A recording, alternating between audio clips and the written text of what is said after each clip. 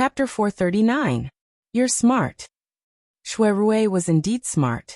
When the two of them held hands, he heard Yushu's muttering one sentence, one action. He knew what she was thinking. She accepted his feelings and no longer tried to dodge or reject him. The heavens dropped a big meat pie and he was overjoyed. Only the heavens knew that after waiting for so many days, he finally received a response from her. Now that the clouds have dispersed and the moon has appeared, he felt that it was a bit surreal. Yushu was stared at by him, and felt that her face was not thick enough. She turned her head and gave a dry cough before letting go of her hand. She struggled for a bit, but did not move at all. She could only say, "Let go of me first and I won't be angry. It's already so late, let's eat first." Normally, how could Shui openly hold her little hand? He held her two soft wrists and not only did he not want to let go, he also wanted to pull her into his embrace. But he only thought about it and did not dare to be rash. He was afraid that if he was not careful, he would make her think that he was a rash person and make her regret it. Thinking like this, he still did not let go of her. But he moved his eyes away from her face and looked at her hands. Her wrists were held by him with her palms facing inward, gently cupping them. She was tall and her 10 fingers were long and slender. They were not white and tender, and there were even a few calluses on them. But her joints were clear and looked clean and strong. Her fingernails were round, and had a light pink color that attracted people's eyes. Looking at them made his heart dry up. Unknowingly, his palms slid down from her wrists and grabbed those beautiful fingers. He gently pinched them, not daring to use any strength. It only took a few blinks of an eye for Yushu to come back to her senses. When had anyone ever pinched her little hand like this before? She instantly felt a little embarrassed, and her face that had just cooled down heated up again. When she lowered her head, she saw Shui staring at her hand with an infatuated expression.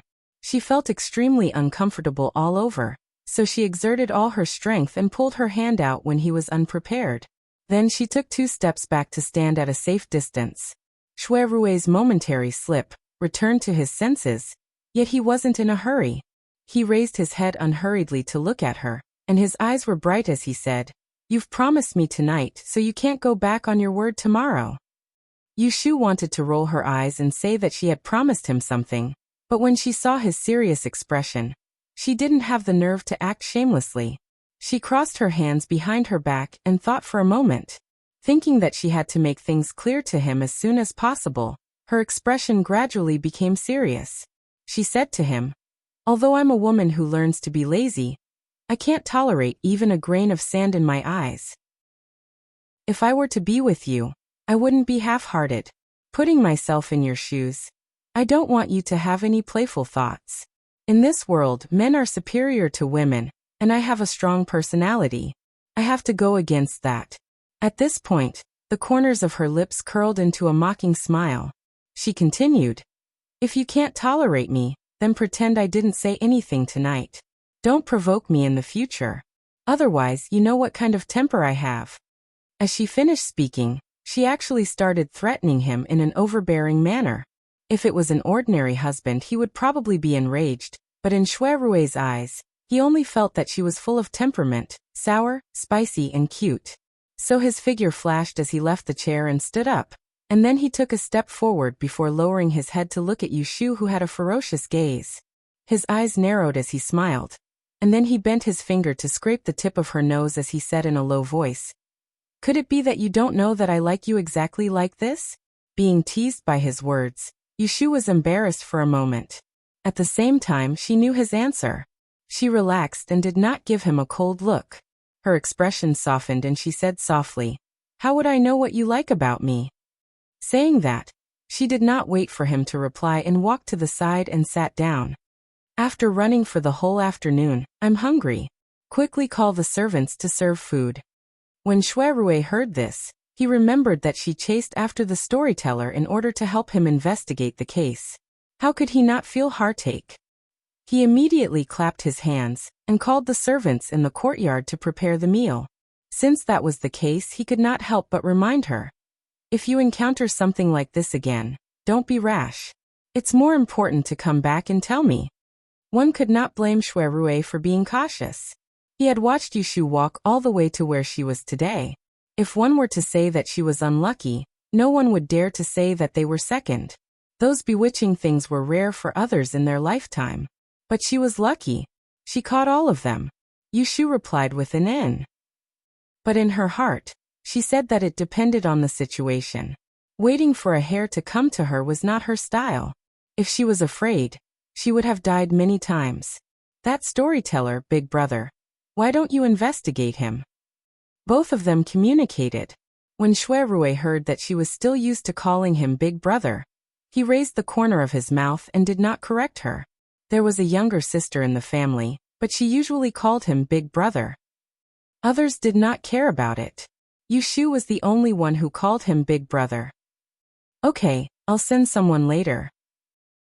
After dinner, Shuirue proposed to go to the courtyard for a drink. Yushu had a lot of ideas, so she declined politely. What a joke. Before she agreed, this person took the opportunity to kiss her 2 or 3 times. Now that the window paper was broken, and with a little wine, he might do something to her. Yushu had misunderstood Shuirue. Even if he did, he would not act rashly when the two of them had just gotten together. As the saying goes, an impatient man cannot eat hot tofu. Moreover, Yushu, who was a piece of tofu, had not even entered his bowl yet. That night, both of them were lying on the bed. Sometimes they were laughing, sometimes they were thinking. They tossed and turned, unable to sleep early. The next morning, after an unusually harmonious breakfast, Shuirue went out of the door feeling refreshed. Yushu yawned and went back to her room. She slept for a while before she woke up. She called and a maid came in with tea. When Yushu was dressing, she lifted her clothes and looked at the bruise on her abdomen. There was a first-class medicine, and it had faded to a light yellow-green color. It would be fine after 2 or 3 days of applying medicine oil. Yushu sat in front of the dressing mirror and looked at the diary she had written yesterday. Xiaoqing scattered her messy hair and carefully combed it. At this time, Xiaodai came in from outside and handed a letter to her. Miss, it's from Xiaozhang's guest house.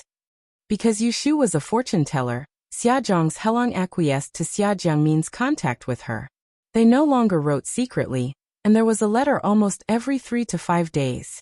On the second day of the banquet in Xiancheng Garden, Yushu wrote a letter about Ji Xingxuan's imprisonment and asked someone to send it to Xiaojiangmin. She told her some inside information, but it was not detailed. She mainly wanted her to know that Ji Xingxuan could not escape this time. Yushu looked at the reply in her hand. She opened it and glanced at it. There was only a row of words on it. Good and evil will be rewarded. Crime deserves punishment. What a pity. Yushu thought about the meaning of this sentence and found some unwillingness in it. Thinking about it, she understood. When Xia Jiangying was murdered that day, even she felt that it was related to Ji Xingxuan, not to mention Xia Jiangmin, who dreamed of her elder sister's death. A few months ago, Xia Jiangmin approached Ji Xingxuan to sound her out. Unexpectedly, she was caught by Yushu and turned it over. Then the Ji family collapsed, and Xia Jiangmin was grounded by Xiaozhang's Helong. Since then, she had no contact with Ji Xingxuan. Xia Jiangmin was happy to see Ji Xingxuan suffer. What she regretted was that she could not personally avenge her fourth sister. After combing her hair, Yushu went to the study and wrote a letter to Xia Jiangmin. However, she did not mention a word about Ji Xingxuan. After writing the letter, Yushu gave a string of money to Xiaodai and asked her to hire a sedan chair to send the letter to Xiajiang guest house. Unexpectedly, she came back after a while. Miss Assistant Minister Qiu is here. The last time Qiu Jiming asked to repair her house, Yushu did not agree immediately. Later, she discussed it with Shuirue and felt that it was feasible, so she waited for him to come again. Hearing this, she was happy and waved her hand to let Xiaoqing go. Yushu washed the ink on her hands and went downstairs to meet the guest. After some discussion, Yushu and Qiu Jiming agreed to let him renovate the house on Baochang Street. Qiu Jiming would send someone to supervise the work when the craftsman moved the ground. Whether the feng shui layout of the house should be changed would be decided by Yushu. As for the cost of the materials, under Yushu's insistence, Qiu Jiming asked her for 1,000 taels of silver. In fact, this amount of money was not even enough to buy a whole set of furniture. After sending Chiu Jiming off, Yushu went back to her bedroom and took out the money box hidden under the cabinet. She sat at the table and counted the money. She had spent half of the 2,000 taels of silver that she extorted from the Ji family. There were also some scattered banknotes. Not counting the pieces of silver, there were only about 100 taels of silver. Lu Tan rewarded her with a plate of silver ingots during the Double Suns meeting. She estimated that there were about 1,000 taels of silver. Zhao Hui had told her that it was best not to use the box of gold that the emperor had bestowed upon her. She should keep it to make jewelry. After calculating it and deducting the money needed to repair the residence, she only had a little more than 1,000 taels of gold left. After paying high tuition fees for Yu Xiaoxiu and Bai Ran, providing for Aunt Chui to eat and drink, and supporting a few idlers, she actually did not have much money left. Yushu's forehead was sweating. Previously, she was only concerned about the Double Suns meeting. Now, she only remembered to encircle Ji Xingxuan. She had food and drinks in Wangji Tower. She did not think about earning money at all. If this continued, she would soon be unable to make ends meet, and be stretched to make ends meet. A few hundred taels of silver was enough for an ordinary person to use for 8 to 10 years. But for a Master Yi, especially a Master Yi from Taisher Library, it was not enough. A white tortoise board was at least 50 taels of silver. It would be destroyed after one burn. A box of ambergris cost 100 taels of silver. It would be gone after a few days of smelling it. Not to mention those rare books and secret texts and feng shui treasures. With her little money, she could not even afford the lowest quality item in the Xian family's great exchange shop's treasure pavilion. Yushu felt a little sad. She did not use these expensive items. It was not that she could not use them. She was just stingy and would save as much as she could. In the past, she did not think it was a big deal. But after staying in Taisher Library for a few days, she realized that it was a big deal. The children of the aristocratic families all had backing. She was a girl who had only become a monk halfway through her life. AI. She looked down at the thin banknotes in her hand. Her brain began to spin, thinking about where she could start to earn money. Chapter 440.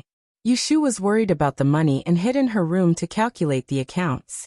When it was almost noon, Xian Lu unexpectedly came to the front door with 2 maidservants dressed as men. Lin Fu recognized this young lady from an aristocratic family and directly invited her to the backyard. "Why don't you stay at home? What are you doing here?" Yushu went downstairs to see Xian Lu. When she entered the door, she glanced at her. This little girl's face was rosy.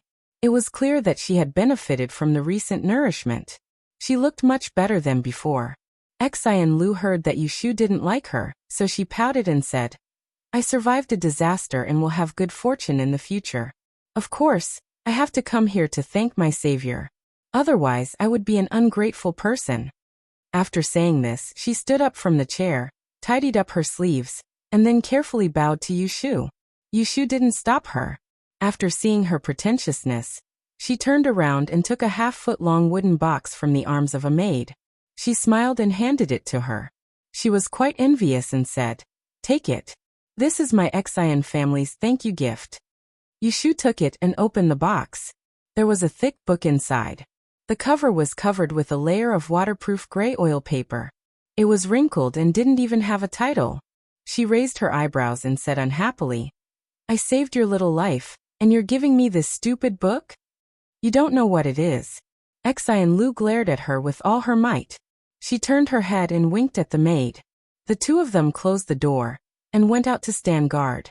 Xian Lu raised her eyebrows and said unhappily, "What kind of lousy book are you talking about? This is my Xian family's book of strange things and rare things. Even 1,000 pieces of gold can't buy a page of it." Oh. Hearing this, Yushu's interest was piqued. She took out the book, put the box aside, and flipped through the oiled paper. There were no words on the first page, only a palm-sized drawing of the 8 trigrams of Kingwen. It was colored with stone yellow, silver vermilion, and gold clay, and its surface seemed to be overflowing with light. Around the 8 trigrams there were many strange symbols. After that, there was a picture with 1 or 2 pages of explanation. The pictures were mostly of objects and clothes. As for the explanation, it was actually a detailed feng shui technique. Yu Shu's pupils constricted while her heartbeat rose and fell. She flipped through a few more pages and found a familiar drawing. It was precisely the Chongwen white jade brush that she'd seen when she went to the Xian clan's treasure pavilion with Shuirui not long ago. She couldn't help but read the explanation on the side. This Chongwen pen was used to suppress evil. It was not difficult to raise. Before the pen was made, the jade body of the pen was stored in a feng shui pond. Every night, the pen would shine under the moonlight, and at noon, it would be taken out after 15 days and matched with the hair. The book recorded that there was once a scholar who was disturbed by distracting thoughts and couldn't concentrate. He hung a superior Chongwen pen on the table and could be refreshed for 3 days. The cost was less than 100 taels, but it was worth 100 taels of gold. It was really amazing. Yu Shu almost immediately understood how precious this book was. What Xian Lu said before, "It's hard to buy a page of it," was not a lie. One must know that although there were many masters in the Dan dynasty, there were only a few who were good at masters. Otherwise, the price of feng shui items wouldn't be so high. Even a red thread soaked in cinnabar in an ordinary shop was more expensive than fish. Teach a man to fish, and you feed him for a lifetime. Although this saying was true, she never thought that the Xian family would be willing to give her such a thing. She swallowed and swallowed. She closed the book and looked up to see the proud expression on Xian Lu's face. She slowly calmed down and put the book back into the box. She sighed and stuffed it back into Xian Lu's arms. "I can't accept this thing. You take it back." Xian Lu was stunned. "You don't want it?" Yu Shu nodded and smiled bitterly. "Even though it's not a mystical technique, it's even rarer than that. It's a crime to possess such a precious treasure. I'm afraid that if I lose it in my hands, it will ruin the Xian family's business." Xian Lu heard her words and knew what she was worried about. He smiled and said, "I will tell you the truth. This book was given to you by my ancestor. Even I am surprised. You have no idea how many people covet our Xian clan's encyclopedia of curious objects. But my grandfather only made the decision to trade it with the Fong family. That old man Fong treasures it like it's his own eyes." Yu Shu spread her hands and said, "Then I can't accept it. I don't have anything valuable on me. How can I exchange it with you?" If she really wanted to compare, her time of calamity rule and the 6 lines technique were both more valuable than the rare objects. But she would never exchange it. "Who wants to exchange it with you? Everyone says that this is given to you by the ancestor." Xian Lu puffed his cheeks and pushed the box back to Yu Shu. He whispered, "Don't worry. This is just a copy. The things on it are not complete. I only copied 1/3 of it for you. The truly priceless feng shui treasures are all in the hands of the old ancestor. That is the foundation of our Xian family. Even if you beat us to death, we will not pass it on to outsiders. Just keep it, or you will look down on me. Our old ancestor loves me the most. Is my life not worth a broken book?" After listening to Xian Lu's words, Yu Shu calmed down. She knew that this copy could be accepted. It would not affect the overall situation. So she smiled and hugged the book box tightly. She raised her hand and pinched Xian Lu's round face. She said, "Good Lu, I didn't treat you in vain." Xian Lu snorted and hid her hand away. "Whose sister are you? Don't randomly recognize me." As she said this, she blushed a little. She lowered her head and said, "That night, I was on the brink of death. I thought that I wouldn't be able to live. It was you who pulled me back. You didn't let go of me. I can't thank you enough. I only have one thing to say. Don't laugh at me. I see you as my sister." Yu Shu was influenced by her words. Xian Lu was a lover with personality. So was she. That day she saved his life. With this layer of friendship, she could no longer treat him as a casual friend. She should be closer to him. At noon, Shuirui did not return. Yu Shu asked Xian Lu to stay for a meal. The two drank a pot of wine. Xian Lu opened her heart and told Yu Shu many things. She even told Yu Shu her dissatisfaction with Qin Yuero. After the night at Xianchun Garden, even though Qin Yuero finally pointed out Ji Xingxuan, Xian Lu blamed her for helping Ji Xingxuan hide the truth. With this estrangement, the two of them were not as close as before. Although Yushu did not like Chinyuero, she did not want to sow discord between the two sisters. She tried to talk some sense into it. Seeing that it was useless, she did not say anything more. After the meal, she helped the drunk Xian Lu to the bed in the bedroom. She had the servant girl she brought serve her afternoon nap. After settling Xian Lu down, Yushu impatiently went upstairs. She prepared a pot of tea to sober up and closed the door. She entered the study and took out the list of wondrous and rare objects given to her by the Xian family to read. Once she read it, she could not pull it out. For the entire afternoon, she did not take a single step out of the study. Even when Xian Lu sobered up and left, she ordered Lin Fu to send her off. In the evening, when Xue Rui came back and knocked on the door, she reluctantly closed the book and went to open the door for him. Xue Rui originally wanted to come back earlier today, but who knew that he would be caught up in so many matters? He hurriedly took care of them and returned to Forgotten Opportunity Tower. After changing his clothes, he happily came up to look for someone. When he opened the door and saw Yushu, he revealed a smile. "You're back." Compared to Xue Rui, Yushu was obviously not in a good mood. At this moment, she was only thinking about the instruments on the list. The man in front of her had a good face, but it was not enough to eat and drink. Seeing her like this, Xue Rui quickly guessed that he had disturbed her. So he glanced at the brightly lit study room and said, "You don't have to be in a hurry to sort out those cases. I can return them whenever I want. Don't work too hard and damage your spirit." When Yushu heard this, she smiled slightly and did not point out his misunderstanding. She poured tea for him and said, "Chiu Darren came over during the day. I discussed with him about the repair of the residence.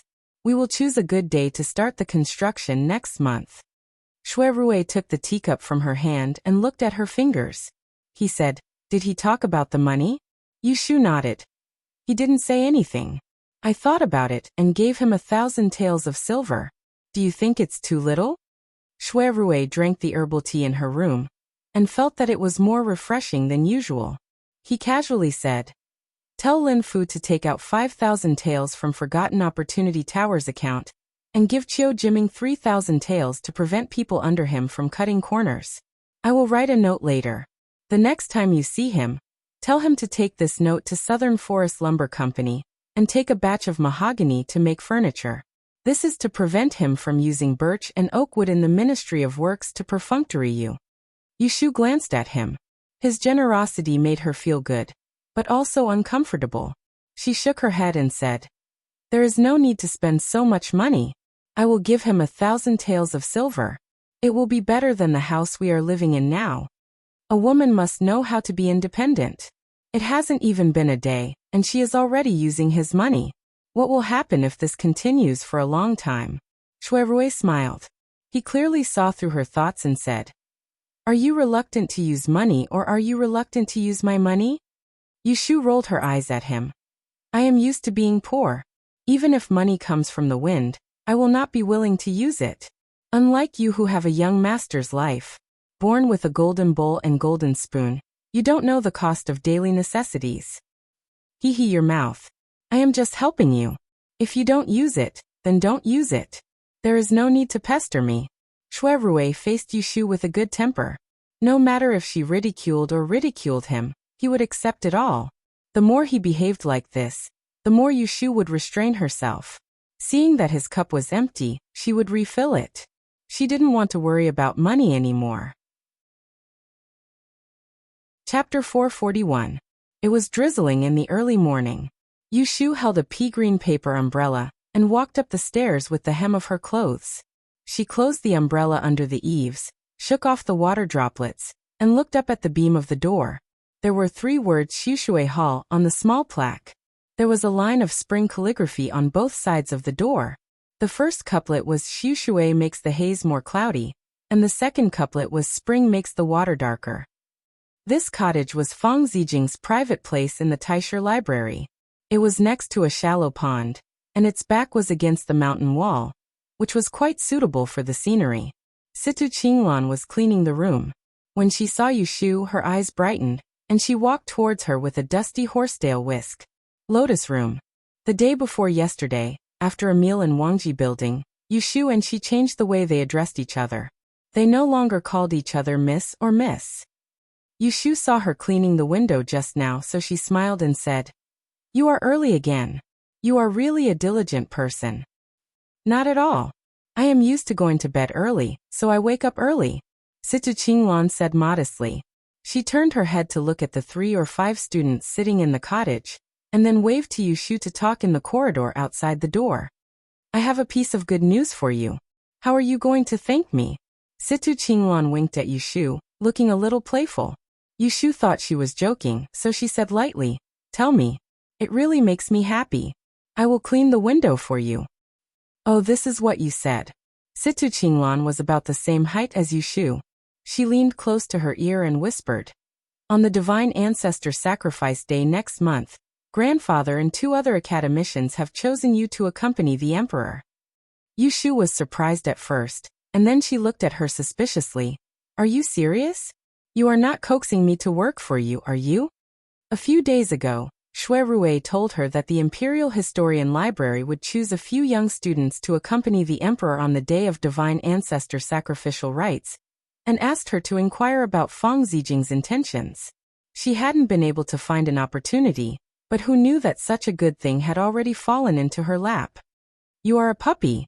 Here, wipe it clean." Without saying a word, Situ Qinglan gave her the horsetail whisk in her hand, took her umbrella, and turned around to enter the cottage. Seeing that she slipped away quickly, Yushu had no choice but to clean the remaining 2 windows. Feng Zijing only played 2 pieces of music for them to appreciate. One was melodious and the other was loud. It was said to cultivate one's mind. Although there was nothing special about it, it was full of rhythm. Even Yushu, who didn't know how to play the zither, listened with great interest and didn't even yawn. Yushu was concerned about the place to accompany the sacred ancestor on the day of sacrifice, so she had been paying attention to Feng Zijing's movements the moment class ended. Just as she was pondering how she should ask him after everyone had left, she saw Feng Zijing raise his head and look at her. Yushu stood up as soon as she saw the light. "You Swansea, come here." Yushu was almost sure that what Situ Qinglan told her in the morning was true. She walked to Feng Zijing obediently and waited for him to speak. Feng Zijing sat on the low couch, his hand stroking his moon on the plum-tip zither. He looked up and stared at Yushu for a while. His gaze was vague, but he was trying to discern something. It made Yushu feel as if she was old and couldn't see clearly. As soon as the cottage quieted down, he said slowly, "On the 9th day of May, every year on the day of sacrifice, the Taisher Library will choose 3 men and 3 women to accompany the sacred ancestor to the ancestral mausoleum. There are 18 academicians in the Taisher Library, and 3 of them can choose one. I have discussed with Academician Sima and Academician Liu, and we think that among the new students this year, you are the most promising one." Feng Zijing and Sima Kue were both her teachers. Academician Liu was the retired Mrs. Liu of the Right Commander of the Celestial Commissioner. While thinking, Yushu showed a little joy and said, "Thank you for your kindness." Feng Zijing seemed to be satisfied with her modest attitude. He nodded slightly and said, "I'll let you know about this matter. Come to Rongsheng Hall at 2:45 tomorrow morning, and meet the other academicians. I'll have something to tell you then." After that, he stood up slowly and asked Situ Qinglan, who was standing at the door, to come and hold the zither. Then he rolled up his sleeves and left. "Did you suffer from helping me?" Situ Qinglan came up to her and asked. Yushu raised her long and slanted eyebrows and said with a smile, "If you tell me such good news every day, I can even be your maid." Situ Qinglan giggled and said, "Do you think I'm a magpie?" Yushu waited for her to pack up her zither, and the 2 of them walked out together. Yushu was a little confused, so she asked her on the way, "It's only half a month before the day of the Divine Ancestor Sacrificial Rites. Isn't it too late to start selecting people at this juncture?" Situ Qinglan said, "Why is it too late? The new students have just entered the school in April. The academicians have to get to know each other for a few days. We can't make random arrangements. If we choose a useless person, it will be a disgrace to our Taisher Shu Garden." "That's right." Situ Qinglan turned her head and looked at her enviously. "This is a rare opportunity. Not only can you see the emperor, but also the celestial commissioner and other officials are also there. You should at least show your face. Alas, it's not easy for a woman to become an official. But you, a woman who hasn't appeared for 10 years, are much better than us. Hearing a little bit of unwillingness in her words, Yushu's eyes flashed and she said lightly, "That's because you don't know how I behaved with my head down a month ago." Situ Qinglan was speechless. Looking at her face, she thought of some rumors about Yushu. Her heart was beating fast, and she quickly changed the topic. They talked for a while and separated in front of the small garden. One went to deliver the zither, and the other went to the library. Yushu went to the library of Han in the West Garden, which specialized in collecting the history books of the 100 schools. She wanted to look for documents about the sacrifice day in advance. There were only a few people walking under the bookshelves on the first floor. It was deserted. Yushu looked around and sighed inwardly. It was a pity that these 4 libraries contained tens of thousands of books, but the Taisher library only had 200 students at most. The books inside could not be taken out, and outsiders could not come in. Half an hour later, Yushu weakly bent down and put the 2 books back. She patted the dust off her hands and complained for the umpteenth time about the messy sorting. She was obviously looking for books, but why did it feel like she was drawing a lottery and had to try her luck? She walked out of the aisle and looked around. Finally, her eyes fell on a figure squatting under a row of bookshelves not far away. She hesitated for a while, and then walked over. She had seen this hunchback man 2 or 3 times. She guessed that he might be a scholar who was down and out. He must know where the books were kept because he traveled between several libraries all day long. "Uncle!" Yushu shouted. The old man in front of her had gray hair and loose skin. He was dark and thin, and looked to be in his 50s. Yushu shouted. Seeing that the hunchback didn't respond, she thought that he might be deaf, so she moved closer and reached out to touch his shoulder. She called him again in a loud voice, "Uncle?" The hunchback man turned his face and looked at her with a pair of narrow eyes. Yushu smiled at him. "Do you know that there are books about the great ancestor here?" The hunchback man tilted his neck and opened his mouth to reveal a mouthful of yellow teeth. He almost shouted, "Ah, what did you say?" Sure enough, he was deaf. Yushu lowered her body and repeated it loudly word by word. Then she looked at the yellow teeth in front of her in confusion. Say what? "I'll say it." Yushu took a deep breath and said it again with the pitch of her quarreling voice. In the end, "What? Say what?" Well, she took back what she said. The old man wasn't deaf, he was deaf. Yushu and the hunchback man looked at each other for a moment, and decisively gave up the idea of asking him for help. She twitched the corner of her mouth and said, "It's okay."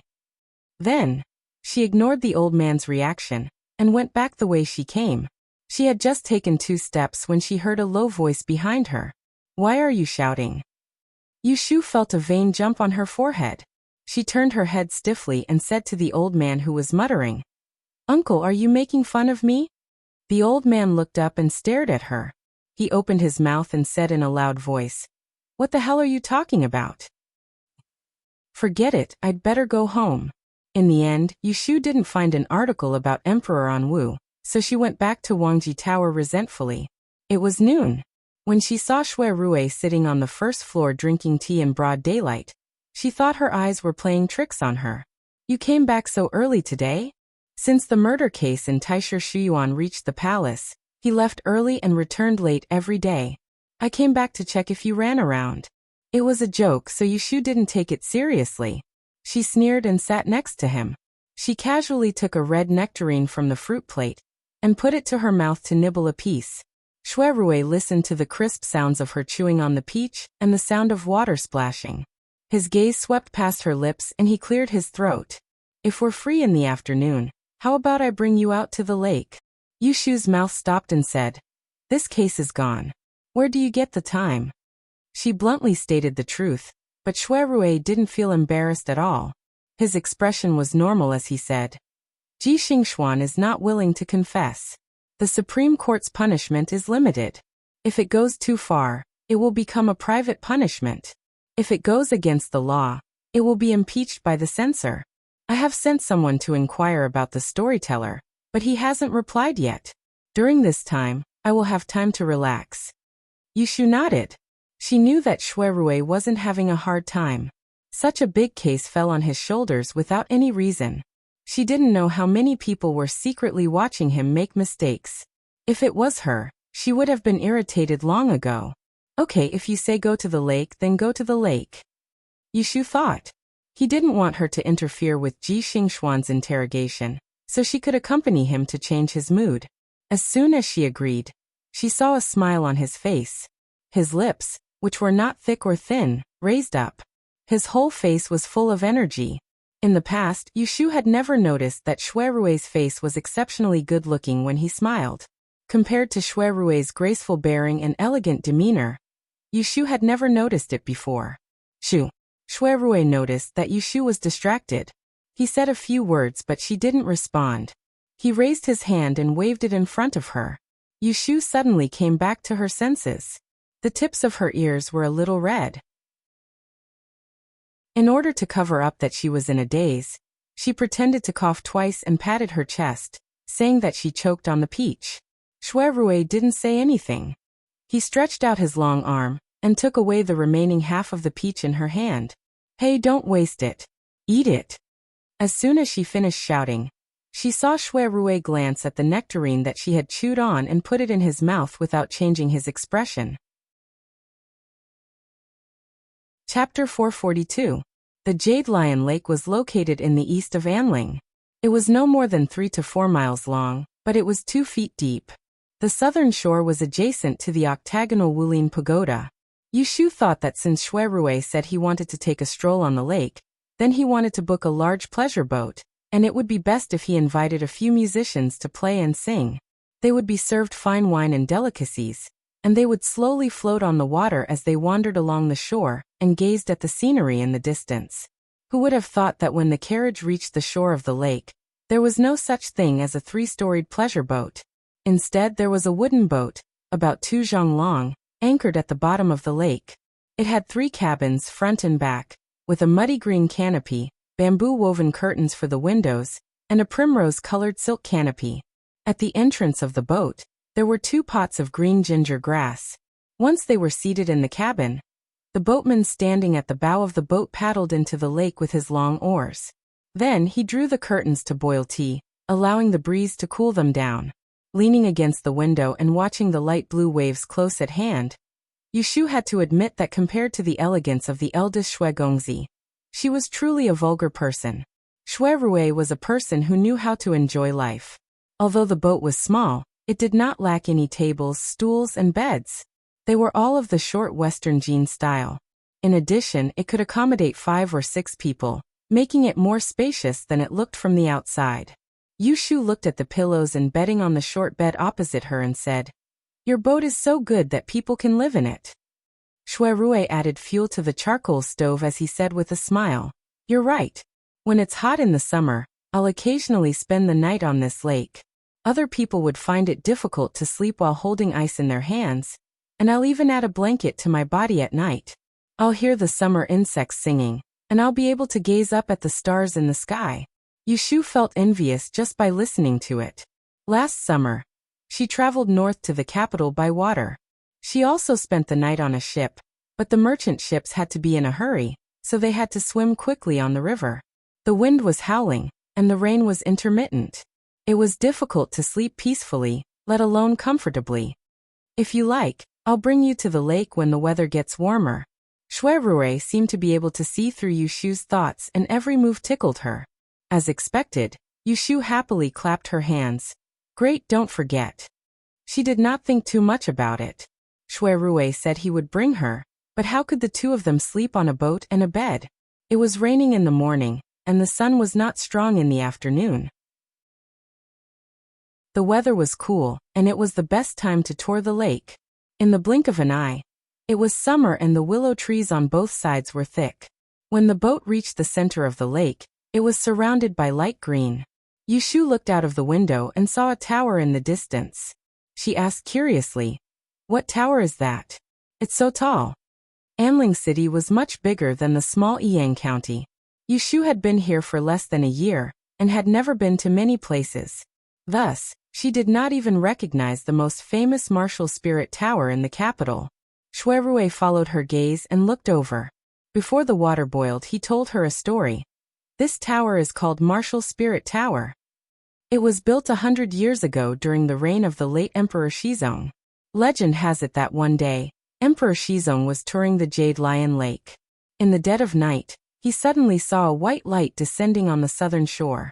A human figure appeared in the light, looking at the lake. Emperor Shizong went up to ask who it was. That person turned his head and said in a dignified manner, "I came from the Jade Lion Palace to meet my descendants. I'll be leaving soon." Emperor Shizong was shocked and woke up. He knew that it was a dream. Later he met Xiaojiangyi and asked about the dream. He found out that the person in the dream was the martial spirit emperor. Emperor Shizong ordered a tower to be built on the shore of the Jade Lion Lake, and named it Martial Spirit Tower. This tower was used by the martial spirit emperor when he was in heaven. Yushu rested her chin on her hands, and listened with great interest. The Dan dynasty had been around for 300 years, and there were many wise rulers. This Emperor Shizong who liked to dream was a wise ruler in Yushu's impression. Haha. What's so funny? Shuirue looked at Yushu, who suddenly started laughing. He did not know what was so funny about her. I'm laughing that our Emperor Shizong really liked to dream, Yushu said disrespectfully. She stretched out her fingers and counted. Dreaming of the martial spirit emperor is one of them. He also dreamed of the 9 heavens Xianenvi and added mathematics to the Dayan examination. I also heard that 100 years ago, there were 2 sons of Yi in the same dynasty. Emperor Shizong also had a dream. She stretched out 3 slender fingers and waved them in front of Shuirue and smiled. Shuirue glanced at her set of white teeth and felt an itch in his heart. So he shifted his gaze away and said, during Emperor Shizong's reign, there were indeed quite a number of strange and extraordinary people. Other than the 2 Emperor Shizong, there was even a female general. A female general? Yushu immediately came to her senses. She sat up on her knees and rested her arms on the tea table. She waited excitedly to listen to his story. It would be fine if it was a chaotic era. But in this prosperous era, there was a female general. This in itself was a strange story. Shuirue stopped talking and asked her, "Do you want to hear it?" Yushu's head moved up and down. Shuirue's eyes flashed slyly. "Kiss me first, then I'll tell you." Shuirue held back his laughter when he saw the expression of, "Why are you like this?" on her face. He purposely pointed at his right cheek and said seriously, "You kissed my left cheek last time, so I'll kiss my right cheek this time." Yushu did not know whether to laugh or cry at his request. She thought to herself, how can this person be so shameless? He always wants to take advantage of me when he has the chance. Actually, kissing him was not a big deal. They were no longer in the ambiguous relationship of brother and sister. They were in love with each other, and kissing wouldn't make her pregnant. However, seeing his confident look, she was a little depressed. Shuirue looked at her, eyes flashing and cheeks bulging. There was a trace of foolishness in her cleverness. He could not help but smile. Yushu happened to catch a glimpse of his snicker, and realized that he was teasing her. She was immediately annoyed and sneered inwardly, but her face was a little embarrassed. She lowered her head and said shyly, "Then come closer." Shuirue was originally teasing her. Yet who would have imagined that he was about to succeed? So how could he not be happy? There was a small coffee table between the two of them, and he leaned towards her and stopped at a distance of an inch. He could smell the refreshing fragrance that was like dew on her body, and his gaze descended onto her smooth forehead. That circle of fine and curly hair caused his heart to soften, and he practically forgot his impure intentions. Just then, the person in front of him moved. When he saw her raise her face, he turned his head to the side. Unexpectedly, she put her hands on his face and held it in her hands. Then she kissed him quickly and accurately. She pecked his lips. Shuirue reacted in the next moment. He was so excited that he almost lost his balance.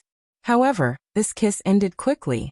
When he came back to his senses, Yushu had pushed his face away and quickly moved 2 feet away. She got up from the stool and sat on the short couch not far away. Rui's hand grabbed empty air. He looked at Yushu, who was pretending to look out of the window. He had an impulse to pull her over and kiss her. Fortunately, he still remembered that he was on a ship. Taking a deep breath, he sank it into his dantian and suppressed his restless thoughts. Sitting up straight, he looked at her figure that was right in front of him and laughed in a low voice. It was intermittent once or twice, and it was obvious that he was in a very good mood. Yushu was proud of herself. But when she heard him laughing nonstop, she became shy. She turned her face and stared at him. She said in a bad mood, "What are you laughing at? Don't laugh." Who knew that when Rui heard this, he laughed even more happily. "Haha, then come and kiss me again. I won't laugh anymore. Dream on." Chapter 443. As the sun set, they returned from the lake. Rui, who had been handling cases for days, finally felt relieved. He sat in the carriage and looked for an opportunity to hold Yushu's little hand. She didn't shake him off until they arrived at Wangji Tower. "I'll go upstairs first." Yushu entered the backyard and left Rui. She trotted upstairs. On the boat, she drank a pot of tea and endured it all the way back. Rui watched her run away and laughed in his heart. When he got off the boat, he knew that she was in a hurry to go to the toilet, but she didn't say anything. He was embarrassed to ask directly, so he had to ask the coachman to hurry back. A quarter of an hour later, Yushu had changed into a clean pair of shoes and socks in her room. She relaxed and sat on the recliner to rest. She held the list of rare objects in her hand. Whenever she had free time, she would flip through it and ponder over the list of feng shui treasures that were practical and easy to raise. Her eyes flashed as she vaguely came up with an idea to make money. Rui sent someone to call her for dinner. Yushu was in the study writing a document. She had just started, so she didn't want to delay. She thought it would be better to finish it in one go. So she sent the servant away. Just like that, an hour passed by. Rui waited for a long time, but the dishes were already cold. She still did not come, so he personally went up to call for her. After saying 3 sentences, he coaxed Shuyu downstairs. "Who said you were hungry on the way back and now you want to eat? Big brother, eat first. I have to finish writing this. Then you write it. It's boring to eat alone. I'll wait for you." "Don't, I'll wait for a while." "Don't worry, I'll sit here. You do your work and don't worry about me. Let's go and eat first." Rui looked at Yushu's helpless face and his lips curved slightly. Other people did not understand her, but based on the vicious things she had done, they would always think that she was a condescending person who would not be moved by force or persuasion. However, he knew her inside story. Her heart of stone was only towards outsiders, but towards the people she regarded as one of her own. This girl had always been accommodating and extremely soft-hearted. In other words, it was something worth rejoicing over to be able to be taken seriously by her. He thinks about it carefully. Just looking at the people around Yushu, who hasn't received her kindness. Yu Xiaoxiu can live a carefree life because he has such a good sister. Zhao Hui can change her appearance and get rid of her bad luck because she has such a foster daughter. Xia Jiangmin can stay in the capital safely because she has such a sister. Xian Lu can save his life at a critical moment because he has such a friend. There was also Jing Chun. If it wasn't for her love and friendship and accompanying him all the way, this Taoist of Daren's sect would still be alive or dead. When Rui thought of Jing Chun, he felt a little unhappy. Previously, every time he saw Yushu's stubborn look towards Jing Chun, he felt envious and depressed. As if swallowing a mouthful of saliva, his heart was full of regret. It was clear that he met her first, but because of a moment of hesitation, he actually let someone else get the moonlight first. Fortunately, that Taoist priest did not know what was good for him, so he turned back in time and snatched her back. Otherwise, he did not know how long he would have to swallow this bitterness. After dinner, on the contrary, Yushu was not in a hurry to think about her plan to earn money. Seeing that the courtyard was quite cool, she asked someone to move the table and chairs and sat outside with Rui to get some fresh air. Rui felt that it was too dark, so he asked Guiqi to add a few more lanterns on the second floor to illuminate the courtyard. The light rain in the morning was not enough, so it became hot and stuffy at night, as if the sky was covered with a quilt. Yushu was not afraid of the cold, but she was very afraid of the heat. She felt that it was too thick even in a single layer of clothing. She really missed the days when she could wear short sleeves and shorts, but the ancient etiquette was still there. Even men could not casually expose their hands and feet, let alone women. Shui Rui held a folding fan. Seeing that she gently pulled her collar, he considerately changed the direction of the fan and fanned for her. Yushu did not stand on ceremony with him. She even moved closer to him, tilting her neck to let the cold wind get close to her. She squinted her eyes and looked like she was enjoying it. Seeing this, Shui Rui wanted to laugh, but he did not stop fanning. Xiao Dai, who was waiting at the side, saw this situation and quickly turned to go upstairs. On the stairs, she met Xiaoqing, who came down with a lamp. "Where are you going?" Xiaoqing asked. "Go back to the room to find a fan. Look, the lady is hot." Xiao Dai pointed to Xiaoqing, who was sitting in the courtyard. Xiaoqing looked over and rolled her eyes. She pulled Xiao Dai and whispered, "There is no need to go. Isn't the young master fanning the lady?" Xiao Dai stared at her and said, "How can we let the young master do it? If the shopkeeper sees us, he will think that we are slacking and will definitely reprimand us."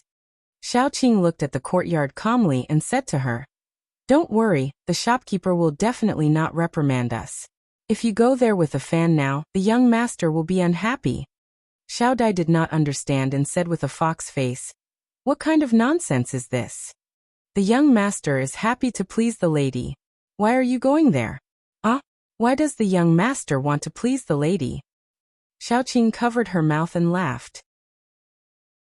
She scolded her for being a silly girl, and pulled her to the corner of the stairs where there was no one. She whispered in her ear, "Can't you see that the young master and our lady are a couple?" "Really?" Xiao Dai cried out involuntarily. "Shu, lower your voice." Xiaoqing hurriedly covered her mouth and poked her head into the courtyard. Seeing that Shui Rui and Yushu did not notice them, she pulled Xiao Dai and the two sisters ran upstairs to talk. On this side, Yushu felt lazy from the breeze and was slightly sleepy. She was just about to tell Shui Rui that she wanted to return to her room to rest when she raised her eyelids to see that his gaze went past the top of her head and looked behind her. Yushu turned her head and saw that at the back door, Guiqi was leading an official in a gray robe forward. "My lord, what happened?" "Something happened in the prison." Yushu's face tightened and she sat up straight. She was afraid that Ji Xingxuan, who was locked up in the prison, would cause trouble again.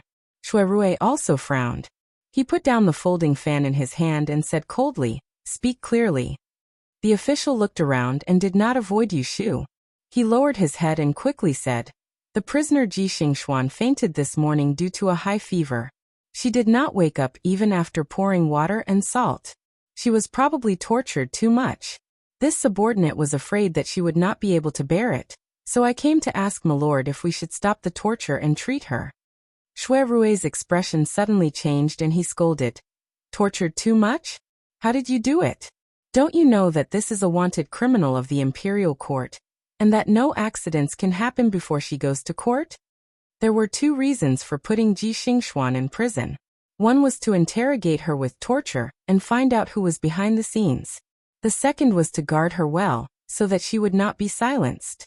So from the beginning, he had instructed his subordinates not to torture her too heavily, and to keep her alive.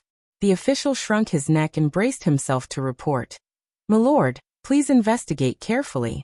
According to the jailer, torture has always been appropriate and has not been excessive. This prisoner could still resist a few days ago." "Enough." Shui Rui interrupted him and stood up. He ordered, "Quickly go to Jingui Hall and find a doctor. I will go to the prison to take a look." Seeing this, Yushu also stood up. She reached out and pulled him, saying, "I will go with you." Shui Rui was about to shake his head when he saw Yushu's serious expression. She said with certainty, "I know Ji Xingxuan better than you. I will go with you.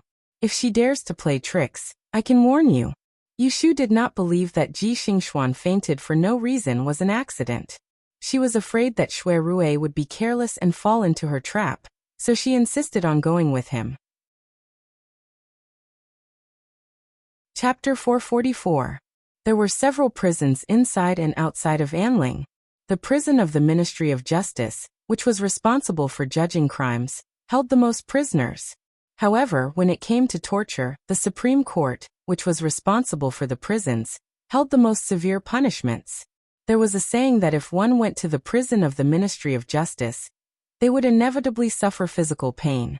But if they went to the Supreme Court, they would lose a layer of skin even if they didn't die.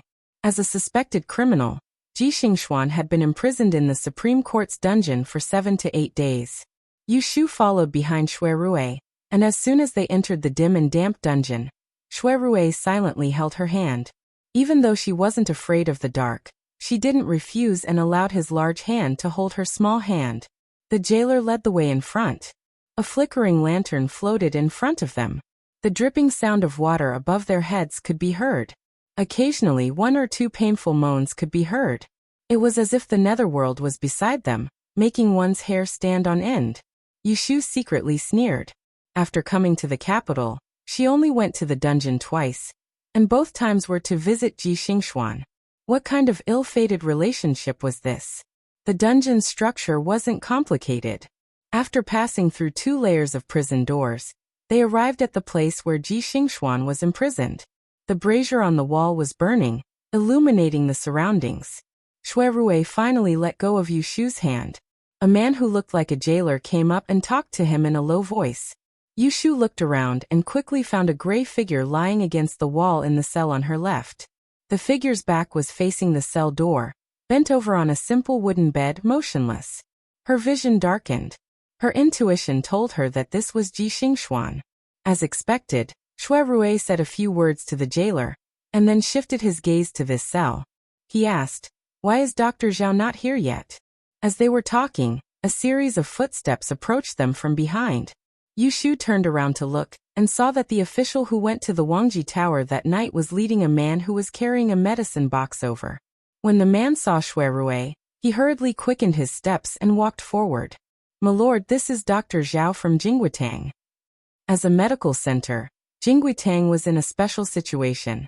It was affiliated with the Supreme Court, and treated a group of criminals who couldn't see the light of day. They didn't treat the wounded and dying, but dealt with the aftermath of a heavy punishment. "My lord Shui." Dr. Zhao greeted Shui Rui. Shui Rui waved his hand to the side, and ordered the prison guard to open the cell. He then led Dr. Zhao inside to check on Ji Xingxuan's condition. After a while, the doctor walked out, and Shui Rui asked with slight impatience, "What happened to the prisoner? Why is he unconscious?" Yu Shu saw the strange expression on the face of the doctor invited by Jingguitang. She wanted to say something but hesitated. "Darren, may I have a word with you?" Shui Rui nodded and walked away. Feeling strange, Yu Shu didn't follow him. After a while, she saw Shui Rui come back. Seeing his gloomy face, she couldn't help but ask, "What happened?" Shui Rui's gaze was complicated as he glanced at the person who was locked in the cage. Just as he was hesitating on how he should tell Yu Shu about this, he heard a rapid gasp, as if a person who had sunk into the water had climbed up to the shore. It was followed by a series of coughs. Yu Shu immediately turned her head, and saw the figure on the wooden bed move and slowly climb up. Ji Xingxuan woke up at this time. Ahem ahem ahem. The gray-black figure turned around and looked at the light. His messy hair and dirty face made Yu Shu unable to recognize him for a moment. Ji Xingxuan quickly recognized her current situation. She leaned against the wall, and with the light from the brazier, her blurry vision swept across the people outside the cage. Without saying a word, she raised her numb left hand and pressed it against her abdomen. After a few moments, a hoarse laugh popped out of her throat. Yu Shu heard her extremely hoarse voice, but it was conveyed to them word by word. "I want to see Prince Ning." This request baffled Yu Shu. She thought to herself that she didn't know what was good for her to still want to get involved with Lu Hao at this point. Thus, Yu Shu turned around to look at Shui Rui, who was the only one here that could make decisions. Yet she saw him go silent for a moment before he spoke with an expressionless face to the person in the cage. "Is the child in your womb King Ning's flesh and blood?" Yu Shu was shocked and speechless. She stared at Ji Xingxuan in disbelief. She was actually pregnant. On the 9th day of the 2nd month this year, Ji Xingxuan did not answer the question and said something that didn't make sense. But how could Shuirui not hear the meaning behind her words? He asked Dr. Zhao, who was waiting at the side. How long has she been pregnant? Dr. Zhao answered carefully. Not more than 3 months. Yushu also understood now. The 9th day of the 2nd month that Ji Xingxuan mentioned should be the day that she and Lu Hao had an affair. With one calculation, she knew that she was pregnant. If she wasn't lying, then this child must be Lu Hao's. Yushu's emotions were very complicated. She didn't know if she should be happy for Ji Xingxuan's downfall, or should she be worried that she was pregnant with the flesh and blood of the imperial family at this time. And getting pregnant before marriage was undoubtedly a scandal. A woman's innocence was destroyed. Even if she didn't have to be drowned in a pig cage, she would still be despised by the world. But to Ji Xingxuan, this scandal became a life-saving straw. Under these circumstances, it was no longer possible to use torture to interrogate Ji Xingxuan. It was fine if Shuirui didn't know. But since he knew, if he continued to hide it, he would be suspected of persecuting the blood of the imperial family. So even if Ji Xingxuan didn't ask to see Ning Wang, Shuirui still had to inform Lu Hao of this matter and let him make the decision. This point Yushu could think of, and Shuirui would definitely be aware of it. So he made a prompt decision and got the doctor to prescribe medicine for Ji Xingxuan to protect the pregnancy. At the same time, he sent a subordinate to inform Ning Wangfu. When Ji Xingxuan heard Shuirui's arrangements, she quietly lay back in the corner and covered herself with a thin blanket. She no longer cared about what was happening outside. She didn't even look at Yushu, who had a deep hatred for her. She was completely lifeless, without any trace of the joy of being a mother.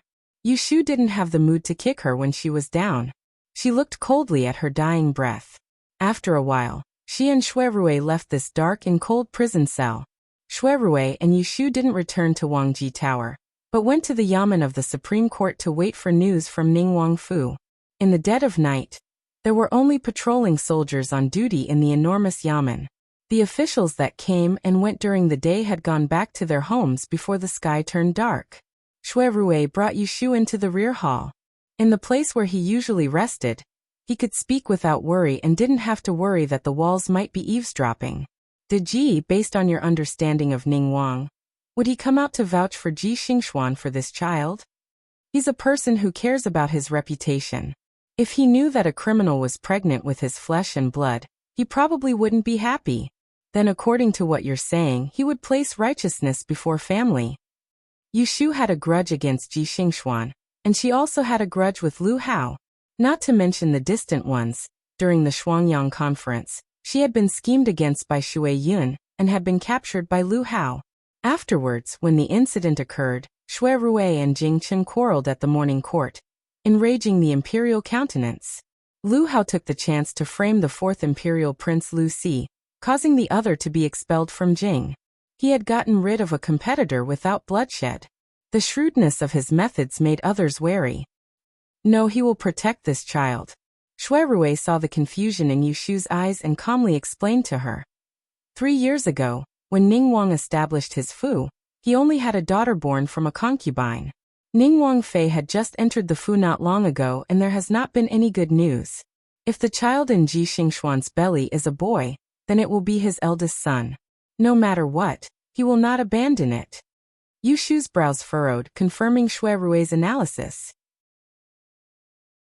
Indeed, with the An dynasty's culture, respect for the Dao and respect for Yi, the eldest son meant that the bloodline would be passed on. If he abandoned it, it would go against the Dao of Yi and be undesirable. It seemed that Ji Xingxuan also understood this point, which was why she was so determined to see Lu Hao. This Ji Xingxuan, her life is really tough. Shuirui sighed. According to the doctor's diagnosis, it's true that her body is weak, but the child in her belly is safe and didn't die because of the torture. She really is lucky. Yushu nodded her head. Wasn't her life tough? Every time a disaster came, Ji Xingxuan would be able to escape in time. This time, when she was really at the end of her rope, she had managed to grab onto a life-saving straw. Although she felt helpless, she also saw a favorable side to this matter, so her eyes flashed and she said to Shuirui, His Majesty wants you to close the case in a month. With this kind of accident happening, You can use this opportunity to delay it. It's not your fault anyway, so it won't be blamed on you. Shui Rui saw that she was still thinking for him at this time. He was both happy and worried. He sighed lightly. I would rather close the case as soon as possible, so that you won't be targeted by that poisonous woman. A long night is fraught with trouble. He was very clear about the grudge between Yushu and Ji Xingxuan. So compared to not being able to report back, he was more concerned about not being able to help his sweetheart resolve her future troubles. Hearing him say this, Yushu felt good inside, but her face showed disdain. She said disdainfully, "Why would I be afraid of her?" Honestly speaking, at this point, Yushu was no longer as apprehensive about Ji Xingxuan as before. The two of them had fought more than once or twice. In the end, Ji Xingxuan had always been defeated by her, and wasn't a threat. Hee. Shui Rui gave a low laugh. Looking at her sharp brows, he actually felt much more relaxed. The two of them turned to discuss countermeasures. After waiting for 2 hours, someone from Ningguang Fu finally replied. Greetings to Shui Darren. Our Wang Yi invites Darren to come to the Fu for a chat. Shui Rui and Yushu exchanged a look. Inside, they were sure that Lu Hao was going to protect this child. Otherwise, Lu Hao could just ignore it and pretend that the child in Ji Xingxuan's belly wasn't his. This was a matter where there was no evidence. Whether to admit it or not, it was all up to Lu Hao. Wait for this official to tidy up before going to visit Wang Yi. Shui Rui sent away the people from Ningguang Fu and turned to say to Yushu, You go back to Wang Jilu first. I'm going to see Ningguang and see what he has to say. Even though Yushu wanted to see the excitement, she understood that this was not the time to cause trouble for Shui Rui. So she nodded and said, Then be careful. I'll go back and wait for you. Ningguang was not an easy person to get along with. Shui Rui had been at odds with him for a long time. Encountering this kind of matter, he might fly into a rage out of humiliation. Yushu was slightly worried that Shui Rui would take his anger out on him. Chapter 445. In the fourth watch period, Wang Ji Tower was silent. Yushu was draped in clothing as she reclined on the ebony couch in the living room. There was a hard wooden board on her bent knees, and paper on top of it. She could use a willow charcoal pen to draw. On the side, the list of rare objects was open. On the page facing upwards, there was an exquisitely crafted jade bracelet with detailed annotations written on the side. Miss, it is late at night. Newbie will make the bed. Rest. If you stay up, it will be daybreak. Xiaoqing took down the lampshade and replaced it with a candle. She leaned over to persuade Yushu. Yushu raised her head from the lines that she had scribbled on the paper. She used the back of her hand to rub her sore eyes. She said tiredly, My eldest brother has not returned yet? Not yet, Xiaoqing said. Why don't you lie on the bed first? When Gongye returns, Nobi will wake you up. Yushu gave a yawn and nodded. She put away the books, papers, and brushes in her hands and put them in the secret compartment of the study. She then passed through the door to her bedroom. She undressed and lay down. The night was not as hot as the evening. She closed her eyes and after a while, her breathing became steady. Not long after Yushu fell asleep, Shui Rui finally came back from Ningguang Fu. When he entered the Hoyuan, he first raised his head to look upstairs. He didn't know if Yushu had fallen asleep. He asked a Xiang who was on duty in the Hoyuan tonight. When did the lights go out upstairs? This one just saw Xiao Dai pour water downstairs. Shui Rui was afraid that Yushu was already lying down and that he would disturb her if he went upstairs. So he asked Xiang to find Yushu's maid and ask her about it. When he found out that Yushu had waited for him for half the night, and had just fallen asleep, he couldn't help but feel sorry for her.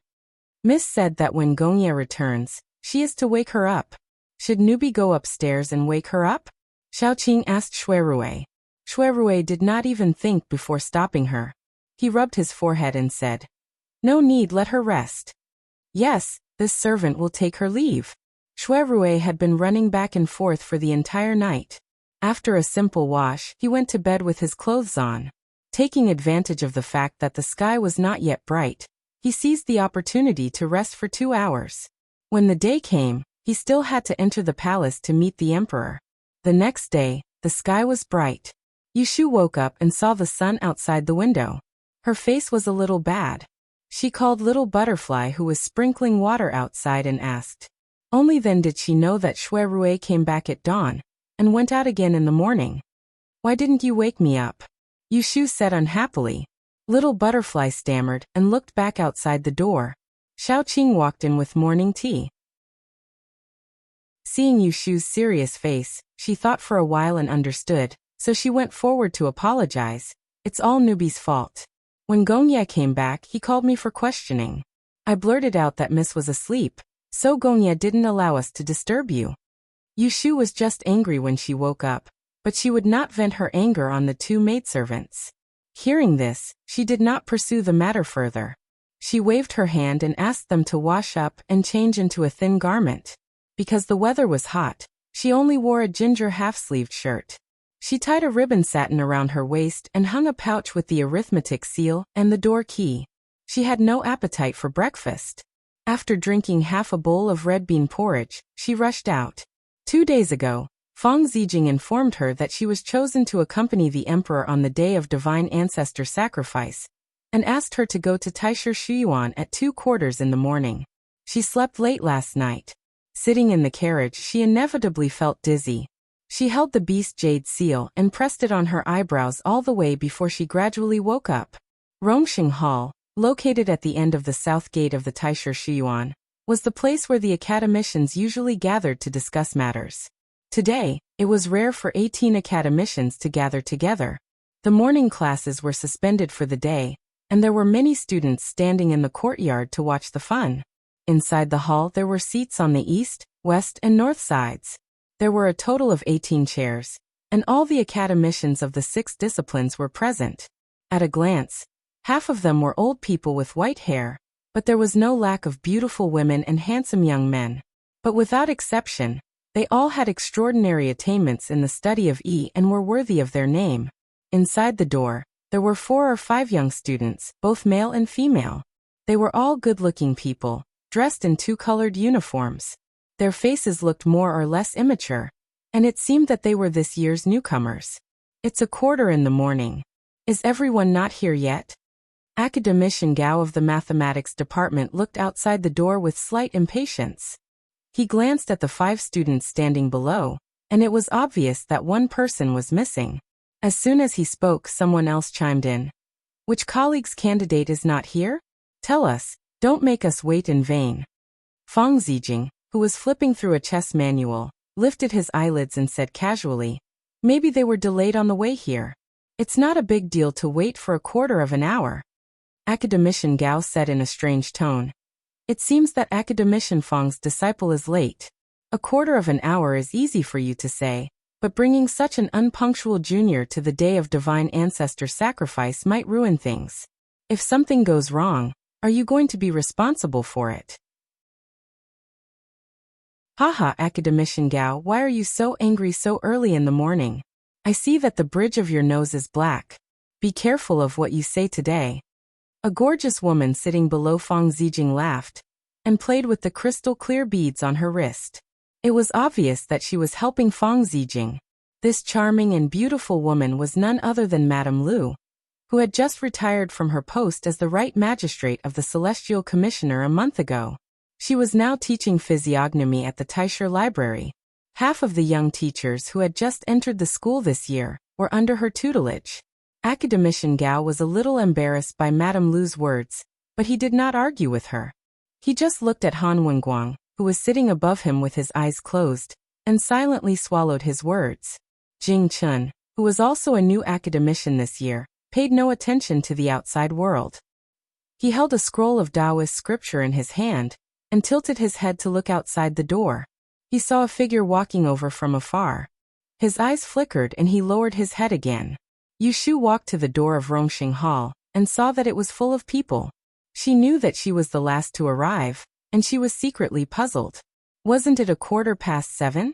She had seen the sundial at the main entrance, and it was just 7:15. She had arrived 1/4 earlier, but why were all these people earlier than her? Thinking of this, she did not stop walking, and as soon as she entered the door, she first greeted the many elders present. Student Yushu, fellow academicians, nice to meet you. After saying that, she looked up and saw that most of the 18 academicians present were looking at her unhappily. Yushu was puzzled and did not know that she had been made a fool of. Okay, now that everyone is here, we can get down to business. Academician Shangguan of Yili was the oldest among the people, so no one objected to him presiding over the matter. I will start first. Academician Qin, Academician Do, and I will recommend this year's new 9th grade E-Master, Qin Yuero, who is ranked 32nd in Yili.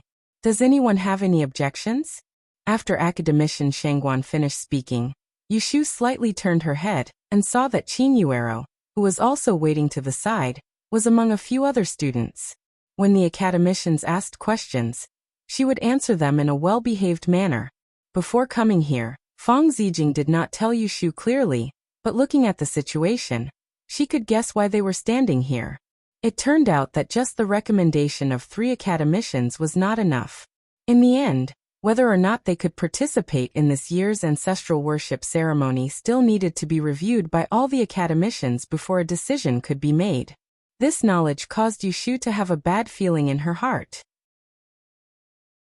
She looked around without batting an eyelid, and she wasn't surprised to see the virtuous and respected old diviner Han sitting in the seat of honor. Yushu could almost predict that when it was her turn, she would definitely be troubled. Chapter 446. Every year, on the sacred ancestor sacrifice day, the emperor would personally go to the ancestral mausoleum to offer sacrifices. The imperial historian's library would choose 6 students to attend the ceremony. This was a great opportunity for the emperor to show his face, and the 12 prefectures' Ishua families wouldn't miss it. However, the Taisher library had its own rules. Every year, the 6 candidates were not only the children of the capital's aristocratic families, but they would also choose young teachers from the north and south according to their discretion. On one hand, it would avoid being accused of nepotism, and on the other hand, it would not bury true talents. Thus, Academician Shangguan recommended Qin Yuero because last year, Academician Qin and Academician Do recommended a junior from the Shangguan family.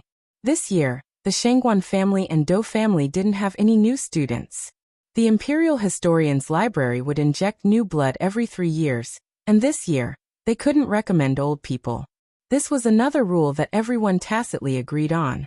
Without a doubt, no one disapproved of Qin Yuero attending the ceremony on the sacred ancestor sacrifice day. After a few simple questions, the 18 academicians unanimously agreed. The next 2 male students were also from the Anling aristocratic families. Their rankings in this year's Grandian examination weren't low, and one of them was a 6th grade Ishua master. Yushu could see that including Qin Yuero, these 3 people were already set in stone. Today they were just here to go through the motions. As for the remaining 3 people, including Yushu, they weren't from the Anling 12 prefectures' aristocratic families. Just based on their names, it was obvious.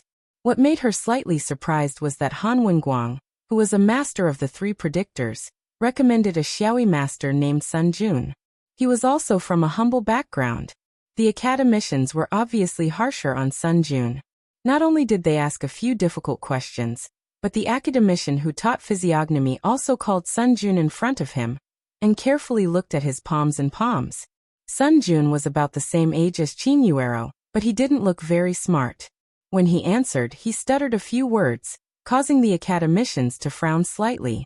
However, they tactfully expressed their dissatisfaction to Han Wenguang, and didn't directly oppose him. However, Han Wenguang only said one sentence to suppress these complaints. Although the Sun family is now in decline, their ancestors are the military school of Qi Men Dun Jia.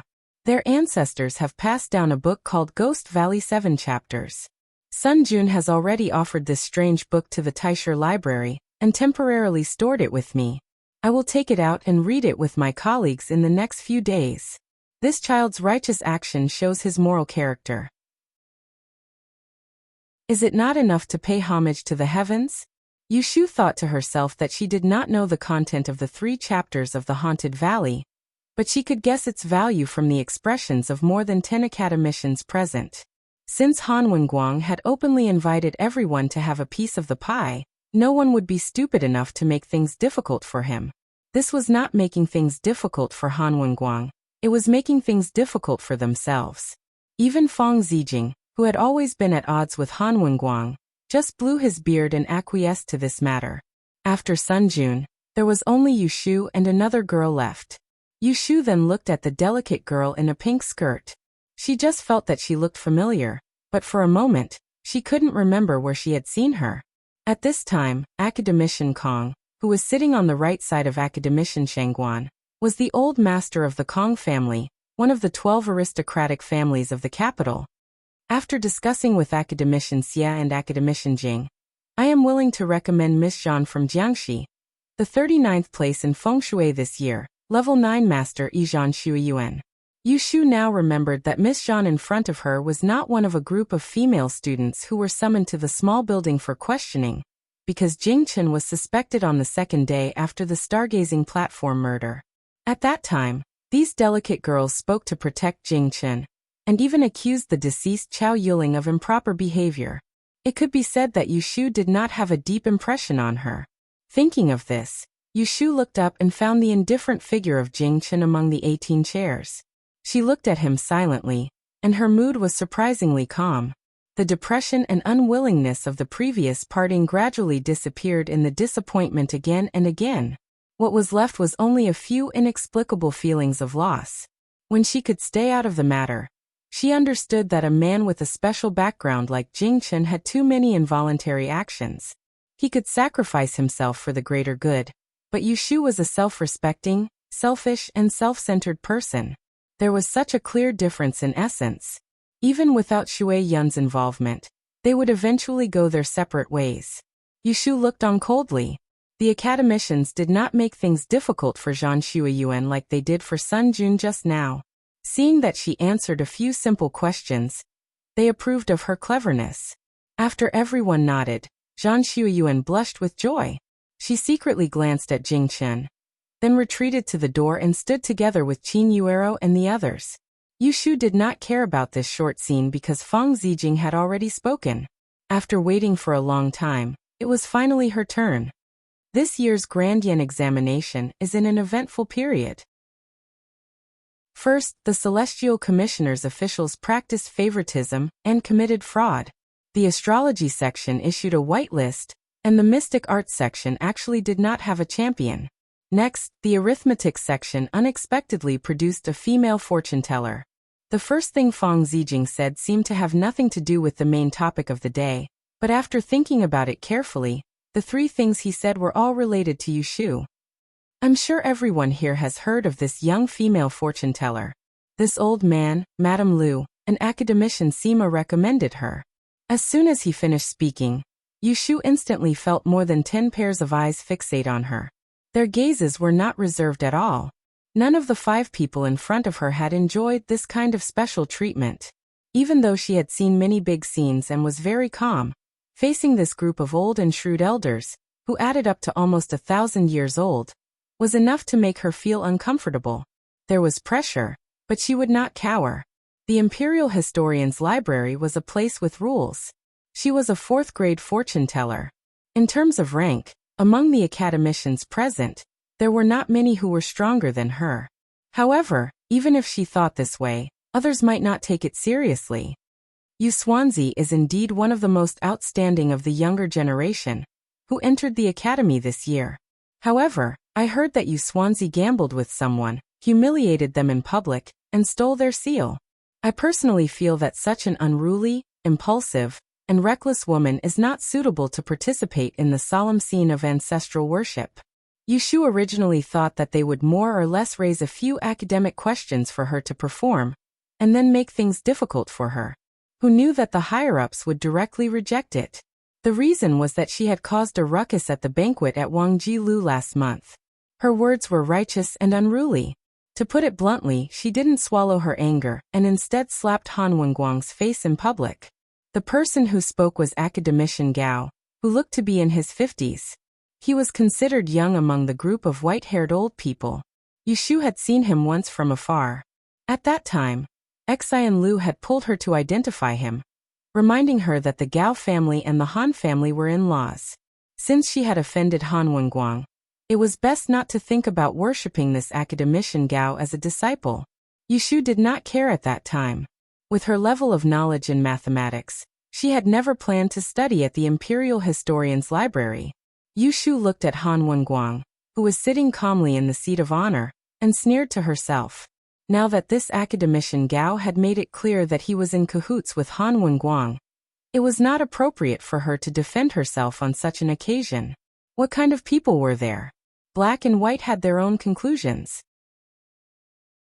If she could not make it clear with a few words, it would instead make her seem rash.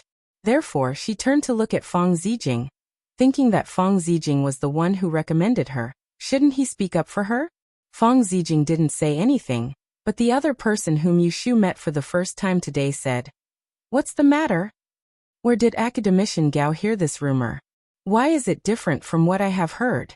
It wasn't that Yu Xuanzi was holding a banquet to entertain his guests, but there just had to be someone who didn't know what's good for him, and chose to come and challenge him on his wedding day. Not only did he fail to pick a fight, he was ridiculed instead. How could it be that Yu Xuanzi's words and actions were wrong? After all, she was personally chosen by the Celestial Commissioner, and her name was on the Celestial Commissioner's list. How could she let a few villains talk about it? If she did not speak up, then she would be a good-for-nothing. The woman sitting on the right side of Fang Zijing was in her 30s. She had a pair of phoenix eyes and a smile, but the words that came out of her mouth were full of sarcasm. Yushu had no doubt that this beautiful and sharp-tongued woman was the famous Madame Lu at a glance. Guessing her identity, Yushu quickly figured out why the other party would speak up for her. Han Wenguang was ambitious and wanted to be the leader, break away from the Celestial Commissioner, and set up his own organization. He tried to use Yushu as an opportunity to smear the face of the Celestial Commissioner. All kinds of calculations, the Celestial Commissioner would definitely be aware of later. So how could she not be angry with Han Wenguang? After the banquet at Wangji Building, Han Wenguang's faction did not make any moves for a month. Presumably, he was suppressed by the Celestial Commissioner, so he did not act rashly. But even so, Madame Lu, who had just stepped down from the Celestial Commissioner's position not long ago, had a conflict with Han Wenguang. At this time, it was not difficult to understand why she would say a few words for Yushu. Academician Gao's eyebrows trembled because of Madame Lu's sharp rebuttal. He couldn't help but retorted sarcastically. He used the virtue of women to argue, but Madame Lu grabbed him and scolded him. Everyone present was speechless. It was not that they didn't want to interrupt, but they couldn't. The result of a quarrel between a man and a woman could be imagined. Yushu widened her eyes and watched Madame Lu rudely beat her chest, and stamped her feet on academician Gao. She was so envious of her. When could she get that position? If she was in a bad mood, she would scold whoever she wanted. In the end, academician Shangguan, who was the oldest, became the peacemaker. Ahem, listen to me. Let's stop for a moment. Don't let this affect the harmony between us. Whether Yu Xuanzi is chosen or not isn't something that can be decided by just one person. Why don't we have a vote? According to the rules, if more than half of the people agree that she should participate in the ceremony, others can't disagree. If not, we will find another candidate. Hearing this, Yushu didn't care what others thought. She felt unhappy in her heart. To be honest, she didn't have to go to the sacrifice day. She stood here and was criticized by a group of people because she didn't want to miss an opportunity to make progress. But it didn't mean that she was willing to be picked like a cabbage. If it didn't work, they would find someone else. She didn't even have the right to speak up. If she had known that she would face such a passive situation in Rongxing Hall, she might as well sleep in and wait for Shuirui to come back in Wangji Building. I agree that Yu Xuanzi should participate in the ceremony. Madame Lu was the first to speak, followed by Fang Zijing, Sima Kuei, and then Academician Qin who taught Li, Academician Qin who taught arithmetic, Academician Xia who taught physiognomy, and Academician Shangguan. One after another, 7 people expressed their agreement. This was not enough. At least 9 people were needed to decide. 2 people were not enough. Seeing this, Academician Shangguan sighed and confirmed. Is there anyone else who wants to say something? No one answered.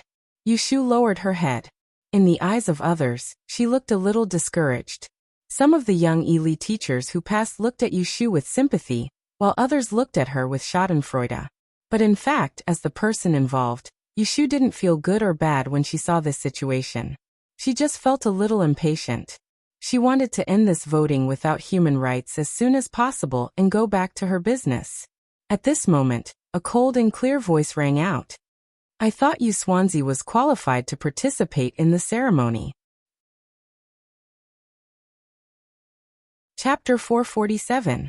I thought you Swansea was qualified to attend the ceremony. Yushu was stunned and looked sideways at Jing Chun, who had just spoken. She saw that he was reading the Taoist scripture in his hand without raising his head. As if she had heard an illusion. Jing Chun would speak up for Yushu. No one present would be surprised about this except Yushu herself. However, Han Wenguang's influence was greater than Yushu had imagined. Out of the 18 academicians, half of them did not approve of her participating in the sacred ancestor sacrifice ceremony. Even with Jing Chen's support, the situation could not be reversed. Under Madame Lu's beautiful eyes, Academician Shangguan could only regretfully announce that Fang Zijing and the others needed to recommend another candidate as soon as possible. Even a fourth-class female Swansea can be scolded. The Taisher Library is really getting better and better every year. Madame Lu sneered and left. When she passed by Yushu, she did not say anything. She just raised her hand and gently stroked her shoulder, and then passed by. Yushu, who felt that she had been comforted, felt a little strange.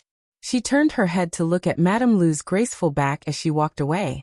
She wondered if she should find a time to pay a visit to this strong woman. Madame Lu's words before she left had annoyed some of the old people in the Taisher Library. Immediately, someone shouted with dissatisfaction. Only women and villains are difficult to support.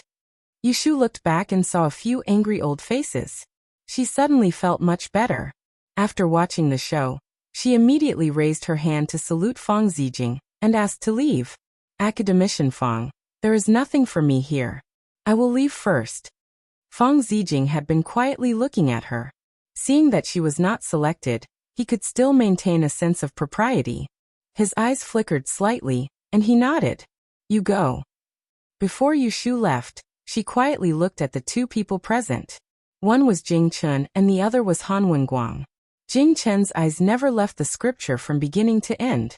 His undistracted look made Yushu suspect that he had said that on a whim, so she did not take it to heart. What she noticed was that Han Wenguang did not show any emotion on his face. He did not show the slightest bit of pride because he had tripped her up. Obviously, he did not take her seriously.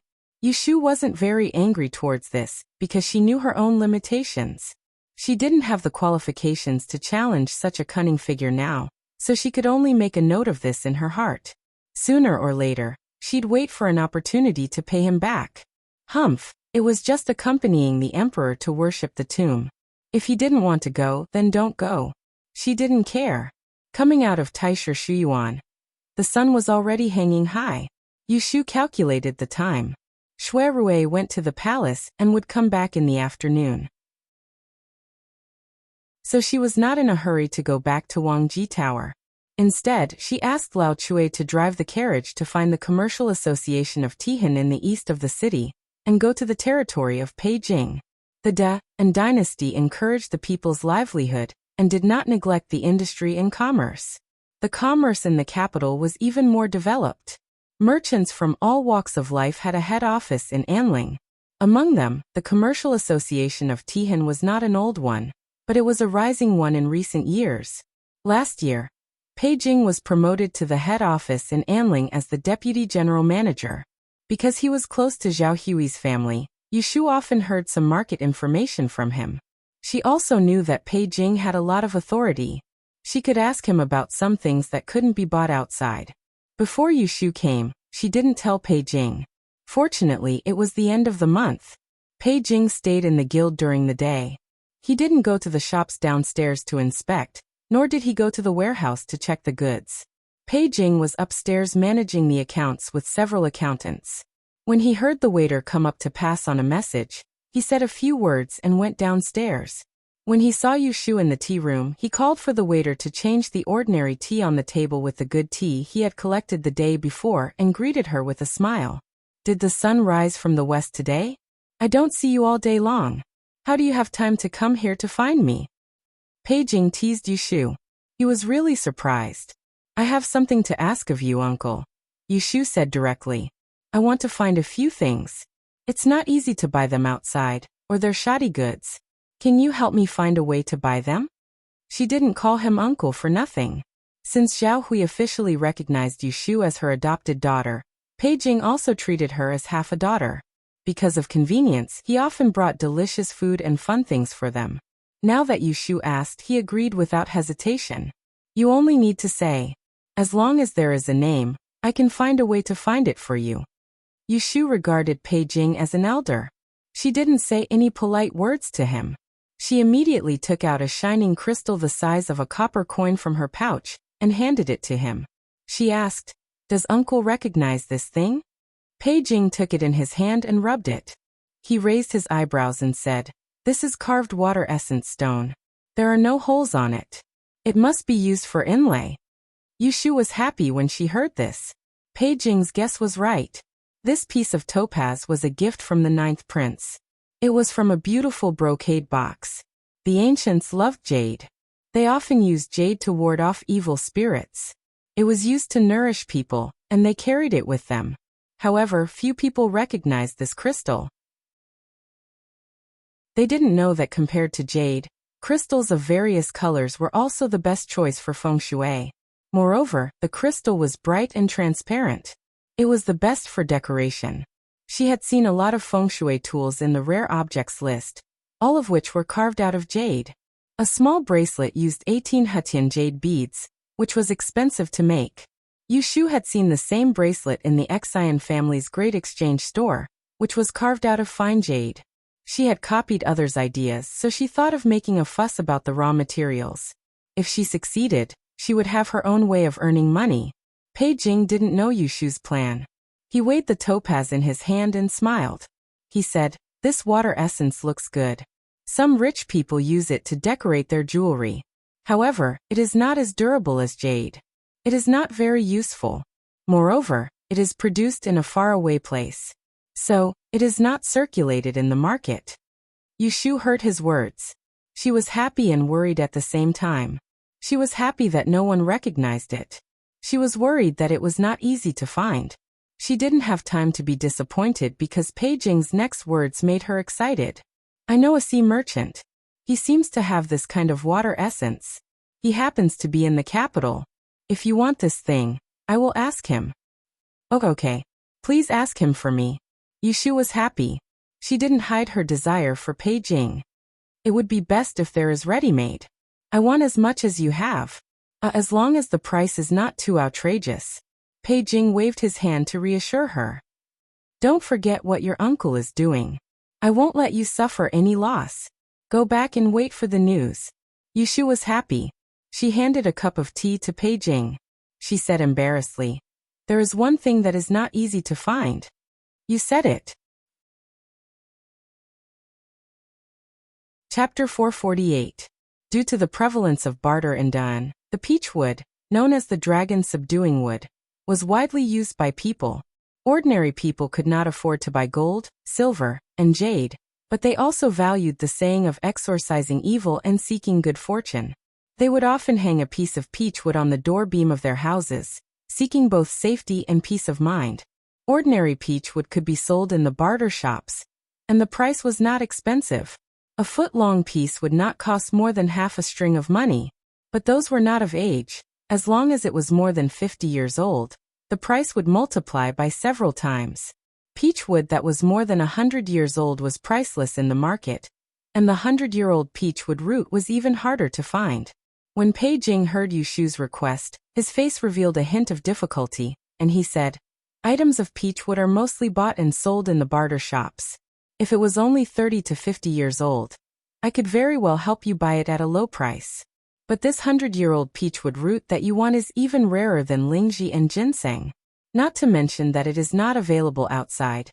Even if someone could take it out, It would most likely be snatched away by the aristocratic families the moment it appears, and it would not be up to us merchants to extend our hands. Uncle does not dare to boast.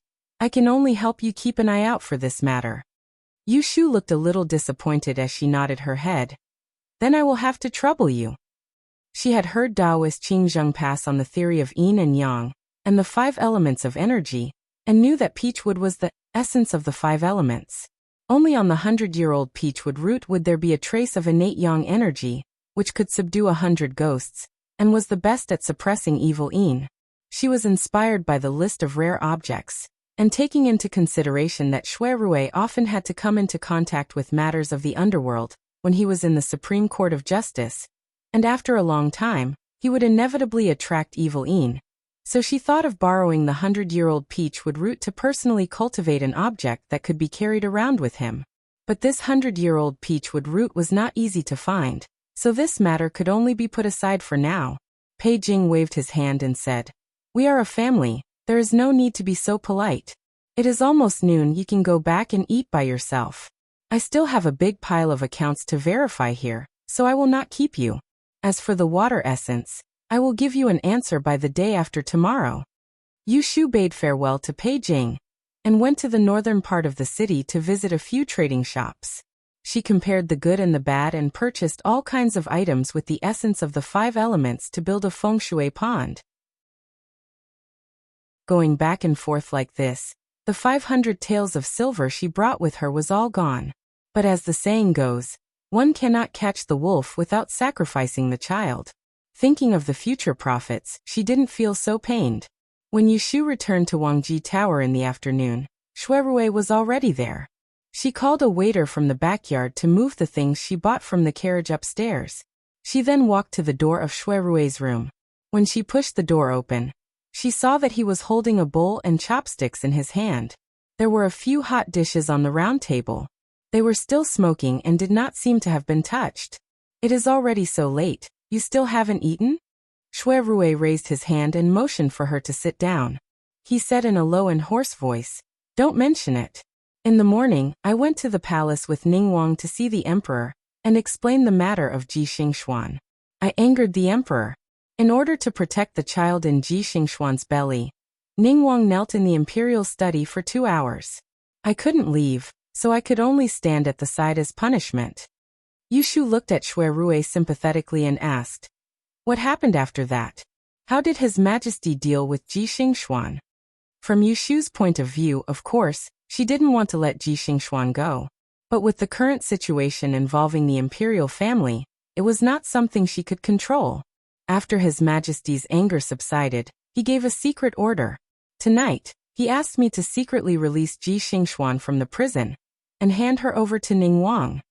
Even though Yu Shu had already expected this, she couldn't help but curl her lips when she heard the emperor's order to bend the law. She said, "Are we still going to try this case?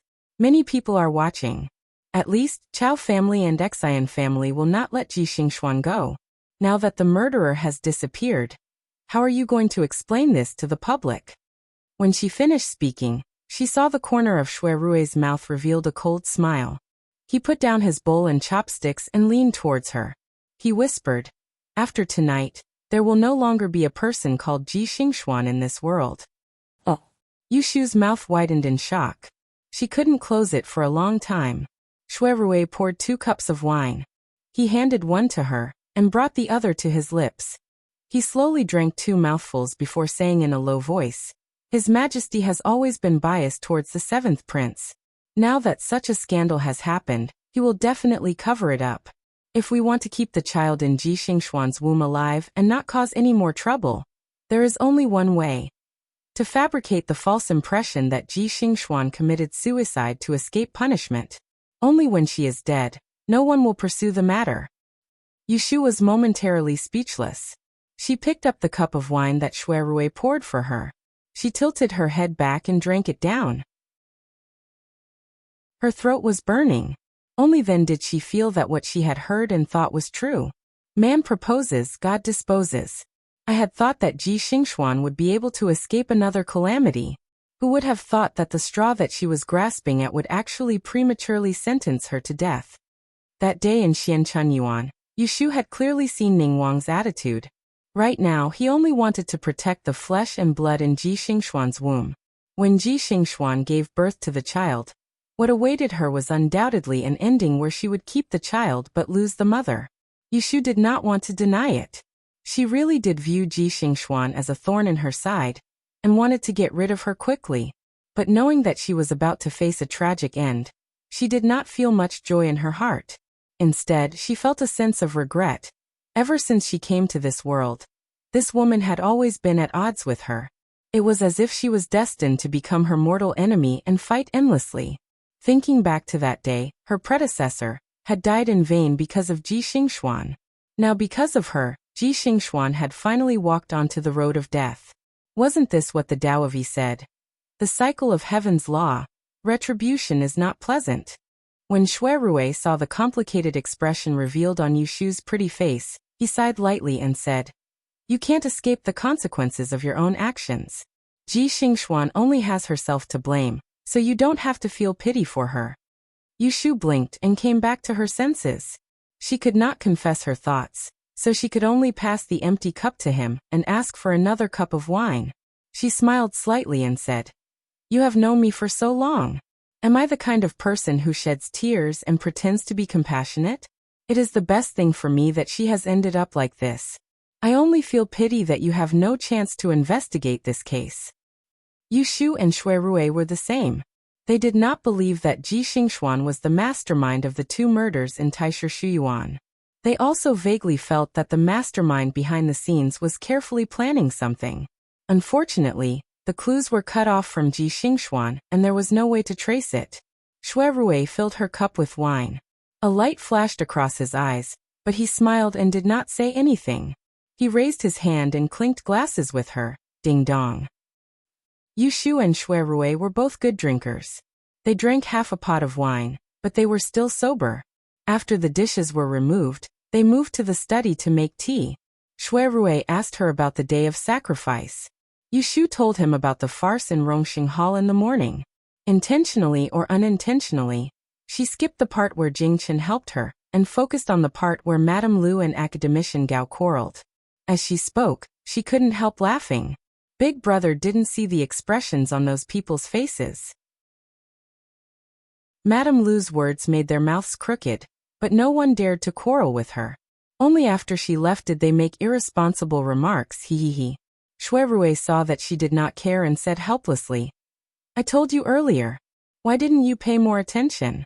That half of the people don't agree with you. It's not necessarily Han Wenguang's idea. If you had sent a few gifts in advance, you wouldn't have been selected." Yushu's smile did not diminish. She crossed her arms and said, "This ancestral worship thing, if it can be bribed with money, it's fine not to go. Even a fourth-grade female fortune teller like me can be pulled down by them. I can be selected by donating a special technique. Anyone with a discerning eye can see that there is something wrong. It's their business that they like to deceive themselves. Why should I cooperate with them?" Shuirue also knew that there were more and more muddy waters in Taisher Library in the past few years. Thinking about it carefully, it was good to be like Yushu. Forget it. After all, you are the most famous in this Dian. This kind of thing is just icing on the cake. Moreover, when the day comes, you will have to carry the artifacts with you. If there is any mistake, it will be either a blessing or a disaster. It's better to let others do it. Yushu was not interested in the ancestral worship ceremony. Hearing Shuirue mention it, she did not ask in detail. Instead, she leaned forward on the tea table and opened her round and bright eyes. She sweetly said, "Big Brother, I want to borrow a place from you to set up a feng shui pond. What do you think?" Shuirue rarely saw her acting like this. He really could not stand it. He nodded his head in confusion before asking her, "Where?" Yushu pointed upstairs. "The courtyard on the 3rd floor. I want to make a feng shui pond and personally raise some artifacts." Shuirue laughed. "You really know how to choose a place. There are 2 feng shui eyes in this Wangji loft. One is the small pond in the middle of the backyard. The other is the courtyard." Yushu laughed. "Then will you lend it to me?" It was just a place. Since she started asking, How could Shui not give it to her? However, seeing the fervent look in her eyes, he could not help but tease her. What's in it for me to lend it to you? Hearing his tone, Yushu secretly rolled her eyes. He was at it again. Every time young Master Shui wanted to take advantage of her, he would first ask for benefits, and then wait for her to take the bait. She had acted dumb and let him have his way a few times. He really thought she was easy to trick. Do you want me to give you a kiss? Ahem. Shui did not expect her to be so straightforward. He choked. Although he was very moved by this proposal, he did not miss the cunning look that flashed in her eyes. His intuition told him that if he nodded, he would definitely be in trouble later. Thus, he suppressed the itch in his heart and pretended to be serious. Look at what you think of me. How am I a playboy? You can do whatever you want with the courtyard. Just don't tear down the floor. Yushu looked at him with a smile. Her eyes glanced at his thin and moderately thick lips. She thought to herself, at least he knows his place. If he really dares to take the opportunity to ask me to kiss him again, I'll see if she doesn't bite him hard later to teach him a lesson. After talking about business, Yushu did not stay for a moment longer. She stood up and said, All right, you should take advantage of the day to sleep. Look at the dark circles under your eyes. Shui pressed his forehead. It would have been better if she did not say it. The moment she said it, he felt weak all over. These 2 days he did not sleep for 2 whole nights. He was indeed tired. Then I will rest first. You go busy yourself. If you need anything, just tell Lin Fu and let him get it. Chapter 449. Feng Shui originated from the art of geomancy. In the beginning, it was used by people to look at yin and yang residences. Later, with the development of the study of yi, there were several branches that were no longer limited to geomancy. Masters of yi condensed the metaphysics of Feng Shui into objects and used it to seek fortune and avoid calamity. Feng Shui ponds were best if they were natural. However, natural Feng Shui ponds were mostly located deep in the mountains and forests. It was inconvenient to use it on the spot. Thus, masters of yi would often build a Feng Shui pond in a certain area of their residences. According to the method of construction, there were 3 grades of Feng Shui pond. The 3rd grade Feng Shui pond could only be used to regulate the front and back of the house. The 2nd grade Feng Shui pond could be used to nurture animals. The 1st grade Feng Shui pond could even be used to guard the residence. It sounded mysterious, but when one understood the principles, it was just that. Yushu was a practical person. When she said she wanted to set up a Feng Shui pond, she asked Shui for a piece of land. In the next moment, she brought people upstairs to clean up the place. In the courtyard of the 3rd floor of Wangji Tower, there was a Hui corridor. Looking up at the sky, the Feng Shui pond was perfect. In the middle of the empty space was a 1-meter wide balcony. It was paved with uneven cobblestones. After a few spring rains, a few weeds had sprouted in the corner. There were also a few palm-sized pieces of tender green moss. Yushu had set her sights on this small piece of land a few days ago. She took out a pre-drawn map and gestured on the ground. She had 2 handymen, Ah Ping and Ah Xiang, dig out the stones in the southeast corner, revealing a 3-chi radius of flat land. She watched as they cleaned up the soil while instructing Xiaoqing to call Lin Fu over. Miss, you're looking for me? Lin Fu ran up after a while, panting. I remember there's a fish tank in the main kitchen. Have someone clear it, wash it, and fill it with half a vat of spring water for tea. Carry it upstairs for me. Yushu squatted at the edge of the balcony and weighed a few cobblestones in her hand. Ah. Lin Fu had a strange expression on his face. He hesitated and said, There are fish in that vat every day and it smells fishy. If Miss wants to use a water vat, there is a large porcelain cup in the front hall. It looks beautiful. Yushu sneered and threw away the stone in her hand. I want that fish tank. Hurry up and go. Don't delay my business. What was the use of being beautiful? The fish tank in the kitchen looked inconspicuous, but it was filled with fish that Shui had carefully selected from all over the country. These fish were full of spirituality and were on the verge of becoming spirits. When cooked into a dish and eaten, it could increase one's fortune. Even if it was just a little bit. After 100 days of breathing, The fish tank would be infected with a layer of spiritual qi. It couldn't be better to use it as a feng shui pond. Lin Fu didn't go against Yushu. He obediently went and carried a spare water tank from the warehouse to keep the fish. He cleaned the fish tank that Yushu wanted and personally delivered it to the roof. In the afternoon, business in the restaurant was slow, so he stayed on the side and watched Yushu tidy up the fish tank. After she placed it in the right place, she took out a strange ruler and a piece of paper. She measured the distance between the fish tank and the fish tank. She then filled the area with some strange objects such as tortoise bones, copper plates, red sandstones, and even 2 pieces of Poria coco's root. By the time Yushu was done with this corner, the sun had already set. It's done. Yushu patted the dust off her hands and took the teapot from Xiaoqing's hands. She drank 2 mouthfuls of water and looked at her first feng shui pond with satisfaction. She ordered the waiters and handymen on both sides. Just leave it like this. No one is allowed to come up to the courtyard on the 3rd floor without my permission. Do you all hear me? Yes, Mississippi, a group of people answered. All right, go and do what you need to do. Yushu dismissed all the people and went back to her room. There was hot soup and water waiting for her. She took a clean bath and put on a comfortable silk dress. She went downstairs to find Shui Rui. When Shui Rui woke up, his complexion looked much better. He ate dinner with Yushu, and there was still a few hours before they had to leave. So he curiously followed her to the patio to look at the feng shui pond that she had built. The Shui family naturally had no lack of feng shui treasures in their house. When he saw the gray fish tank in the corner of the balcony, the corner of his eyes twitched. He turned his head and asked her, "Is it really useful to do this?" Yushu was a little unhappy when she saw his doubtful look. She rolled her eyes and pulled his sleeve to the side of the fish tank. She said, "Close your eyes and raise your hands above your head with your palms facing the sky." Shui Rui hesitated for a moment, but he still did as he was told. He closed his eyes and raised his hands high. He didn't know that he looked a little silly, and he didn't see Yushu snickering. Relax your whole body. Breathe in, breathe out again, breathe in again. Do you feel anything? It seems a little cool. Shui Rui said against his conscience. In fact, he didn't smell anything except a little fishy smell. It shouldn't be. Try to take 2 more breaths. Yushu quietly pulled out a strand of her hair and pinched the end of her hair. She tiptoed in front of Shui Rui. Shui Rui listened and moved his nose again.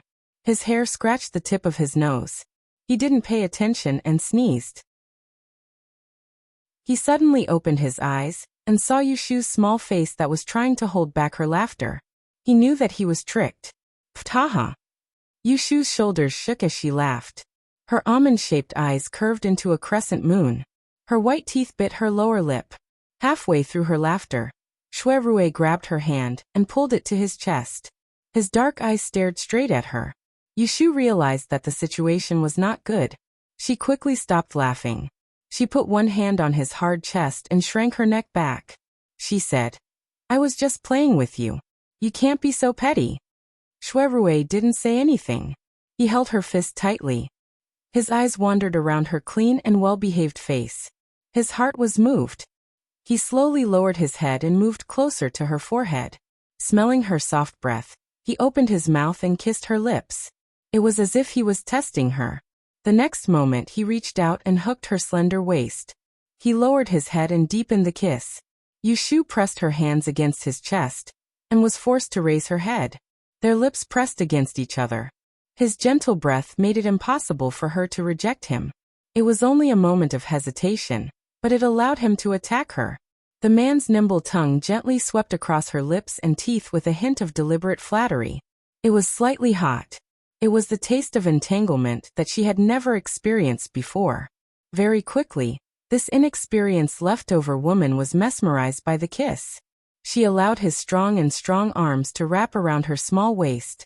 She narrowed her eyes and enjoyed it. In a daze, she thought, "This fellow's skills were too good. He must have trained." As soon as this thought came out, Yushu's mind became clear. She felt uncomfortable in her heart. She opened her mouth and bit down. Hiss! Shui Rui was in a daze when he suddenly felt pain. He had no choice but to leave her soft mouth. But he was reluctant to let go of her. So he pressed against her smooth forehead and asked in a hoarse voice, "What's wrong?" Yushu pursed her wet lips in annoyance and pinched his chest with her fingers. However, Shui Rui did not even frown when she pinched his chest because he was skinny. She did not pinch much of his flesh, and it was neither painful nor itchy. "Who allowed you to kiss me?" Shui Rui didn't know what she was thinking. He thought that she was shy. He felt an indescribable satisfaction from the deep kiss just now. His heart warmed. He put one hand on her waist and the other on her shoulder. He pulled her into his arms. His lips gently touched her forehead and said in a very serious manner, "Ashu, wait a little longer. After a few days, I will go to your house to ask for your hand in marriage, okay?" Things happened too suddenly. Yushu's mind turned twice before she understood what he was saying. This guy couldn't be proposing to her, right? Yushu suddenly raised her neck and almost hit Shui Rui's chin. She carefully looked at his handsome face, trying to see what was going on. Shui Rui didn't see any happy expression on her face. He couldn't help but feel a little nervous. He hugged her tighter. His eyes darkened and said in a low voice, "You don't want to?" She didn't want to. The two of them just saw each other for a few days. Now they were talking about marriage. It was like the wind and rain. Would they directly roll on the bed and give birth to a child tomorrow? Yushu's expression at this moment fully expressed her thoughts. Shui Rui was a smart person. How could he not know that she was not willing? In a split second, her heart was in turmoil. What tenderness and sweet feelings were all destroyed. This little ingrate. He had kissed and hugged her. He almost dug out his heart and lungs for her, but she actually didn't want to marry him. He resisted the urge to break her waist. He took a breath and squeezed a smile at her. He softened his voice and said warmly, "I am being rude. You are still studying at the Taisher Library. The marriage is not urgent. We will discuss it later." He was not angry. He was not angry. He cast a long line to catch a big fish. He was not angry at all. Yushu immediately breathed a sigh of relief. She patted her chest recklessly and rolled her eyes at him. "You scared me." Shui Rui secretly gritted his teeth. He thought that if she dared to say another word of nonsense, he would make her happy even if she was not willing. It was a good thing that Yushu did not continue to test Shui Rui's patience. She pushed him and said, "What time is it? Don't you want to go to the judicial office? Hurry up and leave." Shui Rui reluctantly let go of her waist. His other hand was still around her shoulder as he led her down the stairs. Yushu thought that after tonight, there would no longer be a person called Ji Xingxuan in this world. Her mind started to move. She poked Shui Rui's ribs and asked, "Can you take me with you?" Shui Rui was filled with anger. He glanced at her. "No." Yushu did not give up and said, "Take me with you. This is most likely the last time I see her." "What is there to see? Ning Wang is present tonight. The secret edict of the palace cannot be announced. Aren't you afraid that he will remember you when he sees you? At worst, I will disguise myself as your subordinate. It will be dark and no one will recognize me." I said no means no. Stay obediently in Wangji Tower. De Ji. You can't even call me De Yi. Damn you. Chapter 450. In the end, Yushu did not manage to convince Shui Rui to bring her to the Supreme Court. In the dark, she stood in the corridor on the second floor and watched him get on the horse carriage. She then turned back to the room to look at the unfinished cases. During these past few days, Yushu had gradually sorted out the files that Shui Rui had brought out from the Supreme Court, and she'd gathered all the information that she needed. At most, in another 2 or 3 days, she would be able to start completing the law of time of calamity. When Yushu woke up the next morning, she was not surprised to hear that Shui Rui had not returned for the entire night. In order to smuggle Ji Xingxuan, the murderer, out of the Supreme Court's prison, it was necessary to fabricate a scene of her committing suicide to escape punishment.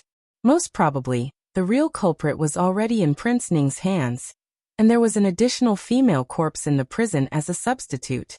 After having breakfast alone, Yushu went to the courtyard to check on the feng shui pond she had set last night. Yesterday, To test its effectiveness, she had placed a pot of gentle flowers and plants beside the fish tank. After a night of adjustment, the surrounding 5 elements essence began to circulate. Looking again this morning, it was not difficult to find that the direction of the flowers and leaves had begun to tilt towards the fish tank, tilting their necks. In fact, it was Yushu's fault for her mediocre aptitude and lack of wisdom. Otherwise, she would have been able to judge the quality of the feng shui pond based on her intuition. There would not have been a need to use the stupid method of flora orientation. Yushu saw that her first feng shui pond was successfully set up, and was naturally happy. Although she had made a solemn vow in front of Shui Rui, she had been so worried last night that she could not sleep, fearing that her efforts would be in vain.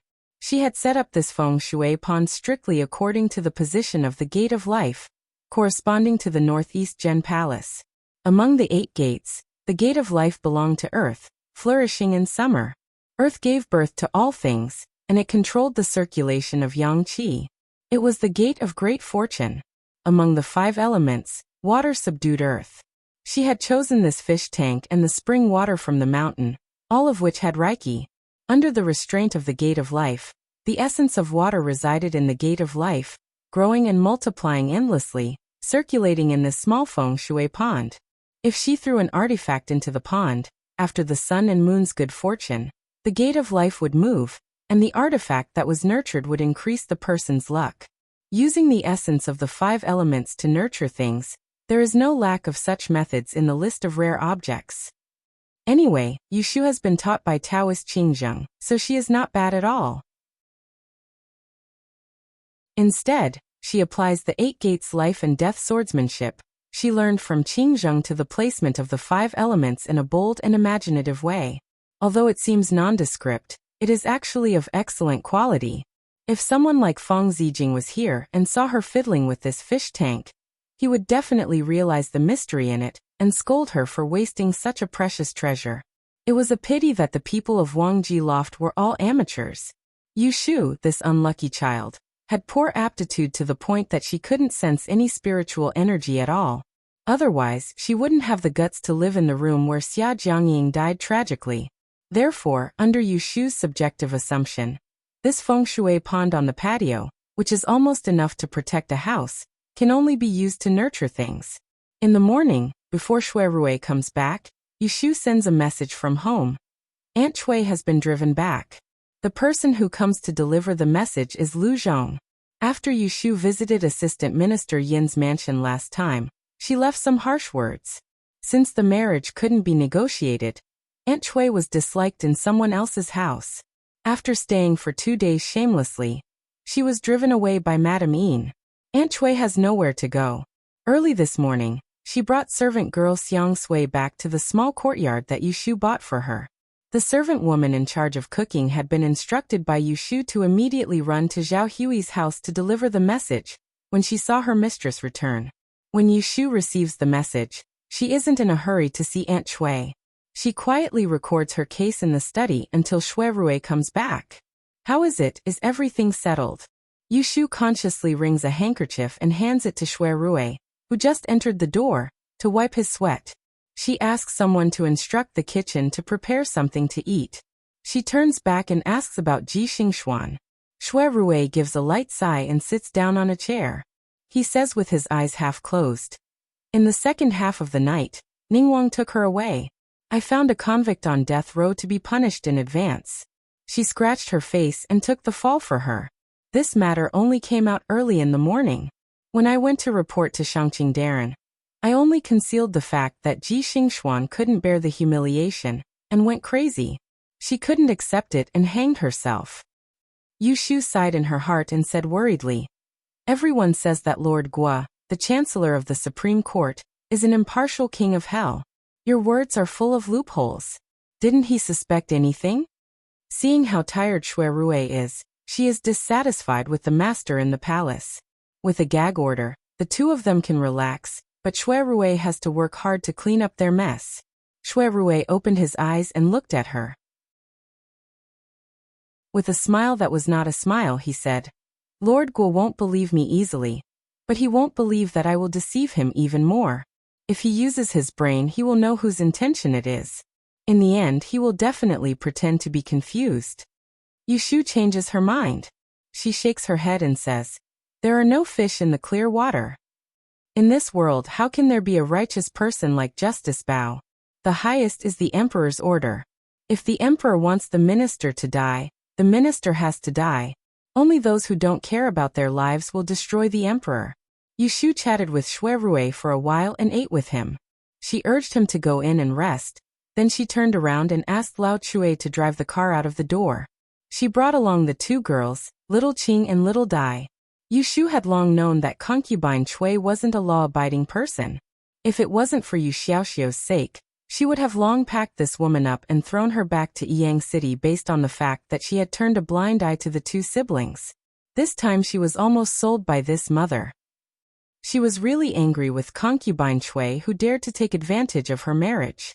She was waiting for her to come back and teach her a good lesson, so that this woman would not make mistakes in the future and make trouble for her. At this time, Aunt Chui doesn't know that a disaster is coming. She is sitting at the door of the central room. She is eating melon seeds and talking about her miserable life. She scolds Yushu from time to time to vent her anger. Maid Xiangsue lowers her head and adds tea for her. The old maid who keeps the fire hides in the kitchen. "I was pregnant for 10 months and gave birth to such a heartless thing. People always say that daughters lose money.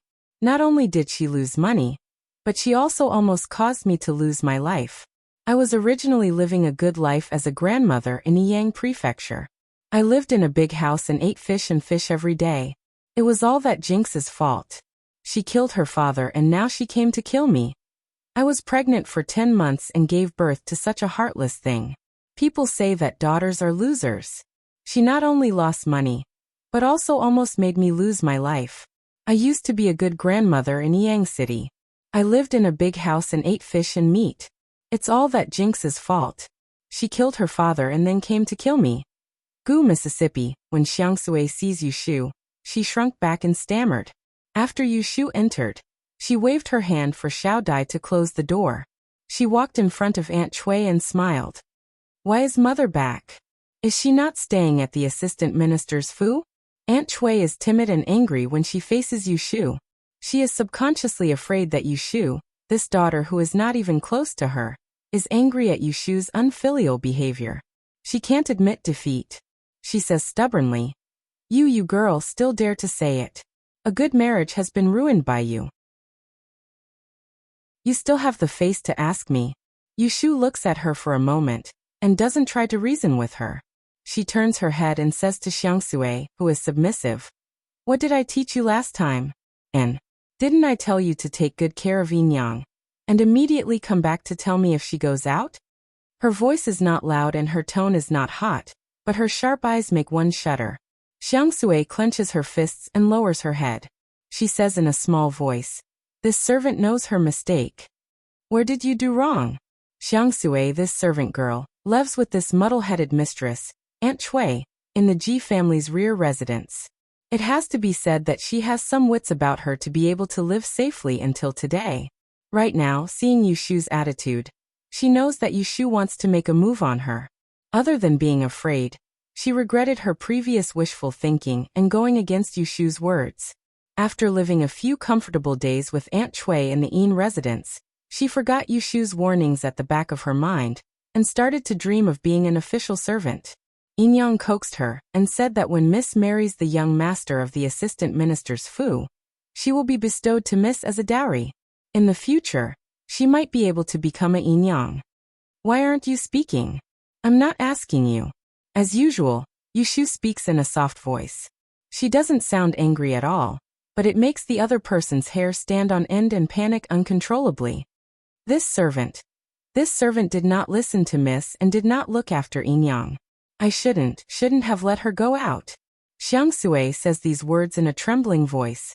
She doesn't care that Aunt Chui's face has turned green, and she glares at her angrily. Yushu reaches out to lift Xiangsue's chin. She doesn't use much strength and says in a serious tone, "When I brought you out of the Ji family, it was because I saw that you have a bit of cleverness. But now you eat my food, live in my house, and wear my clothes, but you don't know who you should listen to. What's the use of a traitor like you? Xiang Sui is already trembling. She averts her eyes and doesn't dare to look at Yushu. She looks like she is about to cry. After all, you came from the south with my mother. For the sake of our relationship, I won't sell you this time. But you have done something wrong, so you have to be punished. Xiaoqing, Xiaodai. Yushu let go of her and took 2 steps to the side. She called for the maids she brought from Wangji Lu and glanced at Mistress Cui. Her lips curled into a mocking smile as she said, "Slap her mouth one by one until I'm happy." Xiang Sui's legs soften and she almost kneels down. Xiaoqing and Xiaodai look at each other. On the way here, they only heard that Yushu is going to visit her mother. The 2 sisters are a little happy, thinking that Yushu is close to them. Who knows that when they arrive at the place, it is not the case at all.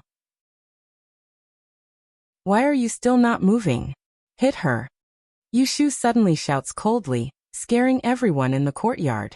Xiaoqing is the first to react. She grits her teeth and slaps Xiang Sui's face regardless of the consequences. Slap. Xiang Sui tilts her head and tears fall. She happens to see Aunt Chui's evasive gaze. Her heart turns cold. Xiao Dai sees this scene and sneaks a peek at Yushu. Seeing her cold expression and thinking of the girl in Wangji Tower, who is easy to serve and talk to, she swallows her saliva. Rather than saying it is fear in her heart, it is better to describe it as awe. After Xiaoqing slaps Xiang Sui more than 10 times, Xiao Dai dawdles, but she also slaps. Just like that, Xiang Sui's face is bruised. She tilts her head and a mouthful of bloody saliva splashes on Aunt Chui's shoulder. Her inhuman appearance falls into Aunt Chui's eyes. This woman finally can't sit still anymore. She screams and jumps up. She runs into the room with a pale face. Enough! Yushu stops at this moment. Looking at the servant girl who was slapped until her eyes are dazed, she frowns without a trace and says coldly, "This time, you should remember who you are going to listen to in the future." Xiang Sui ah twice and knelt on the ground with a thud. She keeps nodding her head, afraid that Yushu doesn't believe that she is loyal. Ignoring her, Yushu looks at the closed door of the room and calls the servant woman hiding in the kitchen. She gives her a few instructions and leaves with Xiaoqing and Xiao Dai. Outside the door, Yushu pauses and turns to say to Xiaoqing, "Go in and leave some money for her medicine." Chapter 451. By the time Xuerui woke up, Yushu had already returned. The weather was intermittently hot. After dinner, the 2 of them sat by the small pond in the middle of the courtyard to enjoy the cool air. The front half of the Wangji Tower was a restaurant, while the back half of the building was empty. However, it didn't receive any guests. Slowly, it became like one's own backyard. Xuerui didn't know where Yushu had gone in the afternoon. He watched as Xiaoqing and Xiao Dai surrounded Yushu, busily arranging tea and incense. They were so careful that they didn't make any mistakes. He saw something strange. He waved his fan and pointed at Yushu. "Did they make you unhappy?" The 2 maids froze. Yushu was fiddling with a few cherrywood skewers, trying to connect them with a red thread. She didn't even raise her head as she replied, "My mother is back. In the afternoon, I'm going to visit her, so I'll bring these 2 to help me." Xuerui knew that her mother ran away from home a while ago and didn't wait for him to help find her. Yushu waited for the matchmaker to come. She didn't tell Xuerui about this. When she returned from Assistant Minister Yin's residence, she only told Xuerui that she found the person. Xuerui was the most tactful person. Whether it was before or after Yushu got together with him, he didn't deliberately put a spy by her side to keep an eye on her.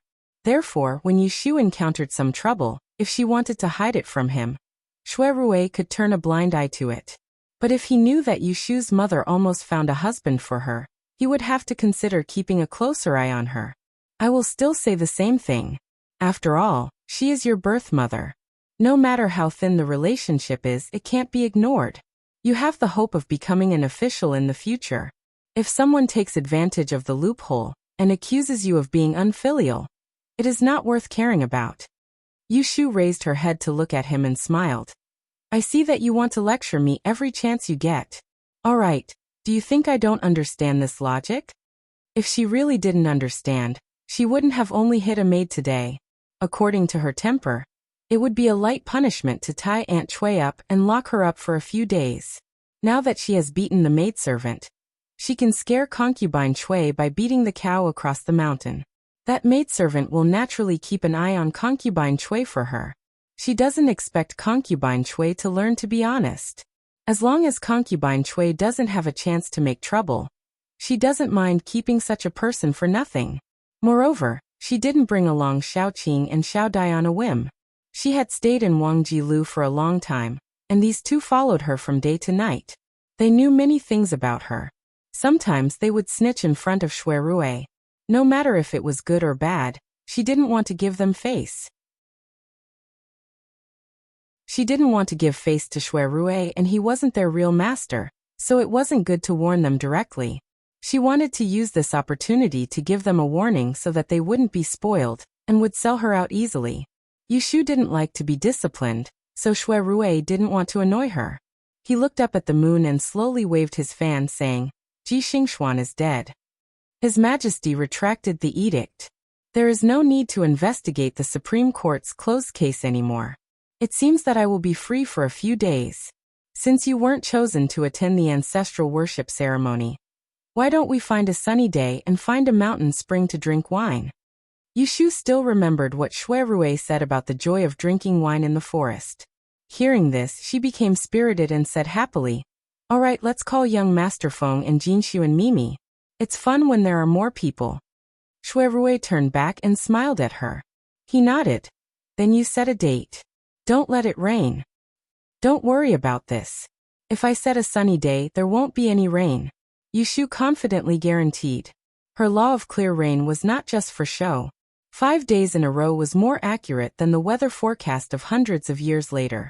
Yushu entrusted Pei Jing to help her inquire about the crystal. The next day, Pei Jing came to Wangjilu to look for someone. He brought her a piece of good news. Yushu welcomed him upstairs. Just as she sat down, she saw Pei Jing smiling. Xiao Yu, your luck is not bad this time. My friend who is a sea merchant came to the capital to sell his goods. He brought ready-made water essence with him. Do you have time these 2 days? Do you want me to help you talk to him, or do you want to meet him yourself? Yushu immediately smiled. Jujio is not busy. Bring me to meet him. I have nothing to do today. Why don't we go over now? She used the 6 lines to divine the sale of this crystal. She knew that it would be smooth. Pei Jing said, That's good. I told you earlier so that you don't have to worry. Yushu rubbed her hands and stood up. I will go back to my room to get the money. Did you ask how many things that person has? What is the price? It's not expensive. It depends on the color you want. Yushu heard it and was happy. Why does he have several colors? She originally thought that most of the crystals were yellow and white. It was good enough to find a source. She didn't dare to think that she would have a good choice. Seeing that she was happy, Pei Jing said a few more words. There are 4 colors, yellow, white, purple, and pink. The pink one is rare and the most expensive. A palm-sized piece costs 80 taels of silver. The white one is not valuable. It only costs 30 taels of silver per caddy. Even though Yushu had already planned it, she couldn't help but be surprised when she heard the price. So cheap? A palm-sized piece could be made into 5 or 6 bracelets. It was obvious that the rarer something was, the greater its value. 80 taels was really not worth much. Pei Jing didn't mind and said, If you don't do business, how would you know about the market? Rich people will buy gold and jade jewelry. Poor people won't be willing to spend money on these things that can't be used to eat or drink. That boss Liang is a jewelry merchant. This time he came to the capital to sell sea pearls and coral gems. He brought a few pieces of water essence. From the beginning, he used it as a bonus. If someone was willing to spend money to buy it, he couldn't wait. If it wasn't for the fact that you might need it in the future, I would have fallen out with him at this price. Yushu licked her lips and said with a smile, Can you help me estimate how much water essence he has? I will keep it all. Seeing her being so forthright, Pei Jing said with some hesitation, Although Boss Liang doesn't have a lot of water essence, but if you take it all, it will still cost about 1,800 taels of silver. I know you have some money on hand, but you can't spend it. Tell me honestly, what do you want it for? If it's for serious business then it's fine, but if it's just a plaything, as an elder, I have to discipline you. Why else would it be said that Pei Jing knew how to conduct himself? On the day Yushu came to find him, he was curious about what she wanted the water essence for. She didn't take the initiative to explain, so he didn't ask directly. He readily agreed to settle this matter with her first, then he would ask in detail later. Yushu thought about it, and decided that there was no need to hide it from Pei Jing. In any case, she would take it out in the future, so she lowered her voice and told him, "This thing water essence in the hands of others is a worthless stone, but I can nourish it and make it into a piece of jewelry. When I take it out, it will become a treasure." Pei Jing was shocked and looked at Yushu skeptically. He wanted to say something but stopped. Yushu blinked her eyes at him and didn't explain anymore. Chapter 452. The water essence stones that Yushu got from the sea merchant, Boss Liang, were all specially selected natural crystals. They had different shapes. Some looked like clusters of corals, while others looked like frozen ice cubes. The bigger ones were as long as a child's arm, while the smaller ones were as small as a jujube. The unpolished crystals seemed to be covered with a veil, and didn't reveal their beauty. However, the bright color of the water was very unique. Boss Liang had heard of Yushu's name, and wanted to make friends with her. Under Pei Jing's persuasion, he sold her more than 10 water essence stones for 600 taels, and gave her a small box of pearls to play with. Yushu returned with satisfaction. Next, she needed to find a skilled craftsman to create a few crystal ornaments. From the looks of it, the merchants had a wide range of contacts. Pei Jing really did know an old jade craftsman who could carve this water essence. However, he was not sure if the craftsman would be willing to help. Thus, that afternoon, he led Yushu to the south of the city to look for that Master Su. When Master Su heard the purpose of their visit, he wasn't very enthusiastic. It seemed that he didn't want to waste time on these worthless broken stones in Yushu's hands. No matter how hard Pei Jing tried to persuade Old Man Su, he just wouldn't let go. Yushu looked at the small number of jade ornaments on the 8 treasure shelf in the living room. She walked closer to take a closer look. The quality of the jades couldn't be considered the best, but each and every one of them had unique craftsmanship and ingenuity. Looking at them, she was greatly moved. She turned her head to look at the stubborn old master, and in the blink of an eye, she had an idea. "Is there a patient in Master Su's house?" Yushu suddenly interrupted. Pei Jing and Old Su, who were talking, turned to look at her. Old Su was suspicious. "My grandson Afu had a cold a few days ago. How did you know?" Yushu was not in a hurry to answer. She lifted her legs and walked around the living room, then walked out of the house. Old Man Su became increasingly suspicious, so he also got up and walked out. Pei Jing secretly guessed that Yushu was playing tricks on him, so he followed. Old Su's house wasn't big. It had a courtyard with 2 entrances and 3 rooms. There were a few pots of flowers under the eaves. In the southwest corner, there was a well. Beside the well, there was an iron tree with green needles that grew to waist height. Standing beside the iron tree, Yushu pinched the prickly leaves in her hand. She turned to Old Man Su and said, "I can see that the feng shui of your house is quite good. It should be suitable for a family. This fire-repelling banana is indeed a good omen for you to have many descendants. However, this well is the eye of the house. Just because it is a prosperous thing like this, it will block the blessings of your ancestors. As time goes by, the children in your house will inevitably be plagued with misfortune." Old Man Su's expression changed as he said doubtfully, "Young miss, please don't speak nonsense. This fire-repelling banana was something that I had specially bought and placed there a month ago. How did it become a scourge in your mouth?" Yushu wasn't in a hurry to explain. She smiled and said, "Coincidentally, I am also an exchange master. This year, I have just obtained an official title. If Master Su doesn't believe me, can you hand over your grandson's birth data and let me read it?" Old Man Su treasured his grandson the most. He would rather believe that it was true, so he asked someone to prepare a pen and paper. When Yushu received the birth date, she immediately used the pen to calculate the date of Su Afu's illness. She even clearly stated that the child had caught a cold because of the rain. Her words were so convincing that old Su had no choice but to believe her. Pei Jing then opened his mouth and said, Master Su, if you believe the master from the exchange shop, why don't you listen to my niece? She is a proper Haidwan master. Why would she be afraid of lying to you? With Yushu's origins revealed, old Su didn't hesitate any longer. He immediately called for 2 apprentices and under Yushu's guidance, they carried the iron tree by the well to the backyard. Back to business. Old Su didn't have any reason to be unwilling. In the end, Yushu left a small piece of each color of the water essence and ordered the design. Old Su didn't even accept the deposit, and only told her to come back in a month to collect it. Yushu didn't want to wait that long. After clarifying the situation, she told old Su to let him carve 2 strings of beads, and come back in 5 days. At dusk, Yushu and Pei Jing were sent out by old Su. Sitting in the carriage, Pei Jing couldn't help but sigh. Your ability to learn is getting better and better. Just by looking at the house, you can tell that there's a sick person in the house. Yushu smiled and said, Haha, I don't have such good eyesight. It's just that my nose is sharp. When I entered the house, I smelled a bit of medicine. That's why I dared to trick him. Old Su stayed at home and smelled the medicine, so naturally he didn't notice it. She used to carry a medicine pot with her and brewed medicine every day, so she was more sensitive to the smell of medicine than most people. Ah, then you said that the fire-parting bananas were fake? It's true.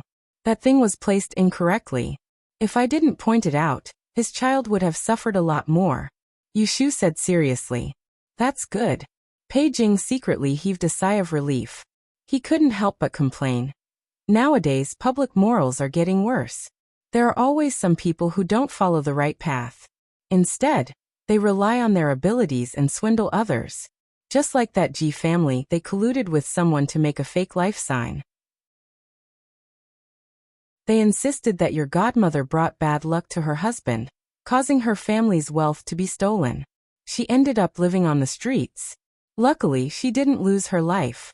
Yushu nodded. When the forest is big, there are all kinds of birds. I can't control others, but I can control myself.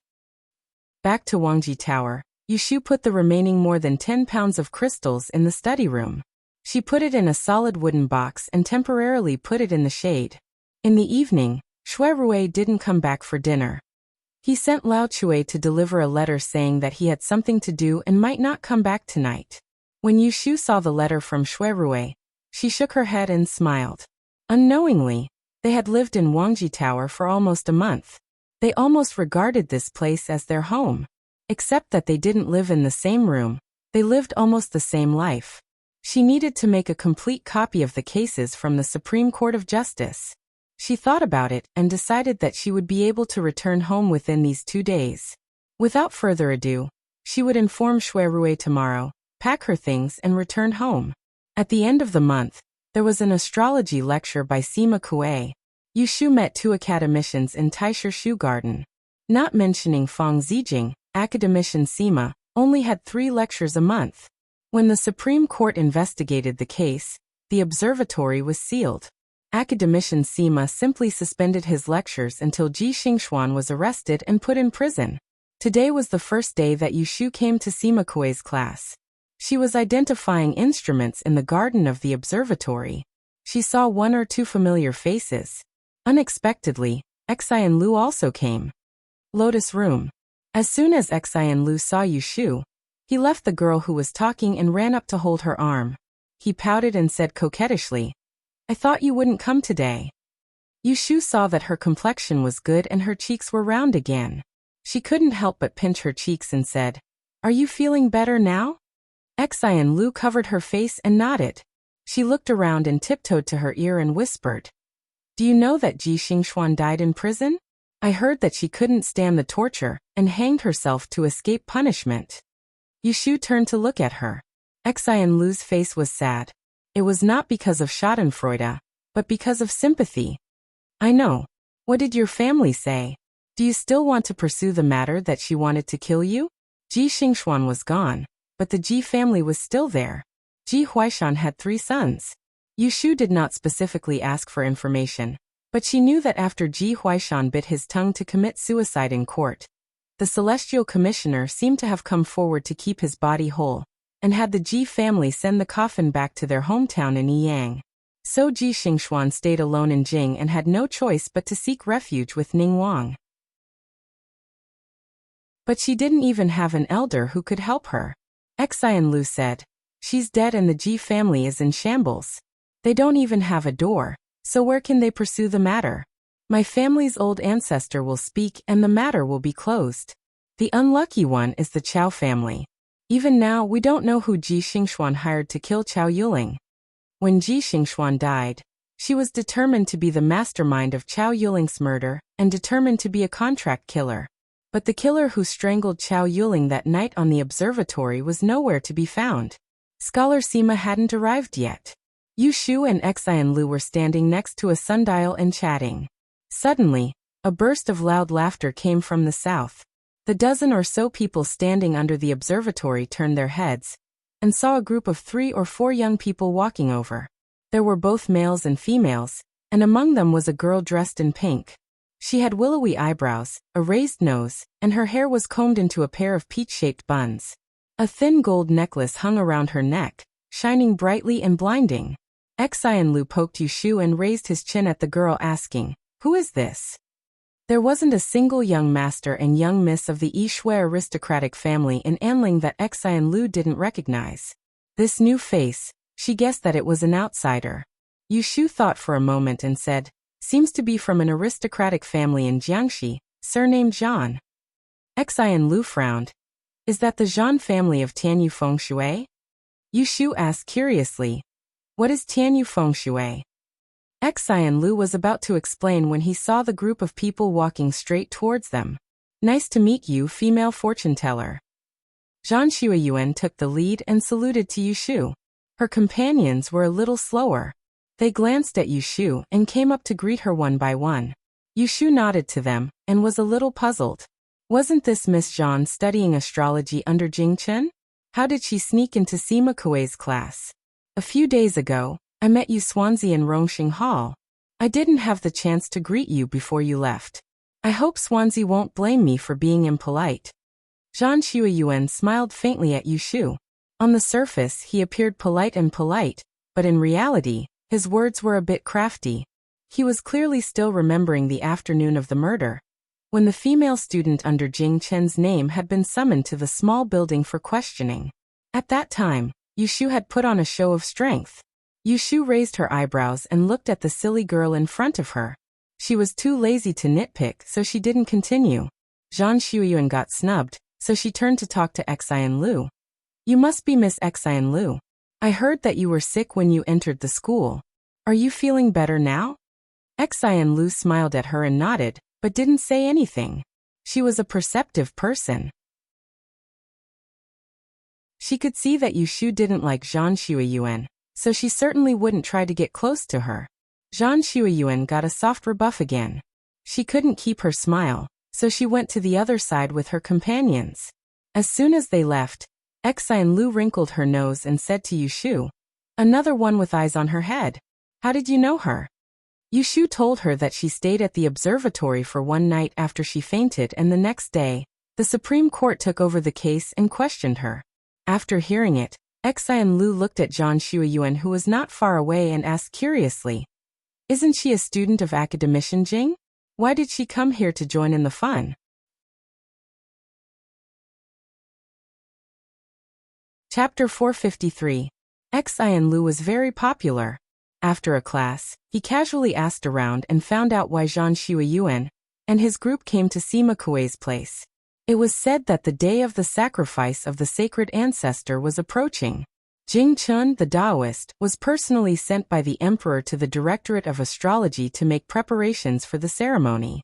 The Taisher Library could not take care of it, so they asked academician Sima to do it on their behalf and let a few new students learn from him. Xian Lu not only inquired about this, but also found something else. They said that you were recommended to attend the ceremony and were replaced by someone else. Yes. Yu Shu didn't feel much pity about it. She just didn't know who Fang Zijing found later. Even you couldn't be selected. I really don't know what kind of people they chose. Xian Lu felt it was unfair for her. As the two of them walked out of the gate, Yushu listened to Xian Lu's grumbling while looking at the blueprints given by academician Sima today. She was familiarizing herself with the instruments on the observatory. When they reached the gate and said goodbye, Yushu mentioned to Xian Lu, "I'm going to go on an outing in a few days. I'm looking for a good place to cool down." "Going out to play?" Xian Lu's eyes brightened at first, and then she said with a sullen face, "I can't do it on the 4th or 5th day of the Chinese New Year. We have a family banquet on the Dragon Boat Festival. No one can be absent." Yushu thought about the barometer she calculated last night, reached out and patted her on the shoulder. "Then let's do it on the 3rd day of the Chinese New Year." Xian Lu nodded happily. She had been bored at home for many days. Someone took her out to play was more than she could ask for. "Who else is going with us?" "Brother Shui and his sister, my brother Xiaoxiu, and the young master of the Feng family." "The sister of Lord Shui? Who is it?" "It's the 3rd daughter of their family. Her name is Jin Sun. Don't you know her?" Hearing this, Xian Lu's face showed a little strange and she said, "It's her."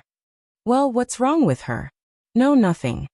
Yushu saw that Xian Lu's face was not right, and she was suspicious. She didn't intend to let her fool her. "If you have something to say, just say it. Why hide it from me? If you're like this, I won't tell you the next time I hear any news." Xian Lu pouted and didn't want to talk about it. "It's not a good thing. It's been a long time. It's meaningless to talk about it again. It's better not to talk about it." Yushu glanced at her and turned to leave. Hey, don't go." Xian Lu hurriedly pulled her. Looking at Yushu's "Forget it if you don't want to say it" look, he was very depressed. Looking around, he dragged her into the opposite tea house, found a private room on the 2nd floor, and sent the waiter away. Then he closed the door and said frankly, "The current empress has no children. You should have heard that the 2nd princess is the legitimate daughter of the empress and has married Qiu Hengji, the eldest son of the grand secretary of the Tao Wenguan. Now there is only the 14th princess by the empress's side, who is only 9 years old. Do you know that there was a 10th princess by the legitimate wife?" Yushu shook her head. She was born in the marketplace and had just made a name for herself. How could she know about the things in the imperial city? She had only been in contact with a few nobles. Although she had Shui Rue, a relative of the imperial family, as a lover, he usually didn't gossip with her. The 10th princess died 3 years ago. It was said that she died of typhoid. Xian Lu leaned forward, half lying on the tea table, and suddenly lowered his voice. But in fact, the 10th princess fell from the Seaview Tower, and fell into the water in the middle of winter. After being rescued, she died. Hearing this, Yushu had a vague guess in her heart. She then asked, "Could it be that the death of the 10th princess is related to Shui Jinxuan?" "Not only related. There are rumors that it was Miss Shui who caused the 10th princess to fall into the water." Yushu was stunned and then frowned. She thought that Shui Jinxuan, the daughter of the prime minister, had a timid temperament. Could it be because of this rumor? So when people in Anling City heard about this, they didn't want to have anything to do with Miss Shui. The first young master of the Shui family was even more unlucky. He lost the position of the emperor's son-in-law. Xian Lu sighed lightly. Yushu heard it, and was stunned for a moment. She blinked her eyes a few times and then repeated a few words dryly. "Emperor's son-in-law? Isn't it so? I heard from the elders that the emperor intended to marry the 10th princess to the first young master of the Shui family. At the last moment, the 10th princess was gone. The first young master of the Shui family was sad and left Anling City. He only returned to the capital after 2 or 3 years. He was really an infatuated person." Xian Lu continued to ramble on and on, not noticing that Yushu, who was sitting opposite him, was unusually silent. After coming out of the tea house, Yushu and Xian Lu separated and got on the carriage. She stopped halfway and got off the carriage. She asked the coachman to go back first. She wanted to walk on the street alone. At this moment, she was upset. When she returned to Wangji Tower, she didn't know what expression to show to Shui Rue. She didn't believe everything Xian Lu told her. Originally, those groundless rumors were 30% true. As it was passed on, people said it was 100% true. She could not believe it, but she had to doubt. Was the 10th princess killed by Xue Jinxuan? Did Xue Rui almost become the emperor's son-in-law? And did he leave the capital city because of his broken love? These questions caused Yushu's mind to be uneasy. She walked and thought all the way, and unknowingly, she'd returned to Forgotten Opportunity Restaurant. She stood at the entrance of the rear courtyard and looked at the closed door, unable to take a step forward. What are you doing here? Are you going to be a door god? A sound of laughter sounded out from behind her, causing Yushu to turn her neck stiffly.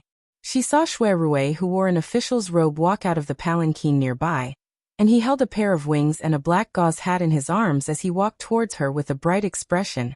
And he truly had a graceful bearing and dignified appearance. Her lover might have more than one woman in his heart. Xue Rui walked in front of her and saw her gloomy face.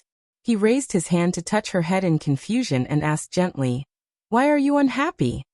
Taking a breath, Yushu pushed his hand down and turned to knock on the door.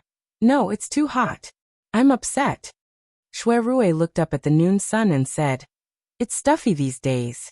I don't know when it will rain." Yushu glanced at him, then entered the courtyard and went up to the second floor. During lunch, Yushu and Xue Rui mentioned that they wanted to go home. "I've been out for almost a month and didn't care about Xiaoxiu. I've copied all the files. It's time to go home." Xue Rui's hand that was holding the chopsticks paused. He looked up and said, "When are you leaving?" Yushu pretended not to see his strange look and said, "Tomorrow." Xue Rui scooped a spoonful of peas and put it on her plate. "You're leaving so suddenly. I really don't want you to leave." Yushu smiled and said, "It's not like we can't see each other.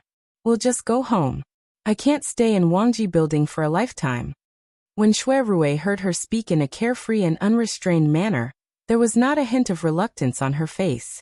He was secretly distressed. According to his thoughts, it would be best if he could continue spending time with her. This little girl did not have deep feelings for him, so perhaps after she left tomorrow, she would forget about him in a few days. He couldn't find a suitable reason to let her stay for a while, so he had to settle for the next best thing. "Have you picked a good day to go out to play?" Yushu bit the chopsticks and said, "On the 3rd day of the new year. I met Xian Lu today and invited her to go out. You tell Feng Xiaomiao in advance." "Okay, we'll go out early on that day. Take your horse. I can teach you and Xiaoxiu how to ride when we go to the suburbs. I've already asked someone to find the way out of the western suburbs." After choosing the day, Xue Rui arranged the specific itinerary. Yushu listened to his words, but her mind was somewhere else. On the 1st day of May, Yushu brought a cart of sundries and was sent home by Xue Rui. Zhao Hui hadn't finished her confinement yet and couldn't get out of bed, so she didn't go out of the backyard. She let the wet nurse follow Yushu to carry the child out.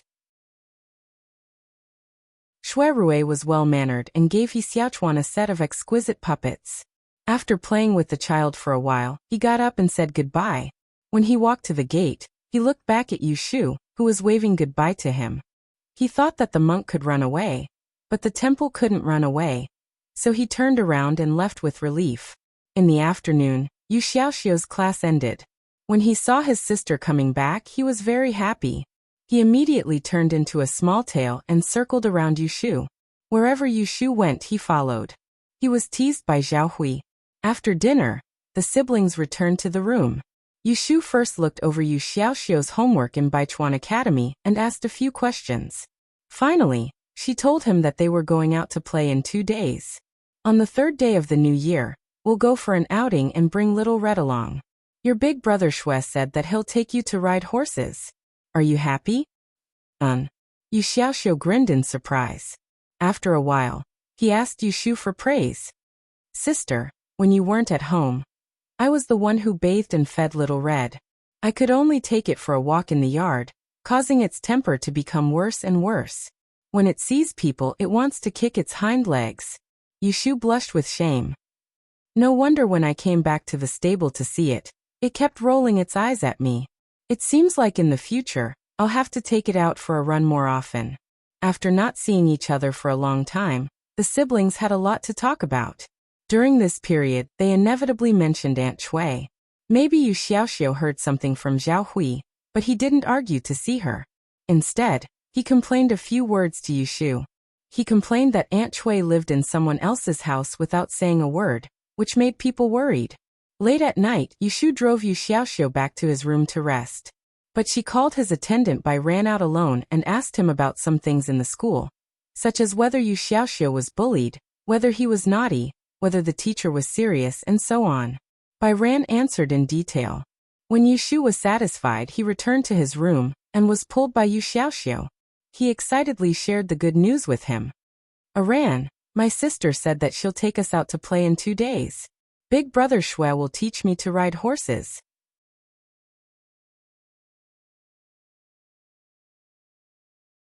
Chapter 454.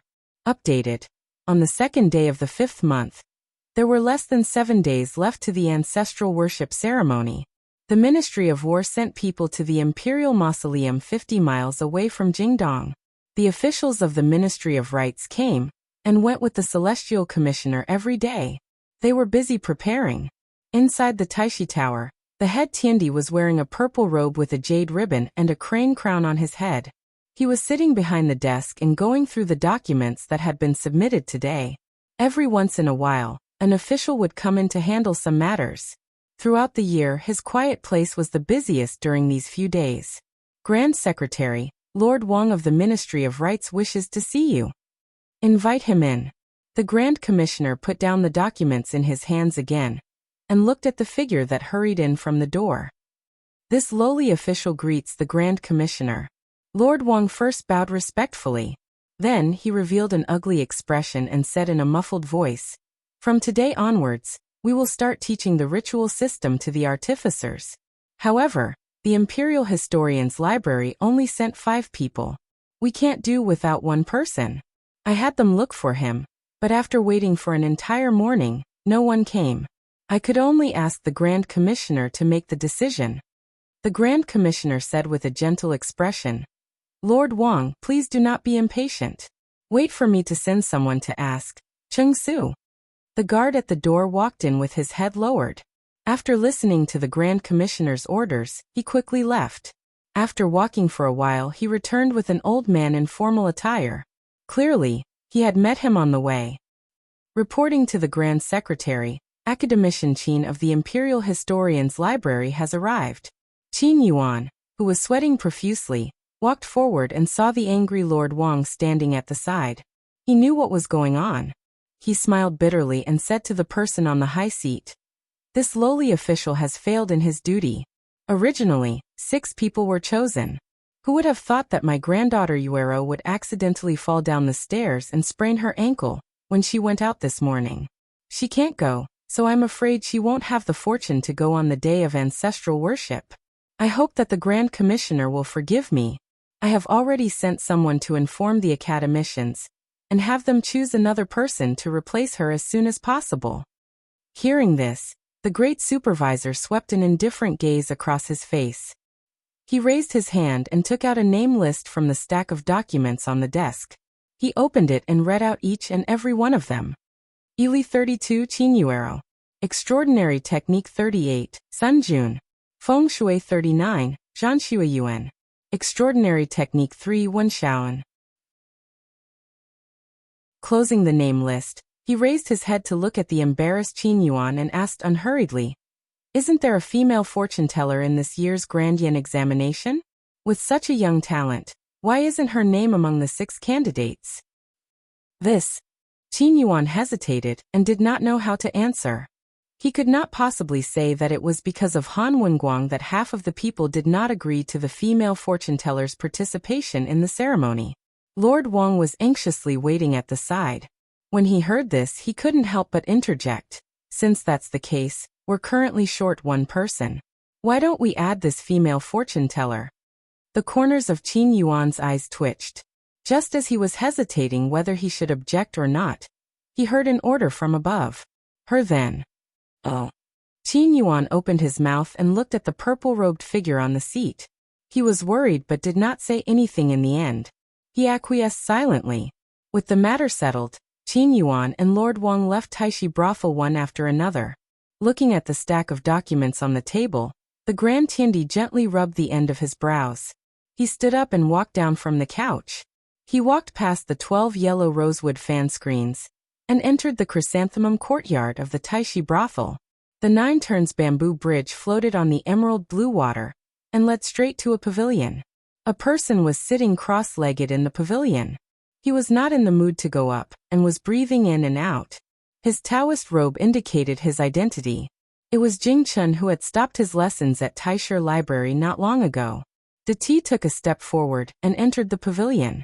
Jing Chun slowly opened his eyes, revealing a pair of crystal-clear eyes that were extremely pure and had few desires. "It's been the 4th day. It's been hard on you." The Grand Tiandi stood in front of him with his hands behind his back. He sighed softly and there seemed to be pity in his eyes. Jing Chun said indifferently, "It's not a problem for me. When I cultivate in the mountains, I stay among the rocks and often don't see anyone for months. In order to find the person who broke my fate, I can even meditate for 100 days, not to mention 10 days. The Grand Tiandi looked gratified. He nodded and said, "Your heart is firm. It's a great kindness." Jing Chun's expression changed slightly.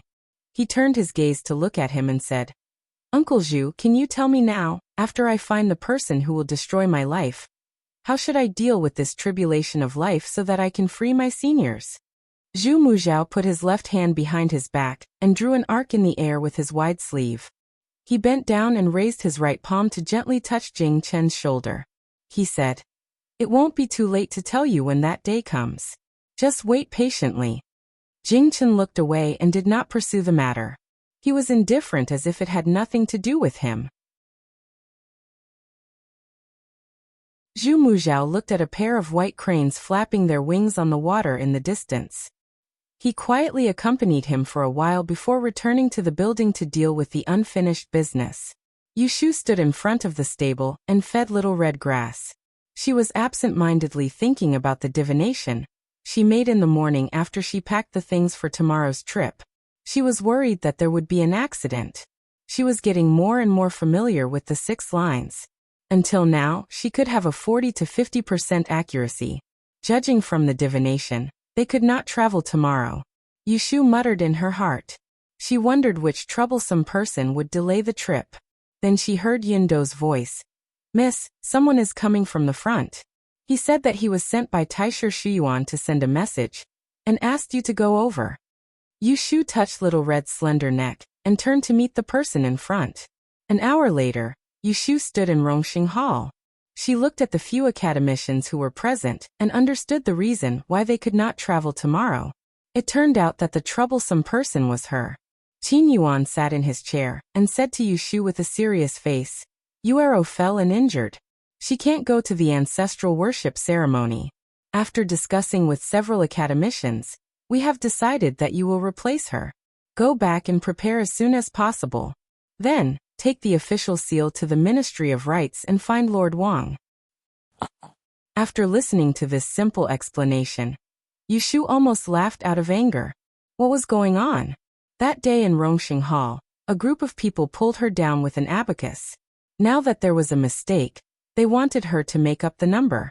Did they think that she, a female fortune teller, would come and go at their beck and call? Yushu wanted to say that she did not care about going and let them find whoever they wanted. But when the words came to her mouth, she held back her temper and grinned. "I have the official seal with me. There is no need to prepare.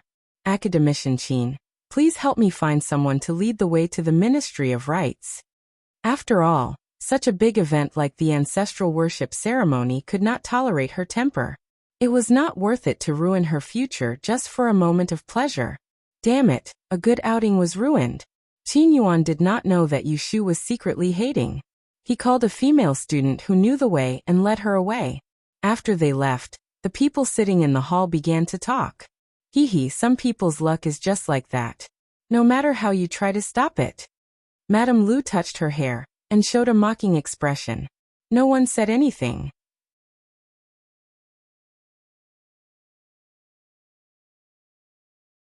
Chapter 455. After walking around for a while, Yushu still managed to sneak into the ancestral worshipping ceremony group. Even though she was reluctant, there was no reason for her to reject an opportunity that was presented to her. She comforted herself and calmly went to the Ministry of Rites to report. The Ministry of Internal Affairs was at the foot of the Imperial Palace, not far from the Celestial Commissioner. When Yushu found Lord Wang, the sun was about to set. There were only 4 or 5 people sitting in the meeting hall. They were all students of Taisher Library. Yushu glanced over and saw Wen Xiao, and sitting in the corner. After a short surprise, she realized that he was probably the person who replaced her. What a coincidence. Wen Xiao entered Taisher Library using one of the places she squeezed out. He participated in the ancestral worship ceremony and became her candidate again. Wen Xiao also saw Yushu, who had just walked in. He was stunned for a moment and then stood up and nodded to her. No matter how the other students felt when they saw Yushu coming back, Lord Wang of the Ministry of Rites was very happy. The 6 people holding the instrument were finally all here. After Lord Wang and Yushu greeted each other, he asked the registrar to bring the flower register and stamp Yushu's seal on it. He gave her a thin booklet and turned to the young people who came to the Ministry of Rites this morning. He said, "You'd better memorize the etiquette rules when you go back. You don't have to come tomorrow. 3 days later, the dress will be made. The Celestial Commissioner will arrange for you to stay in Huajin Garden outside the Imperial Mausoleum. You can see the instrument then." After that, he hurriedly led Yushu to the administrative department to find a tailor to measure her. Watching them leave, Zhang Shuyuan pulled the booklet in his hand hard and said to himself, "Why is it still her?" When Yushu came out of the Ministry of Internal Affairs, it was already dark. Because only official horses were allowed to pass on the main street, Lu Zhong was waiting on another street with a carriage.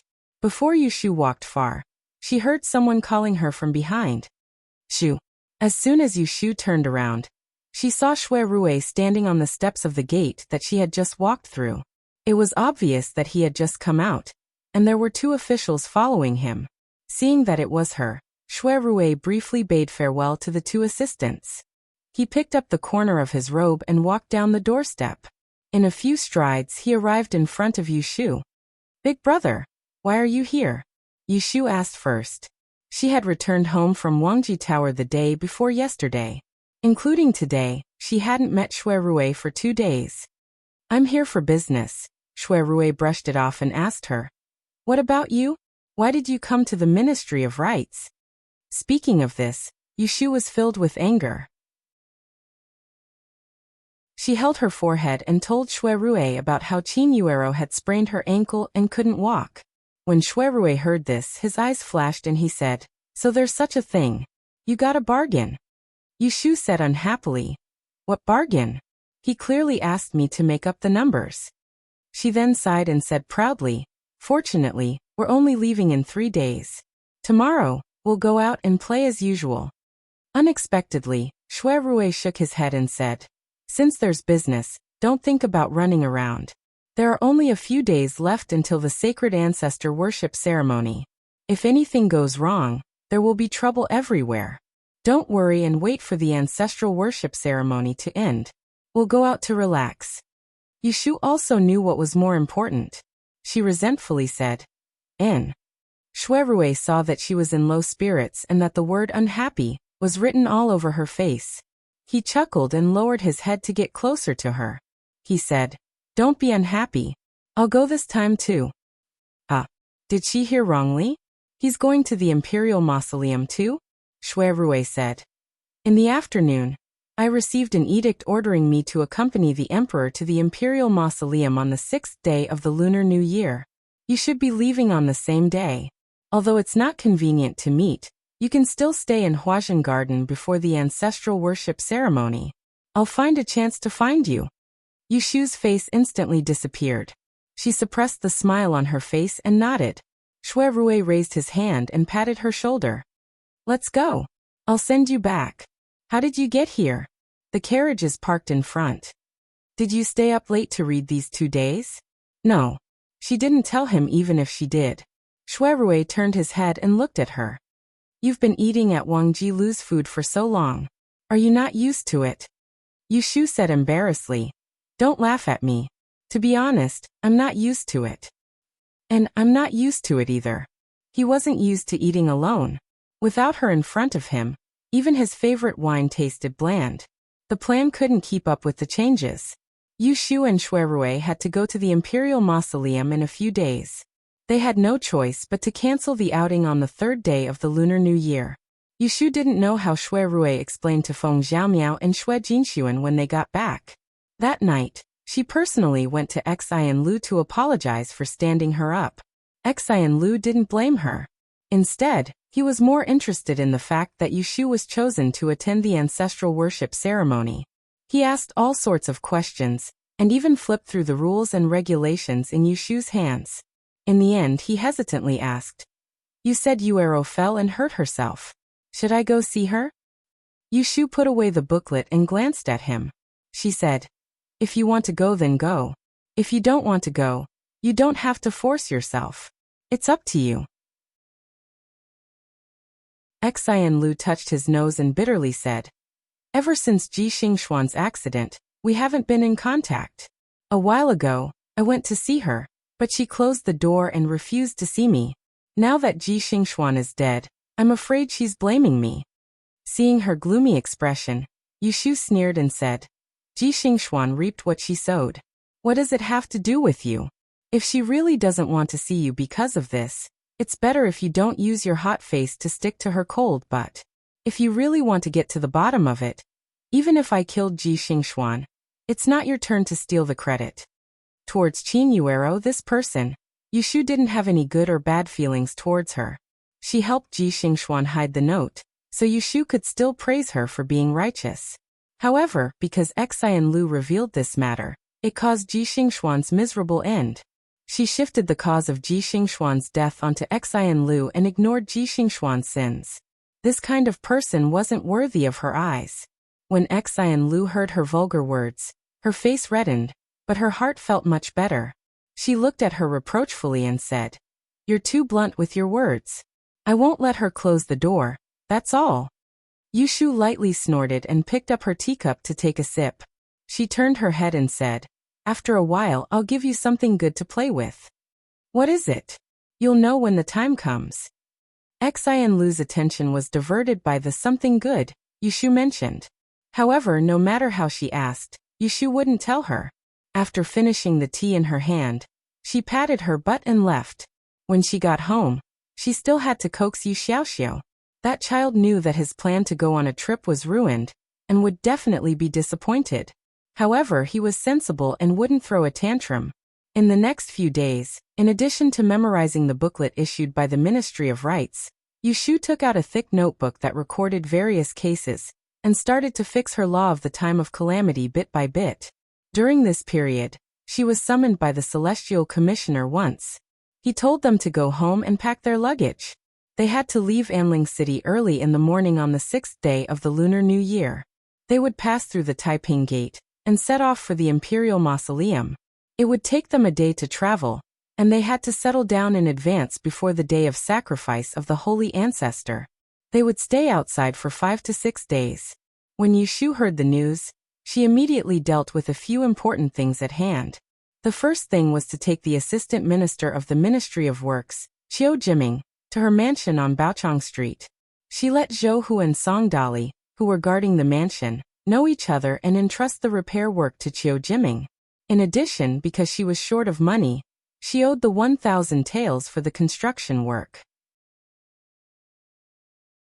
Then, while it was still early, she took Yindou to the small courtyard in the west of the city to see Aunt Chui and ask Xiang Sui.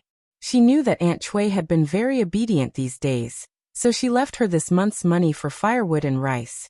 In addition, she gave 2 taels of silver to the old woman who was cooking, so that they could keep an eye on each other and no one could have any evil ideas.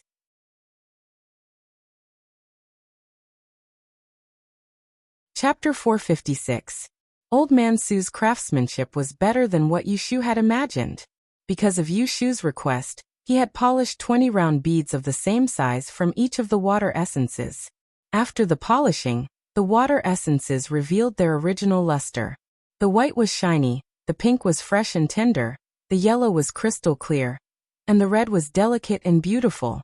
It was not as flawless as the crystal products in her memory. Instead, it was natural. When she held it in her hand, it was like holding a glistening water light, especially cool and refreshing under the sun. Yushu was very satisfied with Old Man Su's craftsmanship and praised him generously. Old Man Su, who had always been proud of his craftsmanship, couldn't help but feel proud. He gave her an idea. Mr. Yu, if you want to string these water essence beads together, it will look clumsy if you use ordinary silk thread, and the color will show through the holes. Why don't you use gold and silver thread and let a skillful embroidery girl weave it before using it? Yushu expressed that she had learned a lot, and left 100 taels as a reward. She let Old Man Su polish the rest of the water essence stones, and collect them after a month. After leaving Old Man Su's small workshop, Yushu first went to Wangji building. She scattered all the 80 water essence beads in her hand in the feng shui pond on the courtyard to raise them. She told Xiaoqing and Xiaodai to change the spring water every 2 days, and they would only be effective after 7 days. In the blink of an eye, it was the day of departure. Yushu was woken up by Yindo before dawn. She cleaned up, and was called by Zhao Hui to remind her of some things when she was outside. Finally, she was sent to the carriage by Yu Xiaoxiu to go to the Celestial Commissioner. Early in the morning, the Celestial Commissioner's gate was full of people and carriages. Yushu saw many unfamiliar faces. Most of them were men, and there were only a few women. They were all wearing the special official uniform of the E-officials. The clothes were simple on the top and plump on the bottom. They were like famous officials walking out of the Wei and Jin dynasty paintings, shining with style and bright clothes. After everyone arrived, there was a person in charge who counted the name list. Then they boarded the carriage and went to the foot of the imperial city to meet the other people. Outside the city walls, there was a sea of people, 1 supervisor, 2 stations, 3 temples, 6 departments, all sent people to accompany the emperor and see him off. During the annual ancestral worship ceremony, the high-ranking officials of the Celestial Commissioner's office turned out in full force. Even the great headmaster of the Tongxiang Marquis was present. This group of people formed a circle and paid their respects to each other. The great headmaster of the Tongxiang Marquis was dressed in a purple robe and was surrounded by the crowd. He fully deserved his peerless talent. He was like a moon surrounded by stars. Every move he made attracted countless envious gazes. When the Son of Heaven came out, the horn sounded. Someone took the lead, and a wave of worshipping voices rang out. Yushu and the others followed suit and knelt down. They secretly raised their heads, but could not see the emperor's entourage clearly. They could only see a mass of bright yellow moving slowly in the crowd. When she boarded the carriage again, it was already an hour later. Yushu's forehead was covered in sweat from the morning sun. She sat uncomfortably in the carriage arranged by the Celestial Commissioner. In the same carriage were the students chosen by the Taisher Library to attend the ceremony. The carriage was very spacious. There were 6 people, 3 men and 3 women. They deliberately sat separately. When Yushu got on the carriage, she was a step late and sat at the door. No one let her sit. After all, after leaving the Taisher Library, she was indeed not as precious as a young lady from an aristocratic family. Along the way, Yushu did not talk much with the 5 people. She had always been a person who ignored people if they did not get close to her. Moreover, she did not feel that there was any need to make friends with the second generation of the aristocratic families in the carriage. Except for Wen Xiao, and she already knew him. Like Yushu, Wen Xiao, and sat quietly by the window and played with an octagonal compass. The other 4 people were talking and laughing, vaguely forming a small group. It seemed that Zhang Xueyuan from the aristocratic family in Jiangxi was the center. Speaking of Zhang Xueyuan, it reminded Yushu of the Tianyu feng shui that Xian Lu told her. The ancestors of the Zhang family lived in Anya in Jiangxi. It was said that the ancestor hundreds of years ago was the descendant of the founder of Taoism, Zhang Daoling, Celestial Master Zhang. Because he entered the secular world to cultivate, he could not bear the loneliness of the secular world, so he started his own family and changed the surname Zhang to Zhan. The Zhan family was different from the 2 aristocratic families Wen Chunbei and Xia Jiangnan, which rose 100 years ago because of the protection of Ez. They were an old-fashioned family of feng shui, and had a very high reputation in the local area. It was said that they were a little afraid of the emperor, but the common people along the Yangtze River might not know who the current emperor was, but everyone knew the name of the Zhan family. And this Tianyu feng shui was a secret ancestral skill of the Zhan family. Any direct descendant of the Zhan family who was born at 8 years old and had excellent talent would be passed to Tianyu to practice the secret skill. With this skill, they could predict good or bad luck and would always be successful. And Zhan Xueyuan was such a direct descendant who had a Tianyu, so she could stand out among the geniuses in the Taisher library. Yushu was a little interested in this Tianyu divination tool, but when she looked at Zhan Xueyuan, she did not find any special jade on her. It was dozens of miles from the capital to Huazhen Garden. They set off in the morning and arrived in the evening. Everyone got off their horses and alighted, and according to the order of the line, they entered the garden. Huazhen Garden was actually a summer mountain resort. It was next to mountains and rivers, and the scenery was beautiful. Yushu and her group of 6 were arranged to stay in a summer courtyard in the west wing. There were 2 rows of north and south, and there were exactly 6 rooms. The 3 male students stayed in the front courtyard, and the 3 female students stayed in the back courtyard. No one was in the way of the others. But when it came to choosing rooms, they encountered some trouble. Zhan Xueyuan and the other 2 girls had agreed to stay next door, and they were the first to choose 2 rooms with good lighting. Yushu had no intention of fighting with the 2 girls, so she carried her luggage into the remaining room in the west wing. But after she checked the doors and windows, and made the bed to rest for a while, just as she laid down, someone knocked on the door. Dong dong dong. Yuswanzi. Yushu frowned. She waited for 7 or 8 calls from outside, each louder than the last, before she reluctantly got up to open the door. She saw Zhan Xueyuan and another female student standing outside. "What is it?" Zhan Xueyuan smiled apologetically at her and said, "Let's change rooms. Why don't you go to the room in the east wing?" "I won't change." Yushu was not so easy to talk to. Without asking, she was about to close the door. She had sat in the carriage for a day and didn't eat much rations on the way. Her whole body was uncomfortable, and she was too lazy to even take a few steps. How would she want to move? Wait a moment. Zhan Xueyuan raised his hand to stop the door, and a trace of displeasure flashed in his eyes. He patiently discussed with Yushu. Yunyun's 8 characters are of the fire element, and she is most afraid of the wind. The room in the east wing has too many windows, and it's not suitable for her to stay there. It's just changing rooms with you. Swansea won't be so petty, right?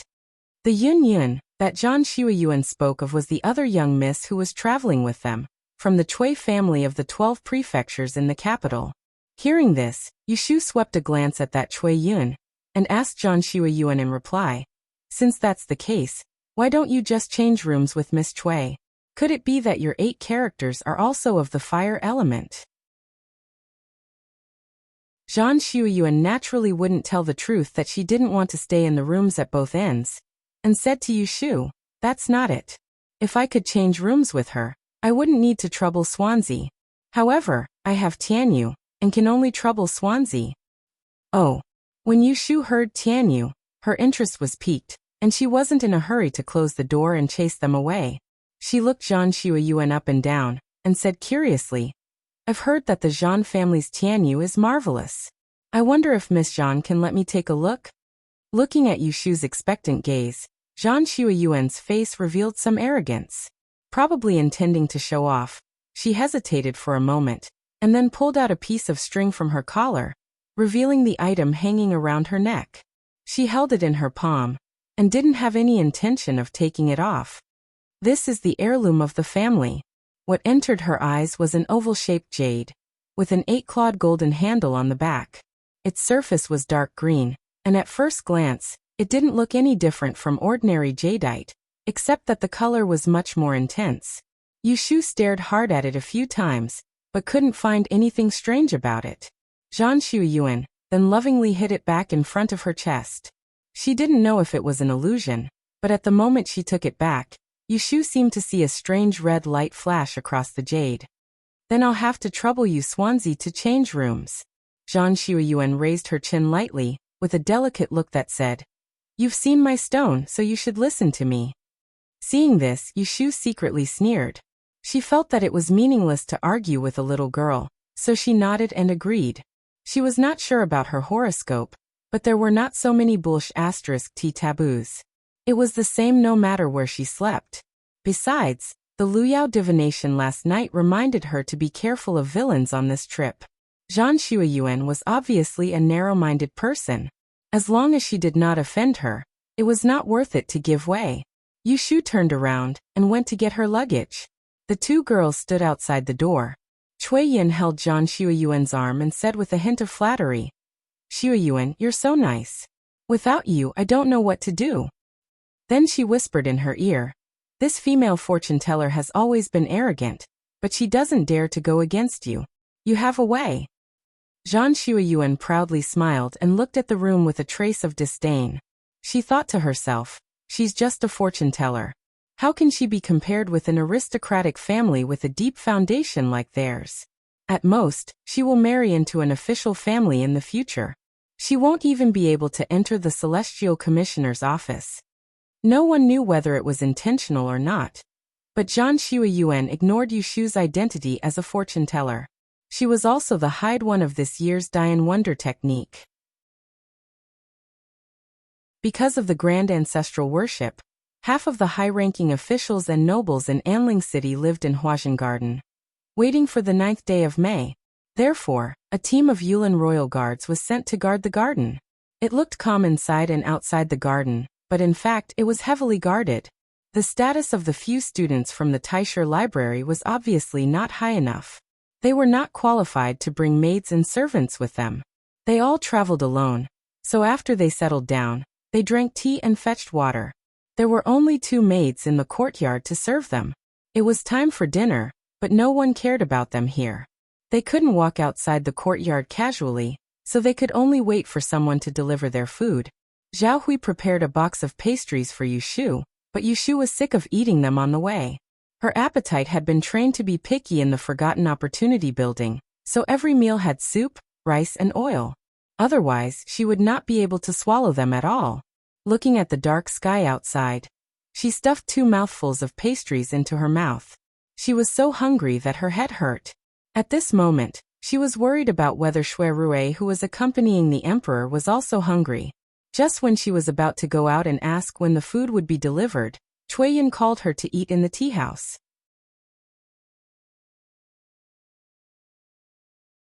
Chapter 457. There were 4 or 5 standard plates scattered on the wide round table. There were 6 people sitting around the table. In Yushu's eyes, these dishes were really simple. Noble Jean had just sent a servant to bring them over. When I left, my father told me that we would sleep on an empty stomach the night before. With our status in Huajian Garden, it would be hard for us to have a hot meal even if we wanted to. Fortunately, Shuiyuan is here. I propose that we use tea instead of wine to toast her. Cui Yin picked up the teacup in front of her and raised it to Zhang Shuiyuan with a smile. Then she looked around at the others and signaled them to toast with her. "Yes, yes, to Miss Zhang."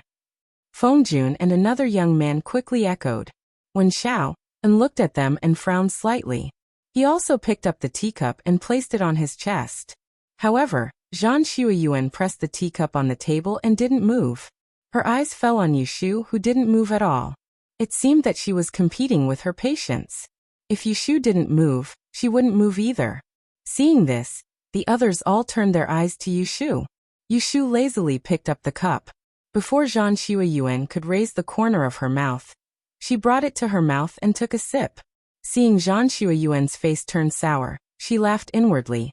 "You want to drink tea from me with just a few dishes? Dream on." Zhang Shuiyuan was a little annoyed with Yushu's behavior of not giving him face. He lightly snorted. Cui Yin looked at this and that. She smiled and picked up the chopsticks to smooth things over. "Let's eat quickly. I've been hungry for a long time. Hey, this tofu is really good. Shuiyuan, try it first." Zhang Shuiyuan was really hungry. Looking at the food Cui Yin put into her bowl, he then glanced at Yushu, who was slowly drinking tea, and lowered his head to take a sip. Pretending to be enjoying it, he called out to the others, Oh, although it's not as exquisite as the food at home, there's a special taste in the mountains. Yunyan, young master Sun, young master One, young master Zhou, please eat your chopsticks. Don't wait for the food to get cold. There's no fire in this courtyard, and if you're hungry in the middle of the night, no one will make supper for you. She greeted everyone, but left out Yushu. She thought that if Yushu also picked up her chopsticks at this time, people would inevitably look down on her. But if she had the guts to leave, she would have to wait until dawn to starve. What she didn't expect was that Yushu didn't eat the dishes, nor did she leave angrily. Instead, she just sat there casually, refilling her cup after she finished her tea, and calmly watched them eat. Being stared at by her like this, it was the few of them who felt uncomfortable eating. Zhan Shuiyuan had never met such a shameless person before. Gritting his teeth, he was about to say something. Gurgle, gurgle. A rhythmic rumble of hunger sounded. Everyone who was eating was stunned. They raised their heads and looked at each other.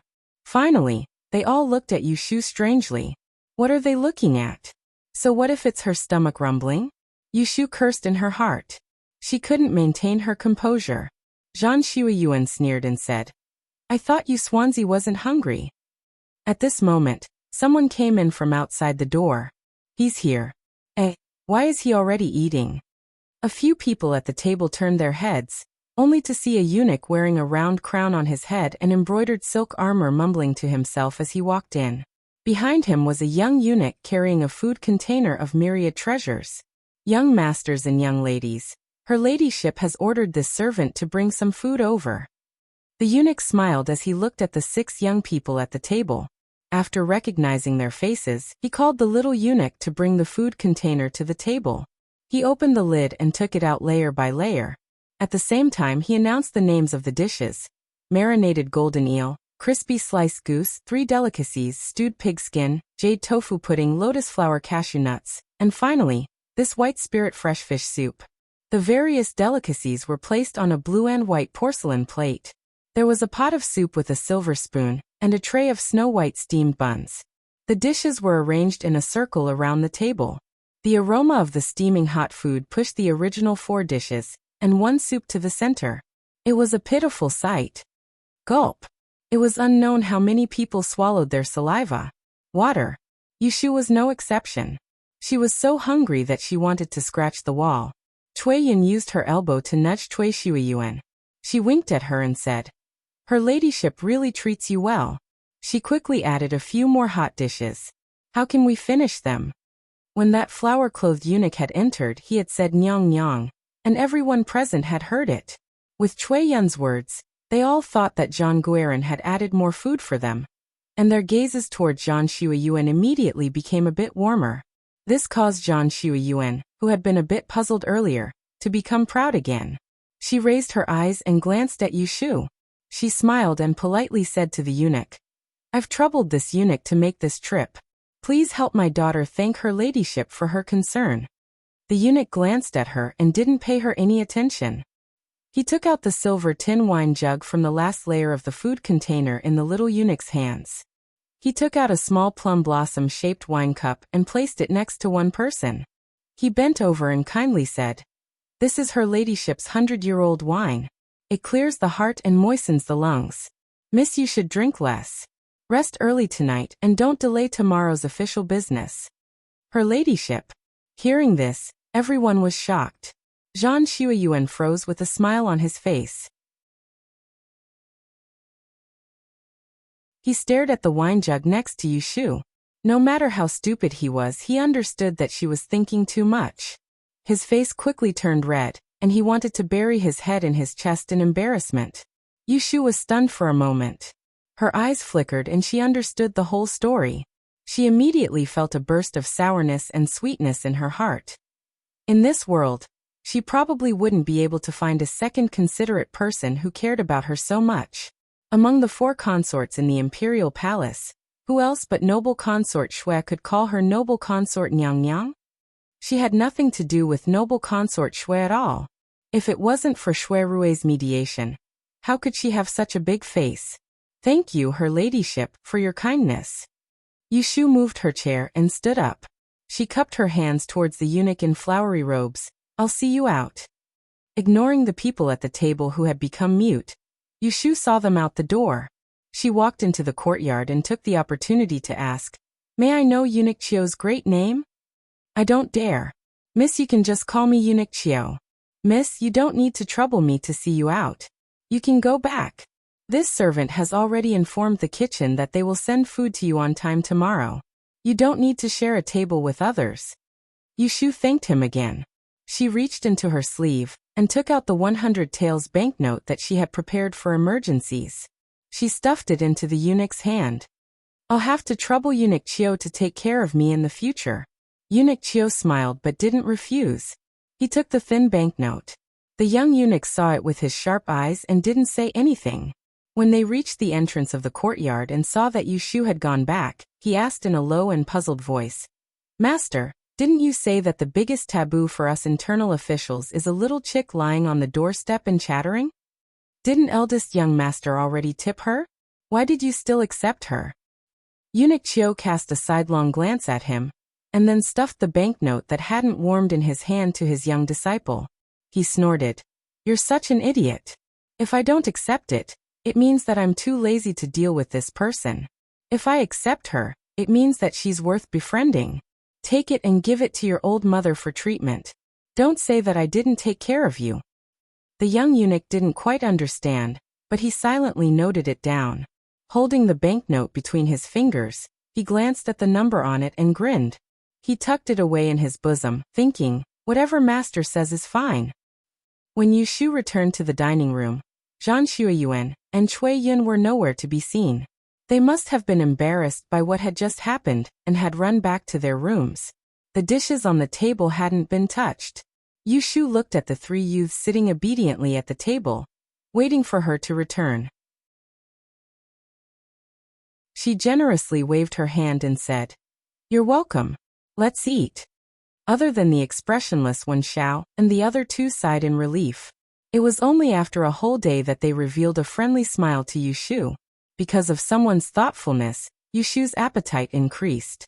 She only felt full after eating 2 steamed buns. During the meal, there were inevitably people who tried to ask about her relationship with imperial consort Xue. Yushu pretended not to know anything. In the end, she couldn't eat anymore and returned to her room with the pot of wine. After washing her face with water, Yushu took off her coat and lay on the bed. She held a small wine cup in her hand and looked at the crescent moon outside the window. She smiled and squinted her eyes. The mood that had been stifled because of the sudden appearance of the 10th princess a few days ago had been soothed by this meal. No matter who Xue Rue used to have in his heart, from now on, she would do her best to make him only have her in his heart. At the same time, in the north court of Huazhen Garden, in a small building by Lake Li, Qiu Gonggong quietly walked into the middle room. He pushed aside the layers of beaded curtains and bowed his head. He respectfully half-knelt on a carpet and said in a low voice, Replying to your ladyship, this servant has just delivered the food and the pot of wine. Inside the tent, there was a figure lying on her side. The light reflected on the yellow silk curtains. Her elegant voice was like silk, making people's hearts tremble. Did you see her? I saw her. She's clean and delicate. Her appearance isn't shocking, but she speaks with propriety. She doesn't seem like someone who sticks to formalities. You devil's mind. Did Ben Gong ask you these things? This servant was too talkative.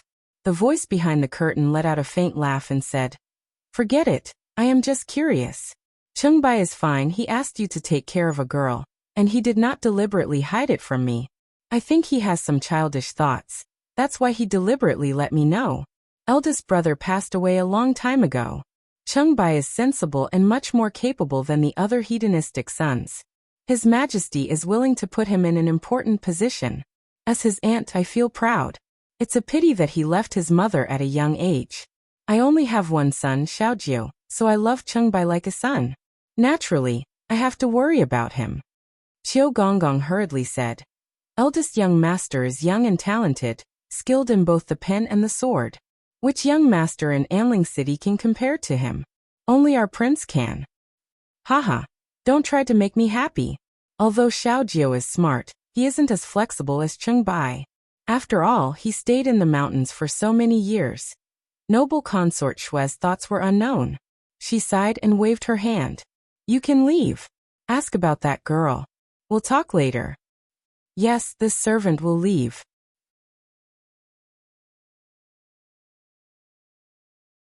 Chapter 458. Yushu moved to the room on the east side. Early in the morning, she was woken up by the sunlight shining into the room. She was not unaccustomed to the new environment. Perhaps because she drank some wine last night, she had a good sleep and got out of bed refreshed. There was water in the room that she had a maidservant fetch before going to bed last night. She used it directly to wash up, not expecting anyone to serve her early.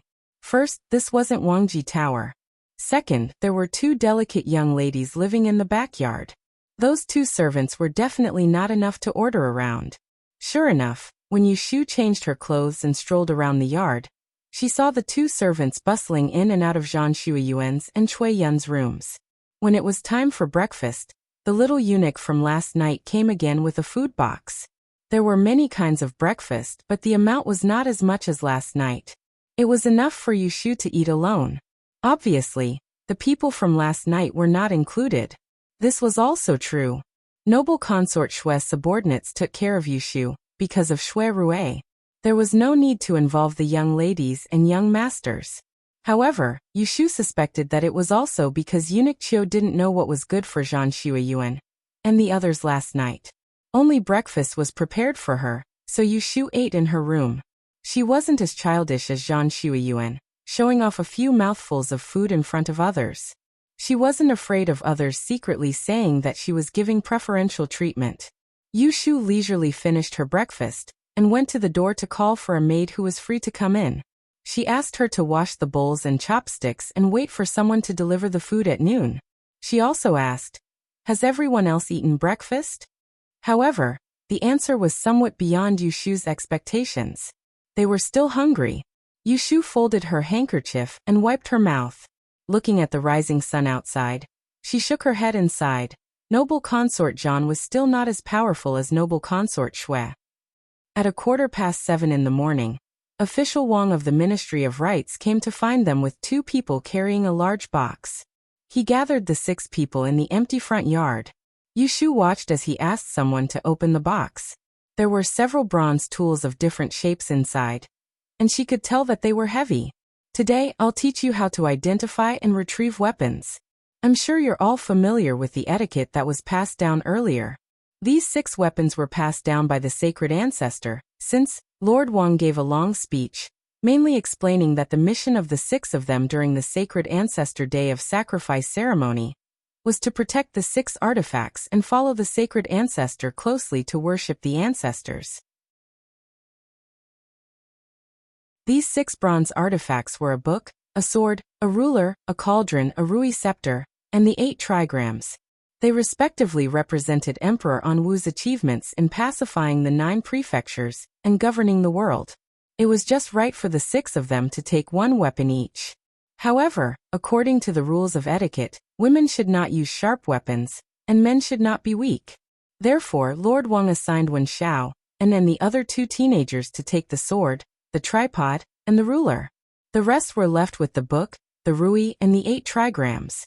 Looking at the remaining 3 bronze artifacts, without waiting for Lord Wang to make arrangements, Zhan Shuiyuan spoke first. I'll take the rui scepter, Yunyun takes the 8 trigrams plate, and Yuswanzi takes the bronze book. How about that? Cui Yun quickly nodded and said, let's do it this way.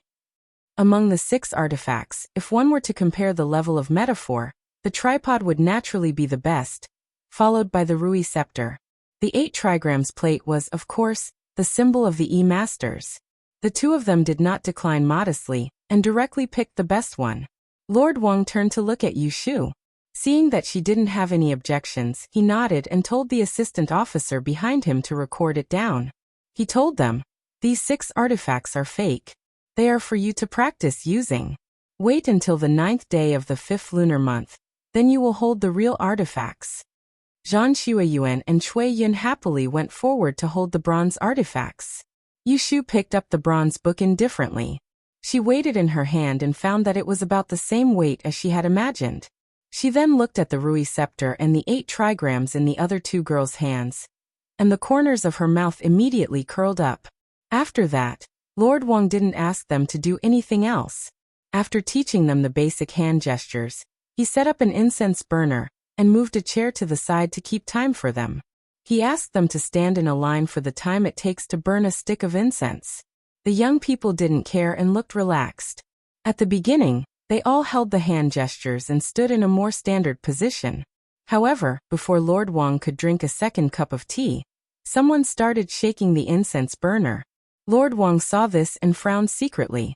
He didn't know that among the 6 people, 5 of them hadn't eaten or drunk anything that morning. Wen Xiao and the other 2 teenagers were fine. They had stayed to freeload on Yushu last night, so they could bear it in the morning on an empty stomach. However, Zhan Shuiyuan, who was angry last night and didn't eat, and Cui Yun, who comforted her for the whole night, suffered. The 2 girls hadn't been able to eat their fill after traveling for a whole day yesterday. Moreover, because of their resentment towards Yushu, they had chatted for half the night. They were tired and hungry. How long could they stand with a copper lump in their hands? What's more, compared with the thin bronze book in Yushu's hand, the Rui scepter and the 8 trigram plate were much heavier. Yushu calmly looked at Zhan Shuiyuan, who was standing on her left. Zhan Shuiyuan's face was pale, and his forehead was sweating. She took pleasure in his misfortune and thought, the person who seems to be at a disadvantage may not necessarily be the one who gets the advantage. After a while, Zhan Shuiyuan couldn't stand it anymore. She staggered forward and half-squatted down. The bronze artifact in her hand fell to the ground. Shuiyuan, Cui Yun took the opportunity to put down her sore arm, and went forward to help her. Ahem. Lord Wang coughed heavily and stood up unhappily. He said seriously, "How long have you been standing? Didn't you eat this morning?" It had to be said that Lord Wang was telling the truth. Zhan Shuiyuan felt embarrassed and wanted to say that they really didn't eat, but she saw Yushu's figure from the corner of her eyes and swallowed her words. She thought that if Yushu heard what she said, it would prove that no one brought her breakfast this morning. Thinking of the embarrassing scene at the dining table last night, she bit her lips, feeling wronged and resentful. To fight back, she rubbed her arm and pushed away Cui Yun's support. She held the Rui scepter and stood up again. Yushu raised her eyebrows and thought, "At least you have some backbone." They stood like this for half an hour. Except for Yushu and Wen Xiao, and even the 2 boys couldn't stand it, and put down their utensils twice, let alone Zhan Shuiyuan and Cui Yun. They almost had to rest after standing for a while. Lord Wang didn't look good. This was related to the ancestral worship ceremony, so he couldn't afford to be careless. Usually, he had to be polite to these young ladies, but now he didn't have to worry. He first nodded to Yushu and Wen Xiao, and then coldly said a few words to the other 4. However, before he finished, Zhan Shuiyuan, who was embarrassed and tired, covered her stomach with cold sweat and bent down. Ouch! Seeing this, Lord Wang stopped talking and hurriedly asked someone to help her back to her room. Sun Jun and another young man took the opportunity to follow them, so that they wouldn't be scolded again.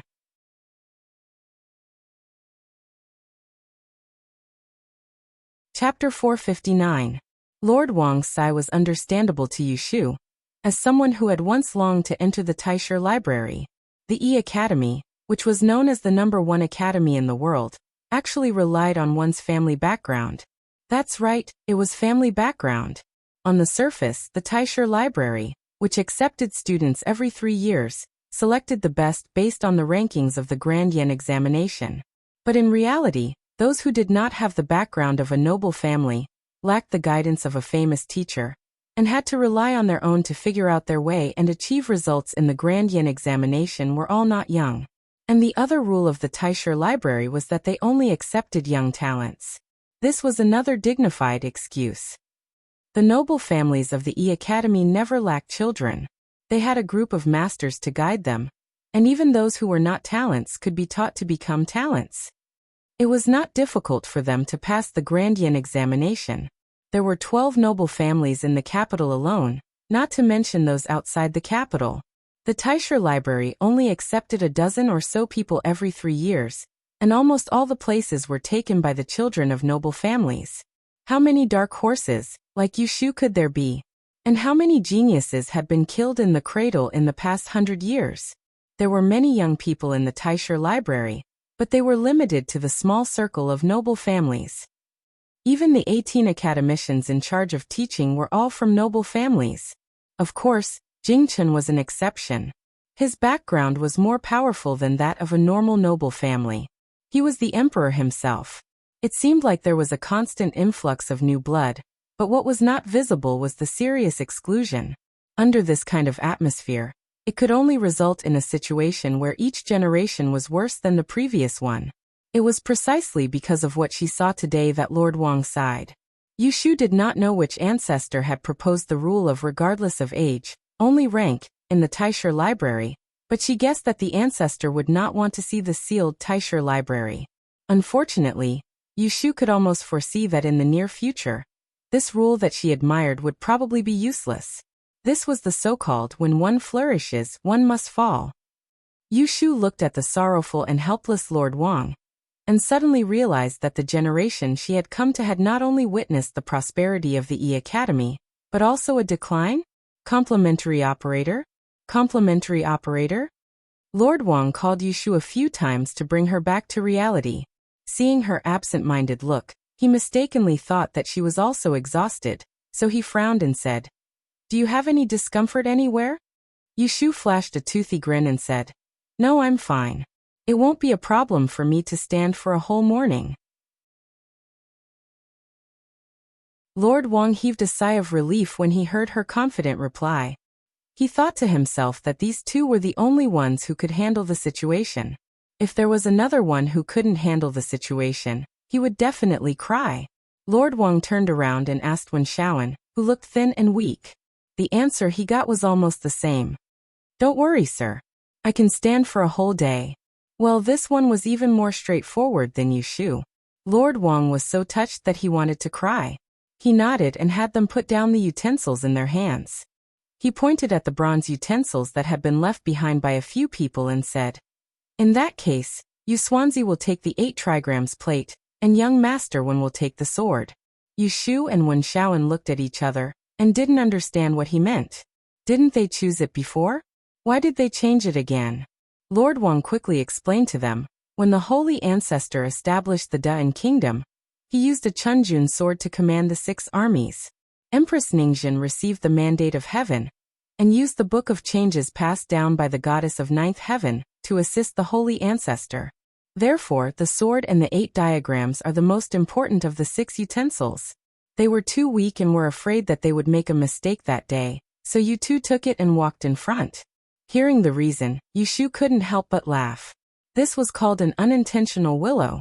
When Shaoan continued to ask, but it was clearly written in the ritual that among the 6 utensils, the tripod was the first, followed by the Rui scepter. "Don't you want us to memorize it by heart?"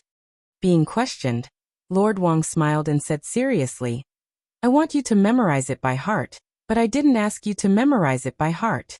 The ritual has its own rules.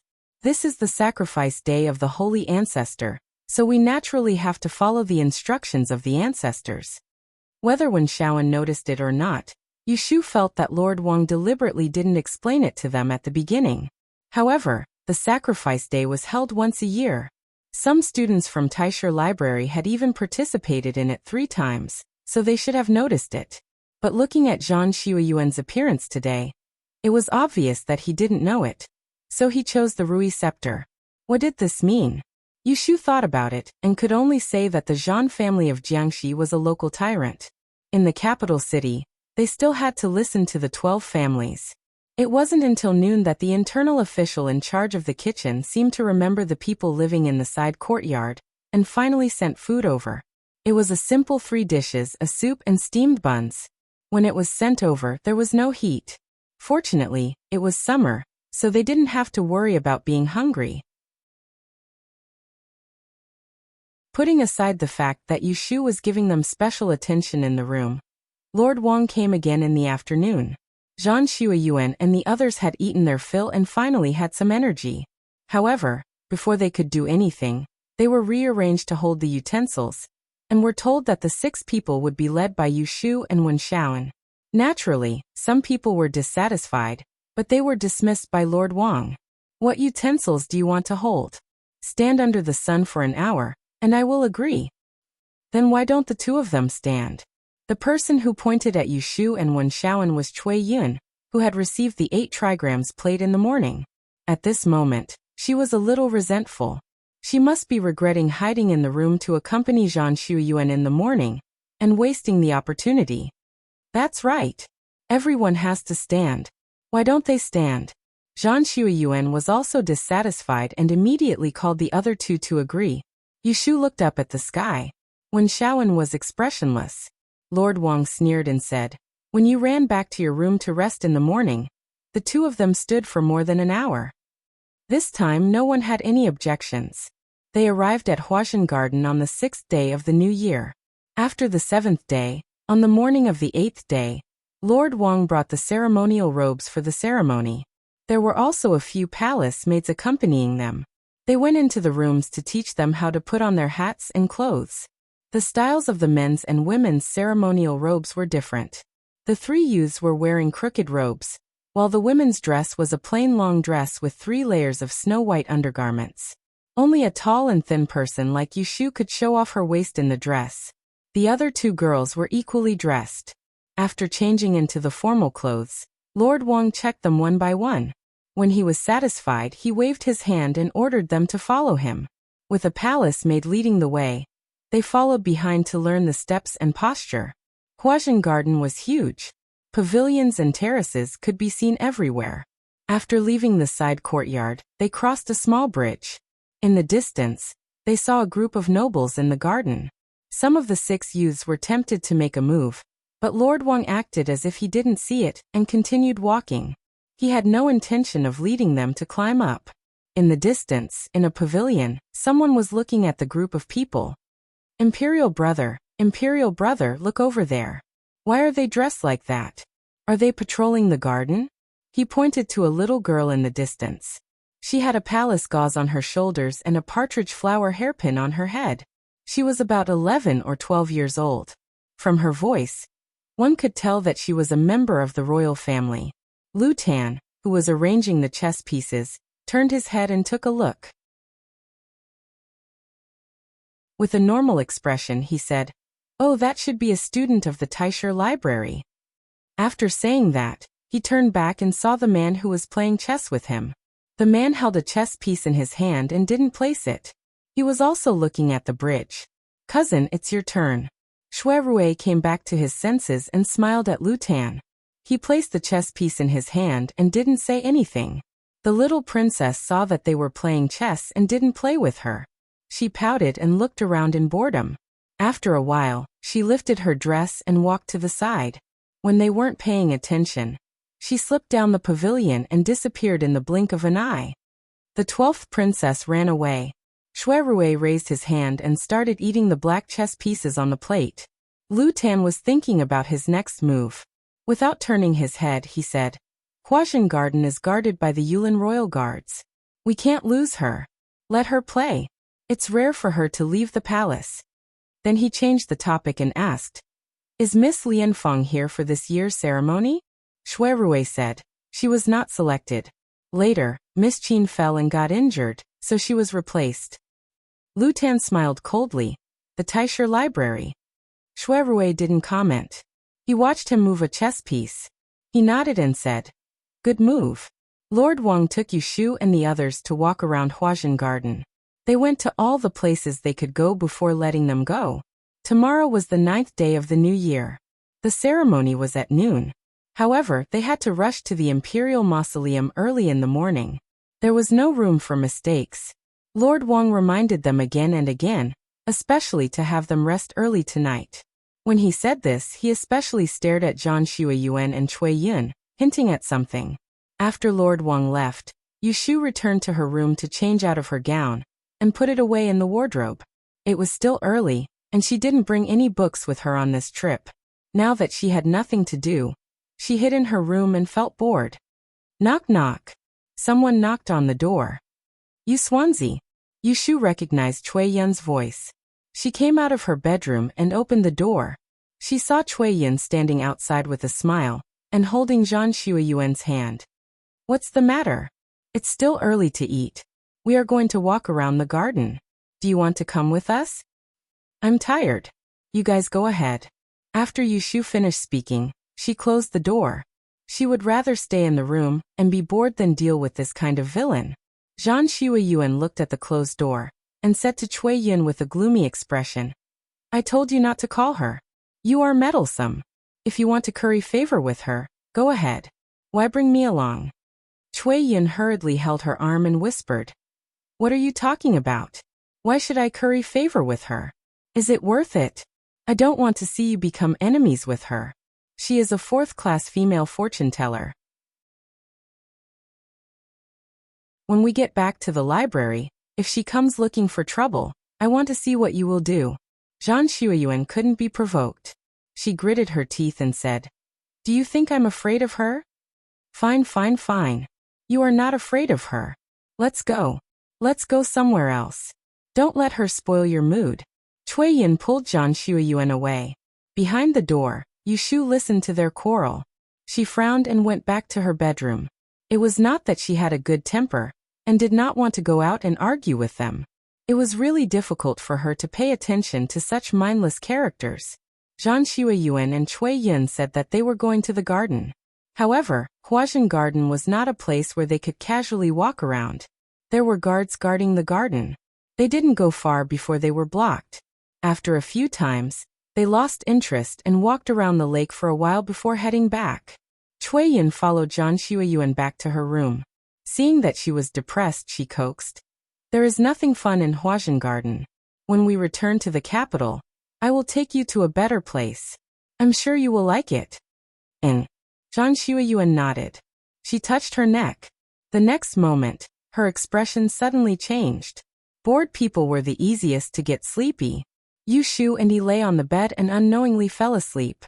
When they woke up again, they were woken up by the sound of knocking on the door. Bang, bang, bang. Come out. Yushu, come out. Yushu yawned and sat up. The room was dusky. She tidied her hair and was unhappy to be woken up like this. She went to open the door with a gloomy face. What's with the noise? 1, 2, 3, 4. There was more than one person standing outside the door. The first person was Zhang Shuiyuan. When Yushu saw her angrily push her away, she rushed into her bedroom without saying a word. Yushu was stunned. She followed closely and saw Zhang Shuiyuan pull the pillow and quilt on her bed to the floor. She stepped on it like a headless fly and turned to pull at her wardrobe. Yushu strode forward and grabbed her hand. She used force to pull her away and shouted, Are you crazy? Let me go. You little thief. Zhang Shuiyuan shook off her hand and pointed at Yushu's nose. She scolded with red eyes. You stole my Tianyu. Stop pretending. Give it back to me. Yushu suddenly felt a headache. She pulled her hard, pinched her wrist, and asked coldly, Which eye of yours saw me steal your things, huh? Zhang Shuiyuan felt pain. She shrank her shoulders and said fiercely, Who else could it be except you? I went out with Yunyan in the afternoon, and you were alone in the backyard. You must have been greedy for my Tianyu and sneaked into my room to take it. Yushu almost spat on her face. She was a brainless fool. She was not a member of the Zhan family and didn't know Tianyu feng shui. What was the use of taking her broken stone? Did she want to use it to break the glass of her house? Cui Yin, Feng Jun and Wen Shaoan, who came to watch, saw the scene and hesitated. They didn't know whether they should go forward to persuade her or not. Cui Yin couldn't stand it anymore. She said bitterly, You Swansea, if you took Shuiyuan's Tianyu, give it back to her. Don't wait for things to get worse. Zhang Shuiyuan suddenly turned around and shouted, Yunyan, go and ask Lord Wang to come here. Go and find the guards. Tell them there is a thief here. Go. Cui Yin hesitated and took 2 steps back. She turned around and was about to run out to call the guards. Yushu saw this and felt her teeth itching. Idiots. A group of idiots. Didn't they know where they were? If they really alarmed the higher-ups, they would be in big trouble. Wen Shaoan, stop her. Would Wen Shaoan, who had been keeping a distance from Yushu these days, listen to her? The answer was proved by his actions. "Ah! You let go of me!" Cui Yin screamed and tried to hit Wen Xiaoan's arm, but Wen Xiaoan didn't budge at all. He didn't let her move a single step away. The other two youths looked at her, and didn't know whether to help or pull her back. They just stood there blankly. At this time, the room was in chaos. "Don't pull me. It hurts. Let go of me. Help. Help. You Shu, you little thief. You damn thief. How dare you steal my Tianyu?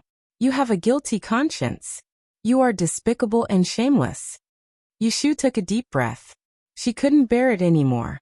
She raised her hand and slapped Zhang Shuiyuan's head. Zhang Shuiyuan was knocked to the side and said angrily.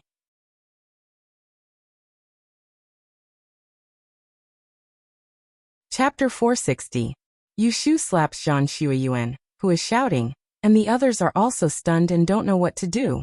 "What are you shouting for? Who dares to say one more word? If the nobles in the garden hear you, I want to see who will have a good ending." Yushu takes the opportunity to scare them and calm them down. Then she asks Wen Xiaoan to go out quietly to find Lord Wang, and tell him not to disturb others. As soon as Wen Xiaoan leaves, Zhang Shuiyuan starts to cry. Yushu raises her hand without saying anything, which makes her behave. She just holds her face and sobs in a low voice, as if she has been greatly wronged. As the saying goes, a bitch will be tortured by a wicked person. She doesn't listen to Yushu and is even more domineering than her, so she doesn't dare to say anything. Not long after Wen Xiaoan leaves, he comes back with Lord Wang, who is out of breath. Lord Wang has heard about what happened from Wen Xiaoan on the way. As soon as he enters Yushu's room, he closes the door with a sullen face. He calls all the people in the bedroom to the living room and reprimands them in a low voice. "Do you all want to die? Where is this place? Tomorrow is a special day. How dare you make trouble here?" Cui Yin says timidly, "Lord Wang, we didn't mean to. Shuiyuan's Tianyu was stolen." Yushu snorts coldly. Lord Wang glances at Yushu. Seeing that she doesn't speak, he turns his eyes to Zhang Shuiyuan, who is covering her head and crying, and asks, "What Tianyu? When did you lose it?" Lord Wang is an official of the Ministry of Rights, not a teacher, so he doesn't know much about Jiangxi Feng Shui Zhan family. Zhang Shuiyuan thinks that Lord Wang is going to stand up for her, so she becomes bold. She rubs her eyes and stops crying. She first explains the rarity of their family's Tianyu, and finally points at Yushu and says, "I was wearing it in the morning and left it in the room in the afternoon. When I came back, it was gone. I couldn't find it anywhere. It must have been stolen by her." Yushu denies it before Lord Wang asks, "It's not me. I was sleeping in the afternoon, and didn't go to her room." "It's you, and you still don't want to admit it." "I didn't do it. Why should I admit it?" "Then do you dare to let me search your room? Who do you think you are to search just because you said so? You have a guilty conscience, you." Lord Wang felt a headache when he saw them quarreling. He immediately said in a low voice, "Enough. Don't make any more noise. If anyone says another word, they can forget about attending tomorrow's ceremony. Pack up and leave tonight." Zhang Shuiyuan angrily shut his mouth, and the room became quiet. Official Wang looked at this and then at that, not knowing what to do. It was true that he was in charge of these 6 people, but he was a ceremonial official, not an inquisitor. How could he judge right from wrong? And he had no right to search the body of an oracle. Yushu saw Lord Wang's difficult expression and frowned inwardly. She knew that this matter couldn't be resolved peacefully. With the muddle-headed behavior of Zhang Shuiyuan and the others, this matter would definitely blow up. Unfortunately, no one was listening to her. Her identity as the fortune teller did not carry much weight here, so she could not make any decisions. At this time, there was another knock on the door. "Miss Yu, this servant is here to deliver dinner." It was the little eunuch Xiaojizi. Yushu moved and walked over to open the door a crack. She looked at the little eunuch outside and had an idea. She didn't hurry to take the food box in his hands. Instead, she asked, "Eunuch Xiaojizi, where is your master?" After 2 days of delivering food, Yushu was aware of the relationship between this little eunuch and the senior eunuch, Qiu Tongren, who served noble consort Shui. Xiaojizi saw that Yushu was blocking the door, so he stood outside and didn't enter. When he heard her ask about his master, he said, "Master is serving Her Highness." "What's the matter, miss?" Yushu was speechless. She wanted to find Shui Rui to deal with this matter, but she didn't know where he was. Only eunuchs with special status could come and go as they pleased in Huajin Garden. She thought that Qiu Tongren would know where Shui Rui was, but eunuch Qiu was serving noble consort Shui, so it would be difficult. Ziajizi was clever. He looked at her and carefully asked, "Miss, if you have something to say, this servant might be able to help." Yushu asked with a trace of hope, "Do you know where eldest young Master Shui is in the garden?" "I know. Eldest young Master Shui lives in the south courtyard." Yushu was delighted and quickly said, "Then I'll have to trouble you to ask eldest young Master Shui to come here. Tell him that I have an urgent matter to discuss with him." Ziajizi remembered that he had received 100 taels from Yushu from his master the day before yesterday, so he was willing to help her run errands. Thus, he readily agreed, and gave the food box to Yushu before he ran off to find Shui Rui. Yushu closed the door and returned. Seeing a group of people in the living room looking at her, she said to Lord Wang, "Lord, please wait for a moment. I've already sent someone to inform Lord Shui, the junior minister of the Supreme Court. Let's wait for him to arrive before we discuss the matter." Lord Wang had heard of Shui Rui's reputation before. His expression had relaxed, but Zhang Xueyuan was still staring at Yushu with a face full of suspicion. Cui Yun, who was standing at the side, pulled Yushu back and remained silent. Yushu was too lazy to explain in front of them. She brought the food in the food box to the table and politely asked Lord Wang about it. Seeing that he shook his head and refused, she called out to Wen Shaoan and gave him a pair of serving chopsticks. The two ignored everyone else and sat at the table to eat. When Zhang Xueyuan saw Yushu acting like this, he became even angrier. Earlier, his head had hurt from being hit by her. Now that he was angry, he felt dizzy. Cui Yin helped him to sit on a chair. When he thought of the lost Tianyu, tears fell from his eyes again in a daze. Shui Rui came faster than Yushu expected. She had just put down her chopsticks to wipe her mouth when she heard a knock on the door. It was Ziajizi again. "Miss you, I've invited eldest young master." Everyone in the room, who had been silent, suddenly had a change of expression. Yushu hurriedly went to open the door. It was already dark outside, but she still saw Shui Rui, who was wearing a bamboo green robe, standing behind Ziajizi. When their eyes met, she could see the worry in his eyes. What happened? Shui Rui wasn't in a hurry to go inside. Instead, he used his height to look over Yushu's head to see the situation in the room. He guessed and asked her. Yushu briefly told him. "You've heard of Jiangxi Zhan family's Tianyu geomancy, right? The Tianyu that Miss Zhan carried with her was lost. She suspected that I stole it, so she set it up. Official Wang from the Ministry of Rights is also there." Needless to say, Shui Rui knew why Yushu had asked him to come. He nodded and followed her into the living room. He didn't care that Ziajizi was poking his head around outside, and didn't leave. Official Wang went forward to greet Shui Rui. In terms of official rank, Shui Rui was half a rank higher than him. Most of the young people in the room recognized who Shui Rui was. Those who were originally sitting there all stood up to avoid being rude. Shui Rui didn't exchange greetings with official Wang. He walked to the chair at the head of the table and sat down. He looked around at the expressions of the people in the room and asked first, "Who lost it?" Zhang Xueyuan hurriedly said, "It's me. My Tianyu was stolen." "How can you be sure that someone stole it and you didn't lose it yourself?" Zhang Xueyuan stuttered because of Shui Rui's question. Cui Yun, who was supporting her, spoke quickly and helped her. "It's like this, Your Excellency. Zhang Xueyuan's Tianyu never left her. She was still wearing it this morning. In the afternoon, official Wang brought a dress for us to try on.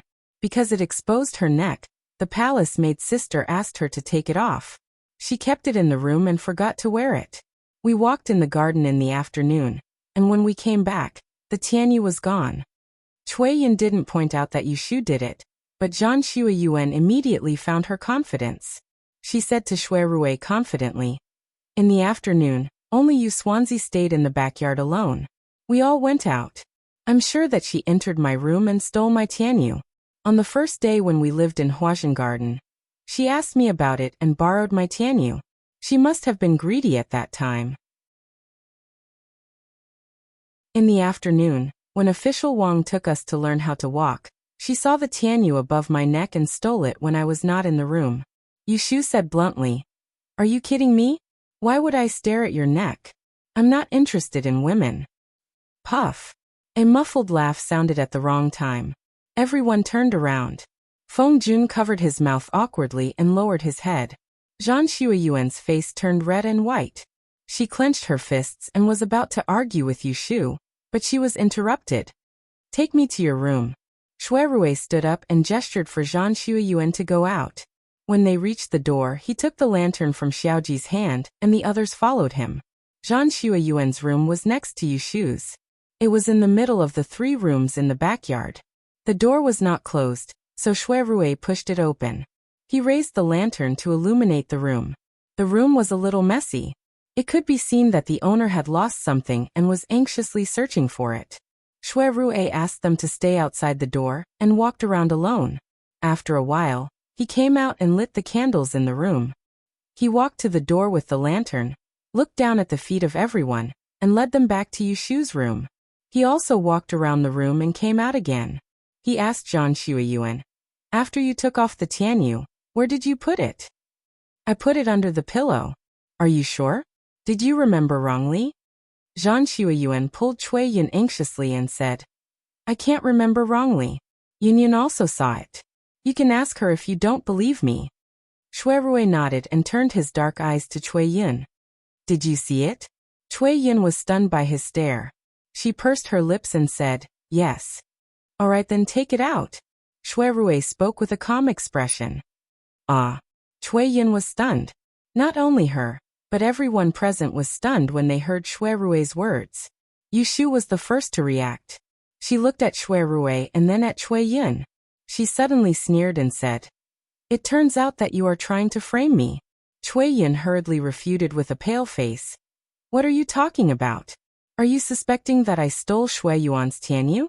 How is that possible? It's not me. I have been with her all the time. How could I have the chance to sneak into her room?"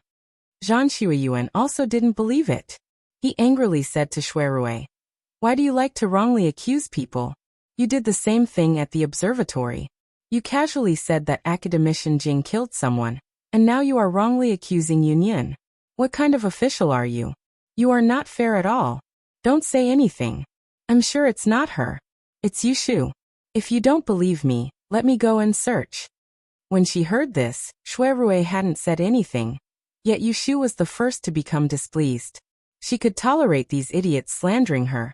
Yet she couldn't bear to hear anyone speak ill of Shui Rui. So she turned around and glared at Zhang Shuiyuan, before she narrowed her eyes and said,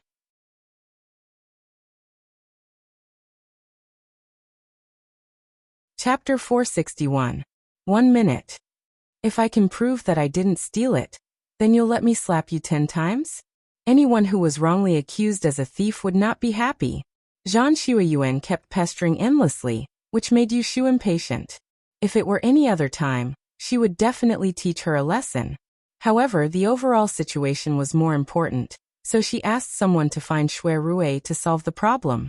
Who knew that Zhang Shuiyuan, who had lost the Heaven Jade, would bite people like a mad dog whose tail had been stepped on? She even blamed Shui Rui. Yushu lost her patience and made up her mind to make Zhang Shuiyuan bear the consequences. Zhang Shuiyuan had a strong temper. Under Yushu's provocative gaze, she pushed away Cui Yun, who was trying to dissuade her in a low voice. She gritted her teeth and actually challenged Yushu. "If you want to prove that you stole it, do you dare to kneel down and apologize to me?" Shui Rui frowned and his face darkened. Before he could say anything, he heard Yushu agree readily. "Why not? We'll do it." Then she said to everyone present, "You all heard it. Be my witness. Miss Zhang personally promised me to slap her." Zhang Shuiyuan trembled with anger. In her opinion, Yushu, who was very interested in her Heaven Jade on the first day she moved into Huazhen Garden, must have been greedy, so she took the opportunity to steal her treasure. Otherwise, why would Yushu stop people from searching her room? She must have thought that she didn't dare to make a big deal out of the ancestral worship ceremony, So she wanted to hide for a while and take the heaven jade for herself. If she had tolerated it, maybe Yushu would hide her heaven jade somewhere else, and it would be difficult to find it again. As a direct descendant of the Zhan family, the heaven jade was no different from a lifeblood to Zhan Shuiyuan. Without the heaven jade, it was impossible for the family to give her a second piece. Without the heaven jade Feng Shui Sutra, half of her life would be ruined. Knowing the pros and cons, how could she not be anxious and terrified? Regardless of how big of a commotion she made, she had to get the heaven jade back. Alright, if you want to prove that you didn't steal it, then let me search your room and body right now. Yushu sneered and said, I said I wanted to prove that I didn't steal your stupid stone, but I didn't agree to let you search me. What, you want to deny it? Clear Snow said anxiously. Who's going to deny it? I'm still waiting to slap your face, Yushu teased. She pointed at Shui Rui, who was standing behind the door, as if it was a matter of course. With the junior minister of the Supreme Court, Lord Shui, here, I'll let him make the decision. I think he will definitely give a convincing answer as to who is right and who is wrong between you and me. With these words, she threw the ball to Shui Rui. Not mentioning what others thought, Shui Rui, who had just been a bit angry, didn't know whether to laugh or cry. Looking at Yushu's cunning eyes, listening to her words that were filled with trust, his heart itched, and he really wanted to grab her in his hands and rub it. Yushu's actions had to be said to have won his heart. He liked her stubbornness, but as a man he hoped that the woman he admired would be able to trust him. Since that was the case, he naturally wouldn't waste Yushu's trust. Shui Rui turned to look at Zhan Shuiyuan, who had an unconvinced expression, and reprimanded coldly. I am the judge of the Supreme Court. With the official seal, I have the right to interrogate officials and scholars below the 6th rank and 5th rank. I can act first and report later. What rank are you? How dare you question me? Shui Rui was young and successful. He was born in a family of generals and ministers. He worked in the Supreme Court and received orders from the emperor. All he saw were murder cases and capital punishment. His official prestige was much stronger than those civil officials who had been officials for many years. If he really put on airs, all the people present, including Lord Wang of the Ministry of Rights, were not enough.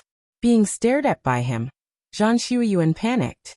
He lowered his head and said with grievance, even if you are an official of the imperial court, you can't fabricate facts and be biased. You don't need to say it.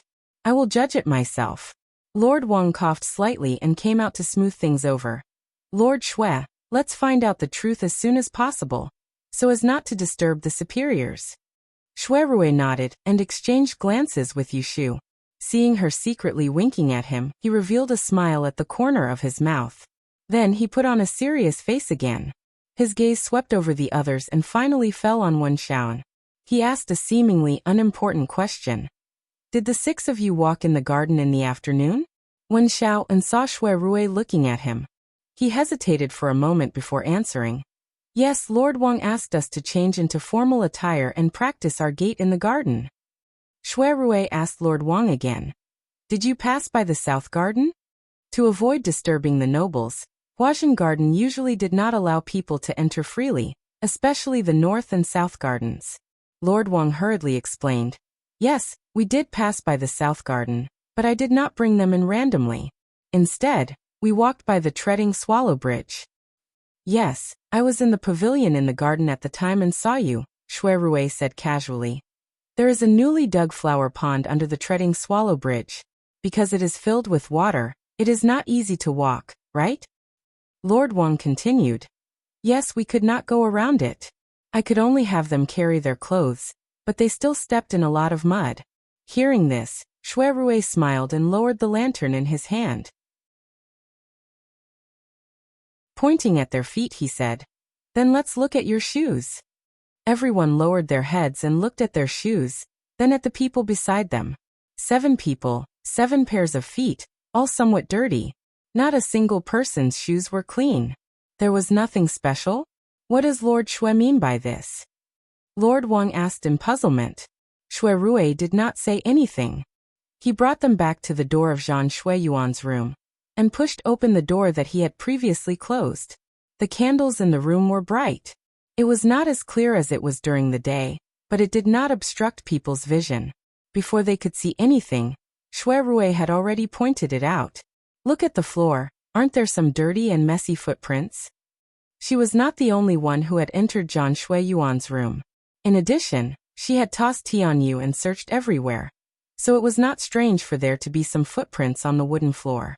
However, there were a few sets of footprints that were stained with some brownish-yellow mud.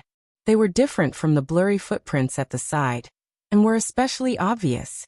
Holding the lantern, Shui Rui looked at their expressions and said slowly, "There were some clouds in the afternoon and the sun did not come out. You walked over Swallow Trampling Bridge, and returned here not far. The mud on your shoes was not dry, so when you stepped on the wooden floor of the room, you left marks.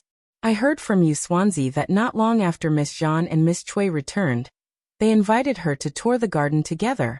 She rejected them, and then she took a nap in her room.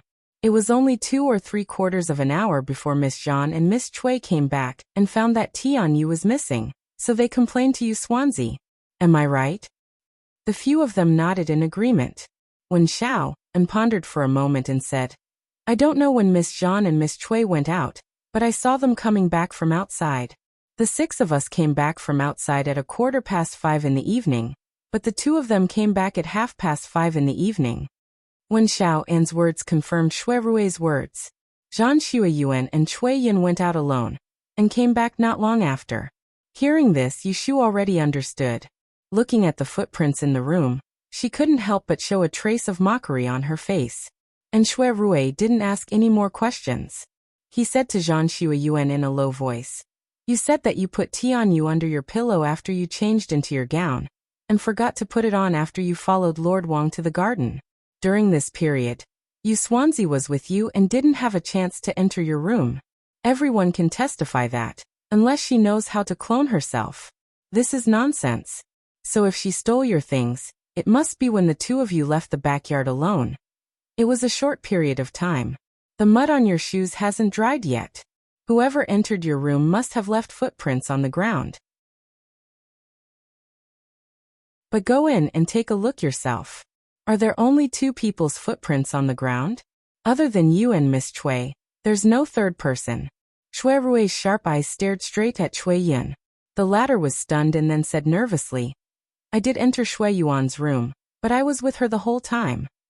After saying that, he hurriedly turned his head to look at Zhang Shuiyuan, but saw the doubt on her face. He immediately smiled bitterly. "Shuyun, why would I take your Tianyu? Without your Zhang family's Tianyu scripture, what use do I have for it?"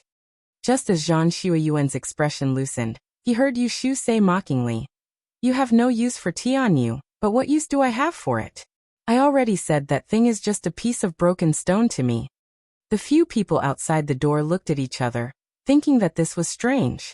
Yushu had never entered Zhang Shuiyuan's room, and Cui Yin had always been with Zhang Shuiyuan. Why did Tianyu disappear? Zhang Shuiyuan's face tensed up, and he glared at Yushu angrily. Ignoring everyone, he walked into the room alone, took the lamp on the table, and checked inside and out. When he came out, he still stared at Yushu and said to Shui Rui, "I can't agree with what Sir said. It's hard to guarantee that someone wouldn't change into a clean pair of shoes and come to my room. That way no one would know." After Shui Rui's analysis, she had calmed down quite a bit, and could finally use her brain. Cui Yin hurriedly added, "That's right. She must have changed her shoes before coming here." This time, Lord Wang and the others shifted their suspicious gazes to Yushu's face. At this moment, they heard Shui Rui ask, "Shu, how many pairs of shoes are there in your room?" Yushu crossed her arms.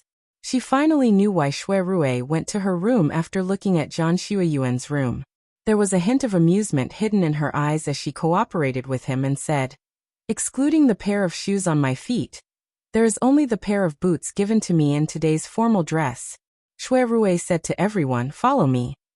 The 7 people, including Lord Wang, followed Shui Rui to Yushu's room. After entering the door, they followed behind Shui Rui and entered the bedroom. They saw him open the wardrobe next to the bed, revealing the lattice inside. On the bottom layer, there was a pair of light boots. Shui Rui took out the pair of boots, did not explain anything, just handed it to everyone, and lifted the soles. There was not a speck of dust on it.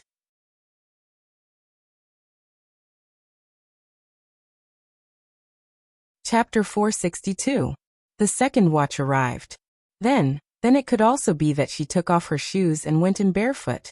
Cui-yin did not give up and tried to push this matter onto Yushu, but her eyes revealed some panic.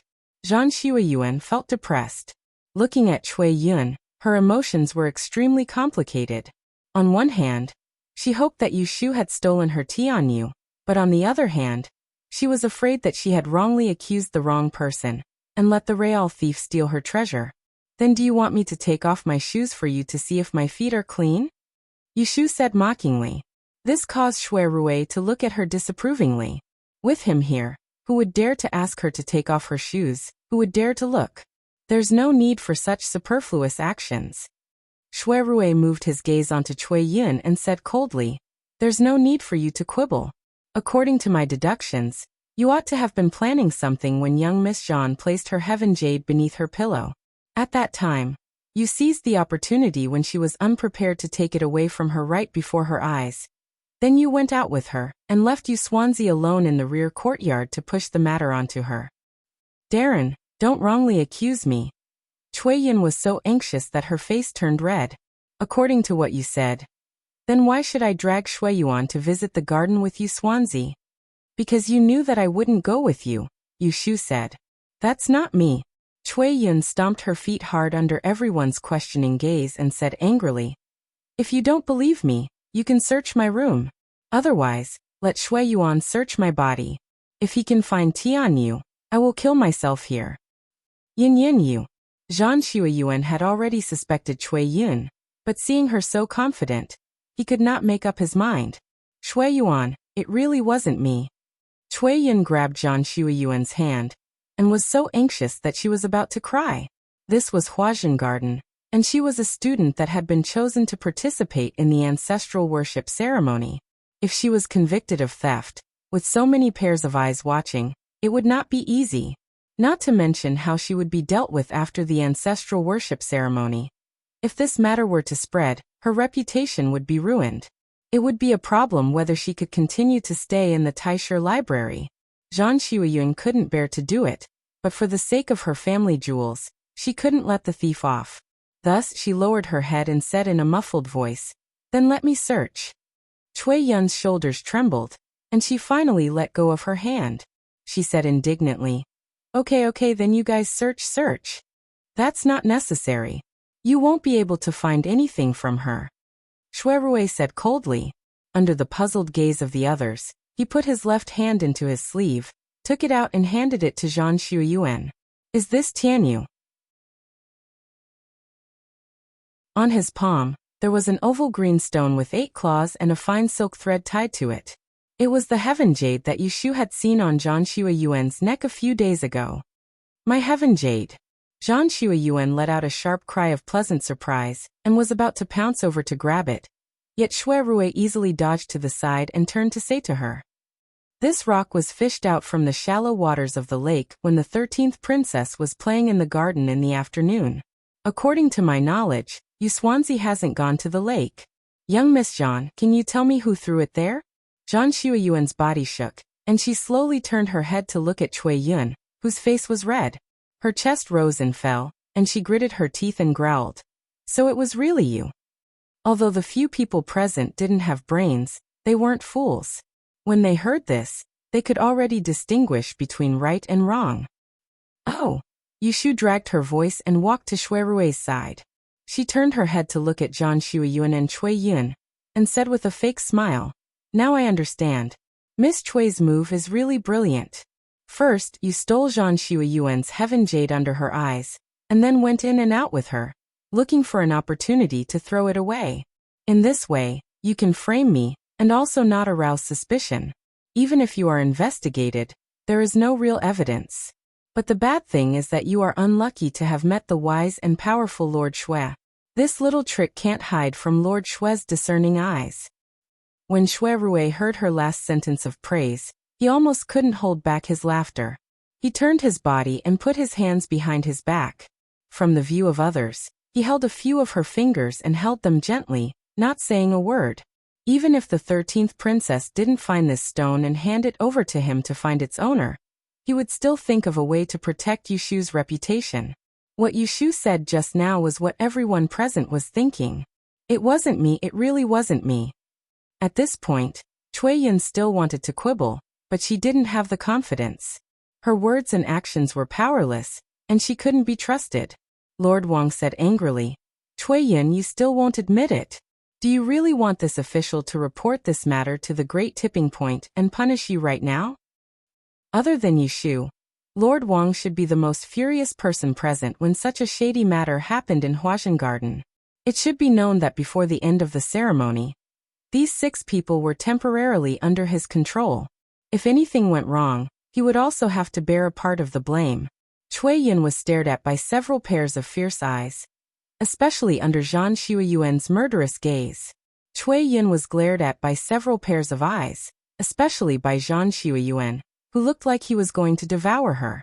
Cui Yun could not bear the pressure. She knew that the evidence was irrefutable. If she continued to quibble, the situation would only worsen. So she shrunk her shoulders and cried, I didn't do it on purpose. At first, I just wanted to play a joke on Xueyuan, so I took her heaven jade. Who knew that when I was walking by the lake, I accidentally lost it. I was afraid that she would cut off all ties with me, so I hid it from her. Seeing that she was suspicious of Yu Swansea, I took advantage of the situation. I didn't do it on purpose. As she spoke, she actually knelt in front of Zhang Xueyuan in front of everyone, grabbed the hem of her clothes, and begged. Such a change was unexpected. The original theft and framing was instantly twisted into a joke by her, but she cried so miserably that no one could tell whether it was real or fake.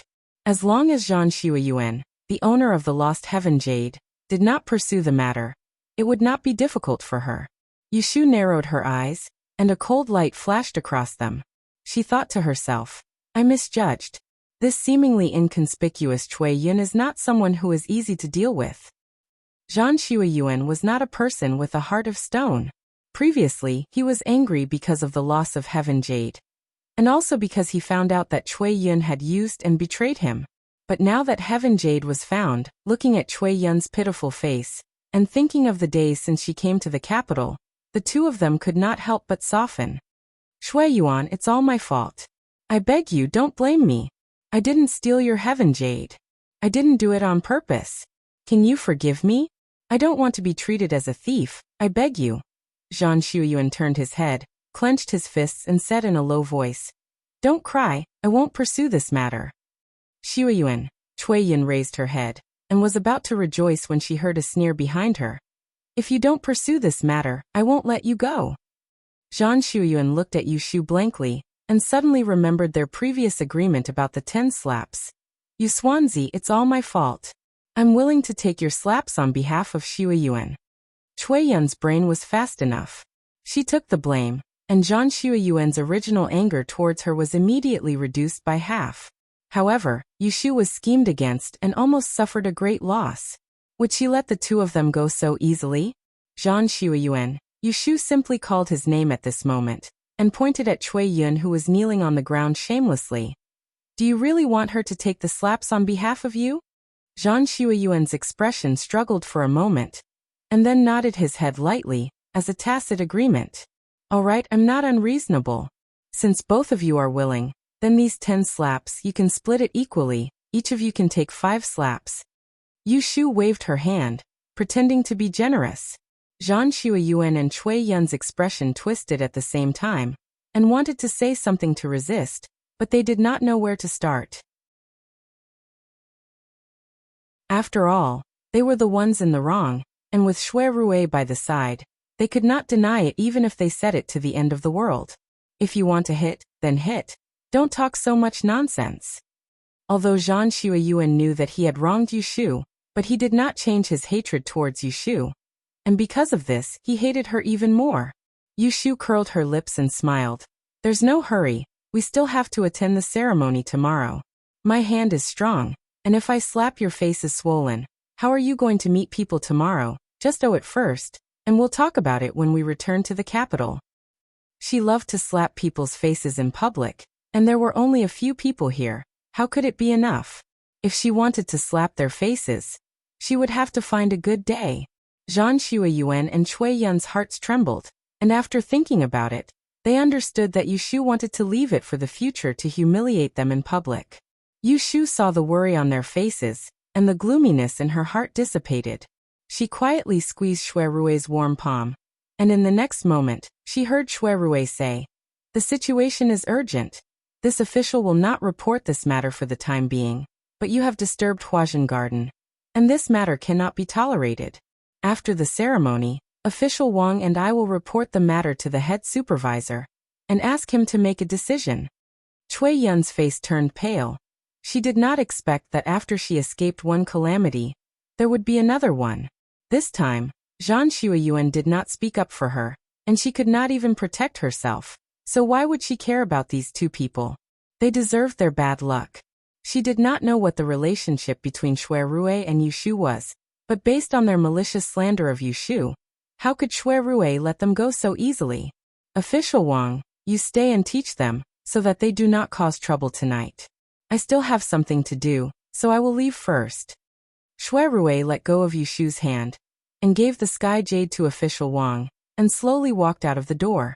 When he was at the door, he stopped and turned his head slightly. It seemed like he did it unintentionally, but it was noticed by those who were observant. Yushu secretly laughed, and said to Official Wang, "I will send off Official Shui." "Okay, you go first."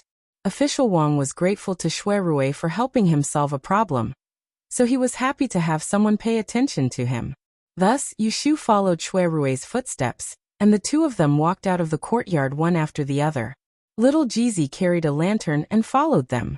They left behind a group of people who were destined to have a sleepless night. The night was dark, and the shadows of the buildings by the lake gradually faded. Eunuch Chiu stood outside a curtain with his back bowed, reporting in a low voice what had happened in the southwest side courtyard in the evening to his master. After a while, he heard a comment from behind the curtain. "According to what you said, that Yu Swansea is not a good-natured person." Eunuch Chiu listened carefully, trying to figure out Imperial concubine Shui's tone. It did not sound like she was displeased, so he carefully said, "Fortunately, she has a temper, and managed to control those unruly people. Otherwise, we would not know the outcome of tonight's matter." Ah! Eunuch Chiu heard this chuckle, and immediately knew that he had not misunderstood.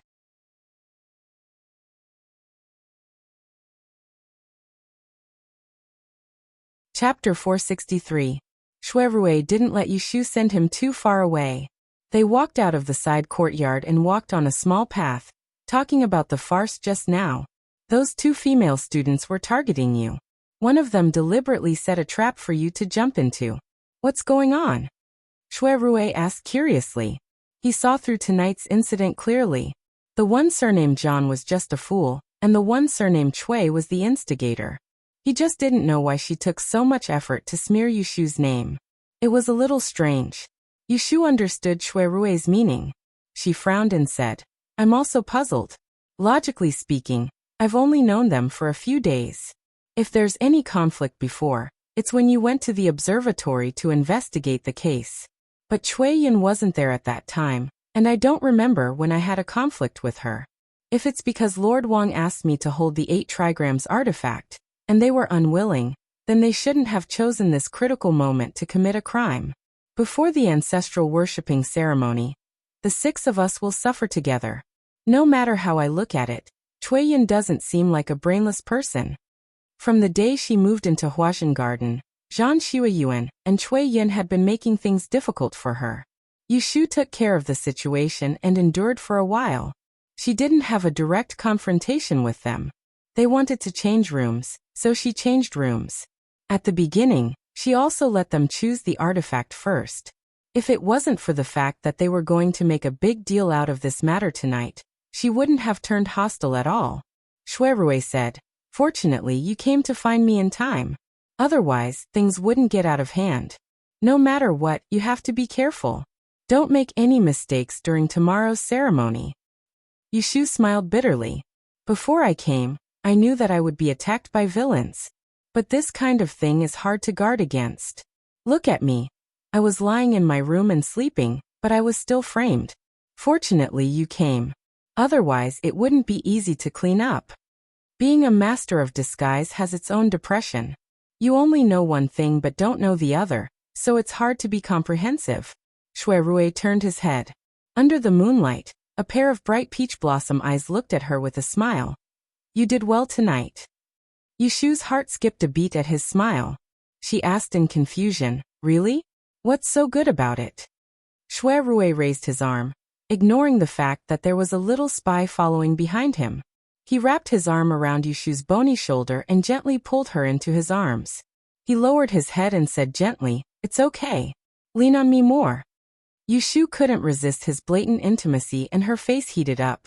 She lightly coughed and put her hand on his chest, but she couldn't bear to push him away. Amidst the chirping of cicadas and the cool summer night, the two of them quietly stayed like this for a while before Shui regretfully let go of her and said, "Go back and rest early. Tomorrow won't be easy. And you should sleep early too." As soon as Yushu left his embrace, she had a tiny bit of reluctance. She turned her head to look at the young eunuch who was looking around nearby. When she saw that he wasn't staring at her, she stood on her tiptoes and swiftly kissed Shui cheek. Without waiting for him to react, she retreated, turned around and swaggered off. Shui was stunned. He touched his face and looked at her leaving figure.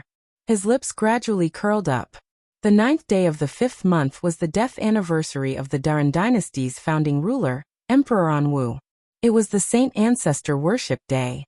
The imperial tomb raising ceremony was held to worship the ancestors and heaven to pray for the prosperity of the future. Before dawn, Huazhen Garden became busy inside and outside. In a corner of the West Garden, the 6 people from Taisher Library had finished bathing early and changed into ceremonial robes. Under the guidance of Wang Daran of the Ministry of Rites, they went to the imperial tomb. Along the way, the atmosphere in the carriage was very heavy. Due to the effects of last night's incident, Zhang Xueyuan and Cui Yin did not sleep well. Their faces were painted and barely covered the bruises under their eyes, but they couldn't hide their listlessness. The two still sat next to each other, but they weren't as close as when they came. Yushu, on the other hand, had a good sleep because of Shui. She crossed her arms and leaned against the carriage with her eyes closed, enjoying the peace and quiet. After about 3 to 5 miles, the carriage stopped. Hearing Wang Daran's voice, Yushu, who was sitting by the door, was the first to jump off the carriage. The imperial tomb was built at the foot of Qi Mountain. The east and west were connected by the sun, the north by the dense forest, and the south by the flowing river. The carriage stopped at the edge of the grayish-blue city wall. Looking up, there were 81 steps of jade platform. It was grand and magnificent. The scarlet carpet stretched all the way to the north. The mountain breeze blew, and the east was green and white. Yushu squinted her eyes to feel the feng shui of the land of Crouching Dragon. It was very amazing. "Wait here for a moment, I'll go get the weapons," Wang Daran reminded them. Then he greeted the mausoleum guards in front of him and walked away. After the time it took to drink a cup of tea, Wang Daran returned. He was accompanied by another ceremonial officer and a small group of mausoleum guards. Each of them was holding a small wooden box. Yushu knew that the boxes contained martial emperor true weapons, so she focused her attention on the boxes. She saw the other ceremonial officer open the box and take out the weapons one by one. He handed them to Wang Daran, then passed them to the 6 of them. Yushu's eyes lit up when she saw these heavy bronze artifacts that glowed with a faint red light. Even though she didn't have any spiritual roots or spiritual energy, she could feel that they were extraordinary. Apart from the shape, they were similar to the fake artifacts that Lord Wang had given them before. Only their weight was comparable. She felt an indescribable heaviness as soon as she held the bagua plate in her hand. When the cold bronze object came into contact with her palm, she couldn't help but shiver. A faint trace of fear rose in her heart. She turned around to look at the other 5 people. They all had strange expressions on their faces. It seemed that she wasn't the only one who was affected. Lord Daran was not surprised at all. He led the 6 of them to the ceremonial officer who had come with him and warned them sternly. Follow Lord Ning into the mausoleum for now. Hold the weapons in your hands well. Don't drop them." After that, he glared at Cui Yun and Zhang Shuiyuan with a hint of warning, then hurried to the east with the mausoleum guards. Lord Ning was 2 or 3 years older than Lord Wang. He looked rigid. After examining the people in front of him, he meticulously led them to the high platform. While giving instructions, he kept a close eye on their steps, as if he was afraid that they would drop the weapons in their hands. To be honest, the 81 steps were not difficult, but it was different when they were holding the bronze pieces that weighed 7 or 8 kilograms. Even Yushu was slightly out of breath after climbing to the top of the platform without stopping, let alone the weak Zhang Shuiyuan and Cui Yun. The two of them were at the back. Under Lord Ning's dissatisfied gaze, they gritted their teeth and climbed up. "When the ceremony begins, you will wait here until His Majesty ascends the platform. You will do this." Lord Ning carefully explained the process of following the emperor. He told them that there would be a ceremonial boy leading the way, and they only needed to remember to follow the ceremonial boy closely. The 6 of them formed 2 columns, Yu Shu and Wen Xiao, and were arranged to walk on the east and west sides of the imperial carriage. They held the 8 trigrams treasured sword in front. As long as the 2 of them did not make any mistakes, the 4 people behind them would be able to keep their eyes open. In the blink of an eye, the sun rose. Yu Shu and the others were led by Lord Ning to walk a few times on the Mausoleum Avenue. They were familiar with the route, but they were also very tired. There was a large underground palace under the imperial mausoleum, but the top was like an ordinary garden. The scenery was pleasant, and every entrance was guarded by light-armored mausoleum guards with long spears in their hands. The security was tight. The altar was placed on top of the heavenly altar, and white banners were fluttering around it. More than 10 Taoists in blue robes wandered around the heavenly altar, waving their banners. Their expressions were solemn, and no one knew what they were doing. Yushu looked at them curiously, but when she heard Lord Ning cough, she hurriedly lowered her head to look at the road. When it was almost time, Lord Ning led them back to the starting point of the high platform. He asked them to temporarily put the objects in their hands on a piece of white cloth and rest for a while. Yushu rubbed her arms and looked down from the steps. She saw that outside the imperial mausoleum, which was deserted in the morning, there were now carriages and horses parked outside. There were shadows of people, and the sound of horns came intermittently from the distance. At the bottom of the heavenly altar, there was another world. There was a secret room 30 feet above their heads, and there were thousands of holes in the air. Beams of sunlight shone down, and the zigzagging walls were faintly discernible, flashing and disappearing, bursting with colorful splendor. Unexpectedly, there were countless jade stones inlaid on the walls. At the end of a moss-mottled stone tablet, there was a deep and bottomless pool of water. 2 figures were sitting beside the pool. The faint sound of a horn came from above. Jing Chen was sitting cross-legged, dressed in a long white Taoist robe. His black hair, like dark clouds, draped over his shoulders, reaching the ground. His elegant face was illuminated by the pond water, flickering between bright and dark. Zhu Muzhao was standing beside him. When he heard the sound of the horn, he said, "In another hour, the emperor will open the altar, and with the help of the upstanding qi of the imperial mausoleum, he will execute the 7 killers. Once the water of the underworld moves, you will see the people who have killed their lives." Hearing this, Jing Chen's face did not change at all. He had been meditating for days, and his mind was clear. At this moment, there was no distracting thought in his mind, and all his emotions were in the void. At noon, 500 imperial guards lined the road, and personally arrived outside the imperial mausoleum. The current emperor, his concubines, children, grandchildren, relatives, and important ministers of the imperial court. A group of dozens of people climbed the high platform in a burst of music, and the ceremonial officer sang. Yushu saw the approaching crowd from a distance. A touch of bright yellow entered her eyes. She swallowed nervously and held the bronze vessel in her hand firmly. She was not as calm as she was an hour ago, and her heart was crazy with excitement. In the past more than 20 years, she never thought that one day she could see the ancient emperor with her own eyes. He was not an actor, but a real emperor. It was a hot summer day, so it didn't take long for Yushu, who was wearing a heavy dress, to have a layer of sweat on her forehead. However, she didn't dare to raise her hand to wipe it off. When the imperial carriage passed in front of her, she lowered her head and followed behind it.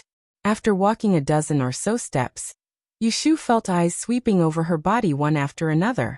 She knew that it was a noble looking at her, so her gait became even more steady. Carrying an artifact was tiring work, but it was indeed a good job. To be able to become familiar with the eyes of a large number of nobles and accompany the monarch, this was an opportunity that some people couldn't ask for in their entire lives. Along the way, people burned incense and worshipped in silence. When they walked to the bottom of the altar, Yushu felt that her whole back was wet with sweat. Thanks to the 3 layers of unlined clothes inside, she did not lose her manners. You're tuning in to the Li Mei's Sword of Destiny YouTube channel. We're so grateful for your support, and don't forget to subscribe to join us on this incredible journey through captivating stories. Your generosity through donations truly makes a world of difference, as it's the primary source of revenue that allows me to expand and enhance this channel for you. Thank you from the bottom of my heart for being a part of this adventure.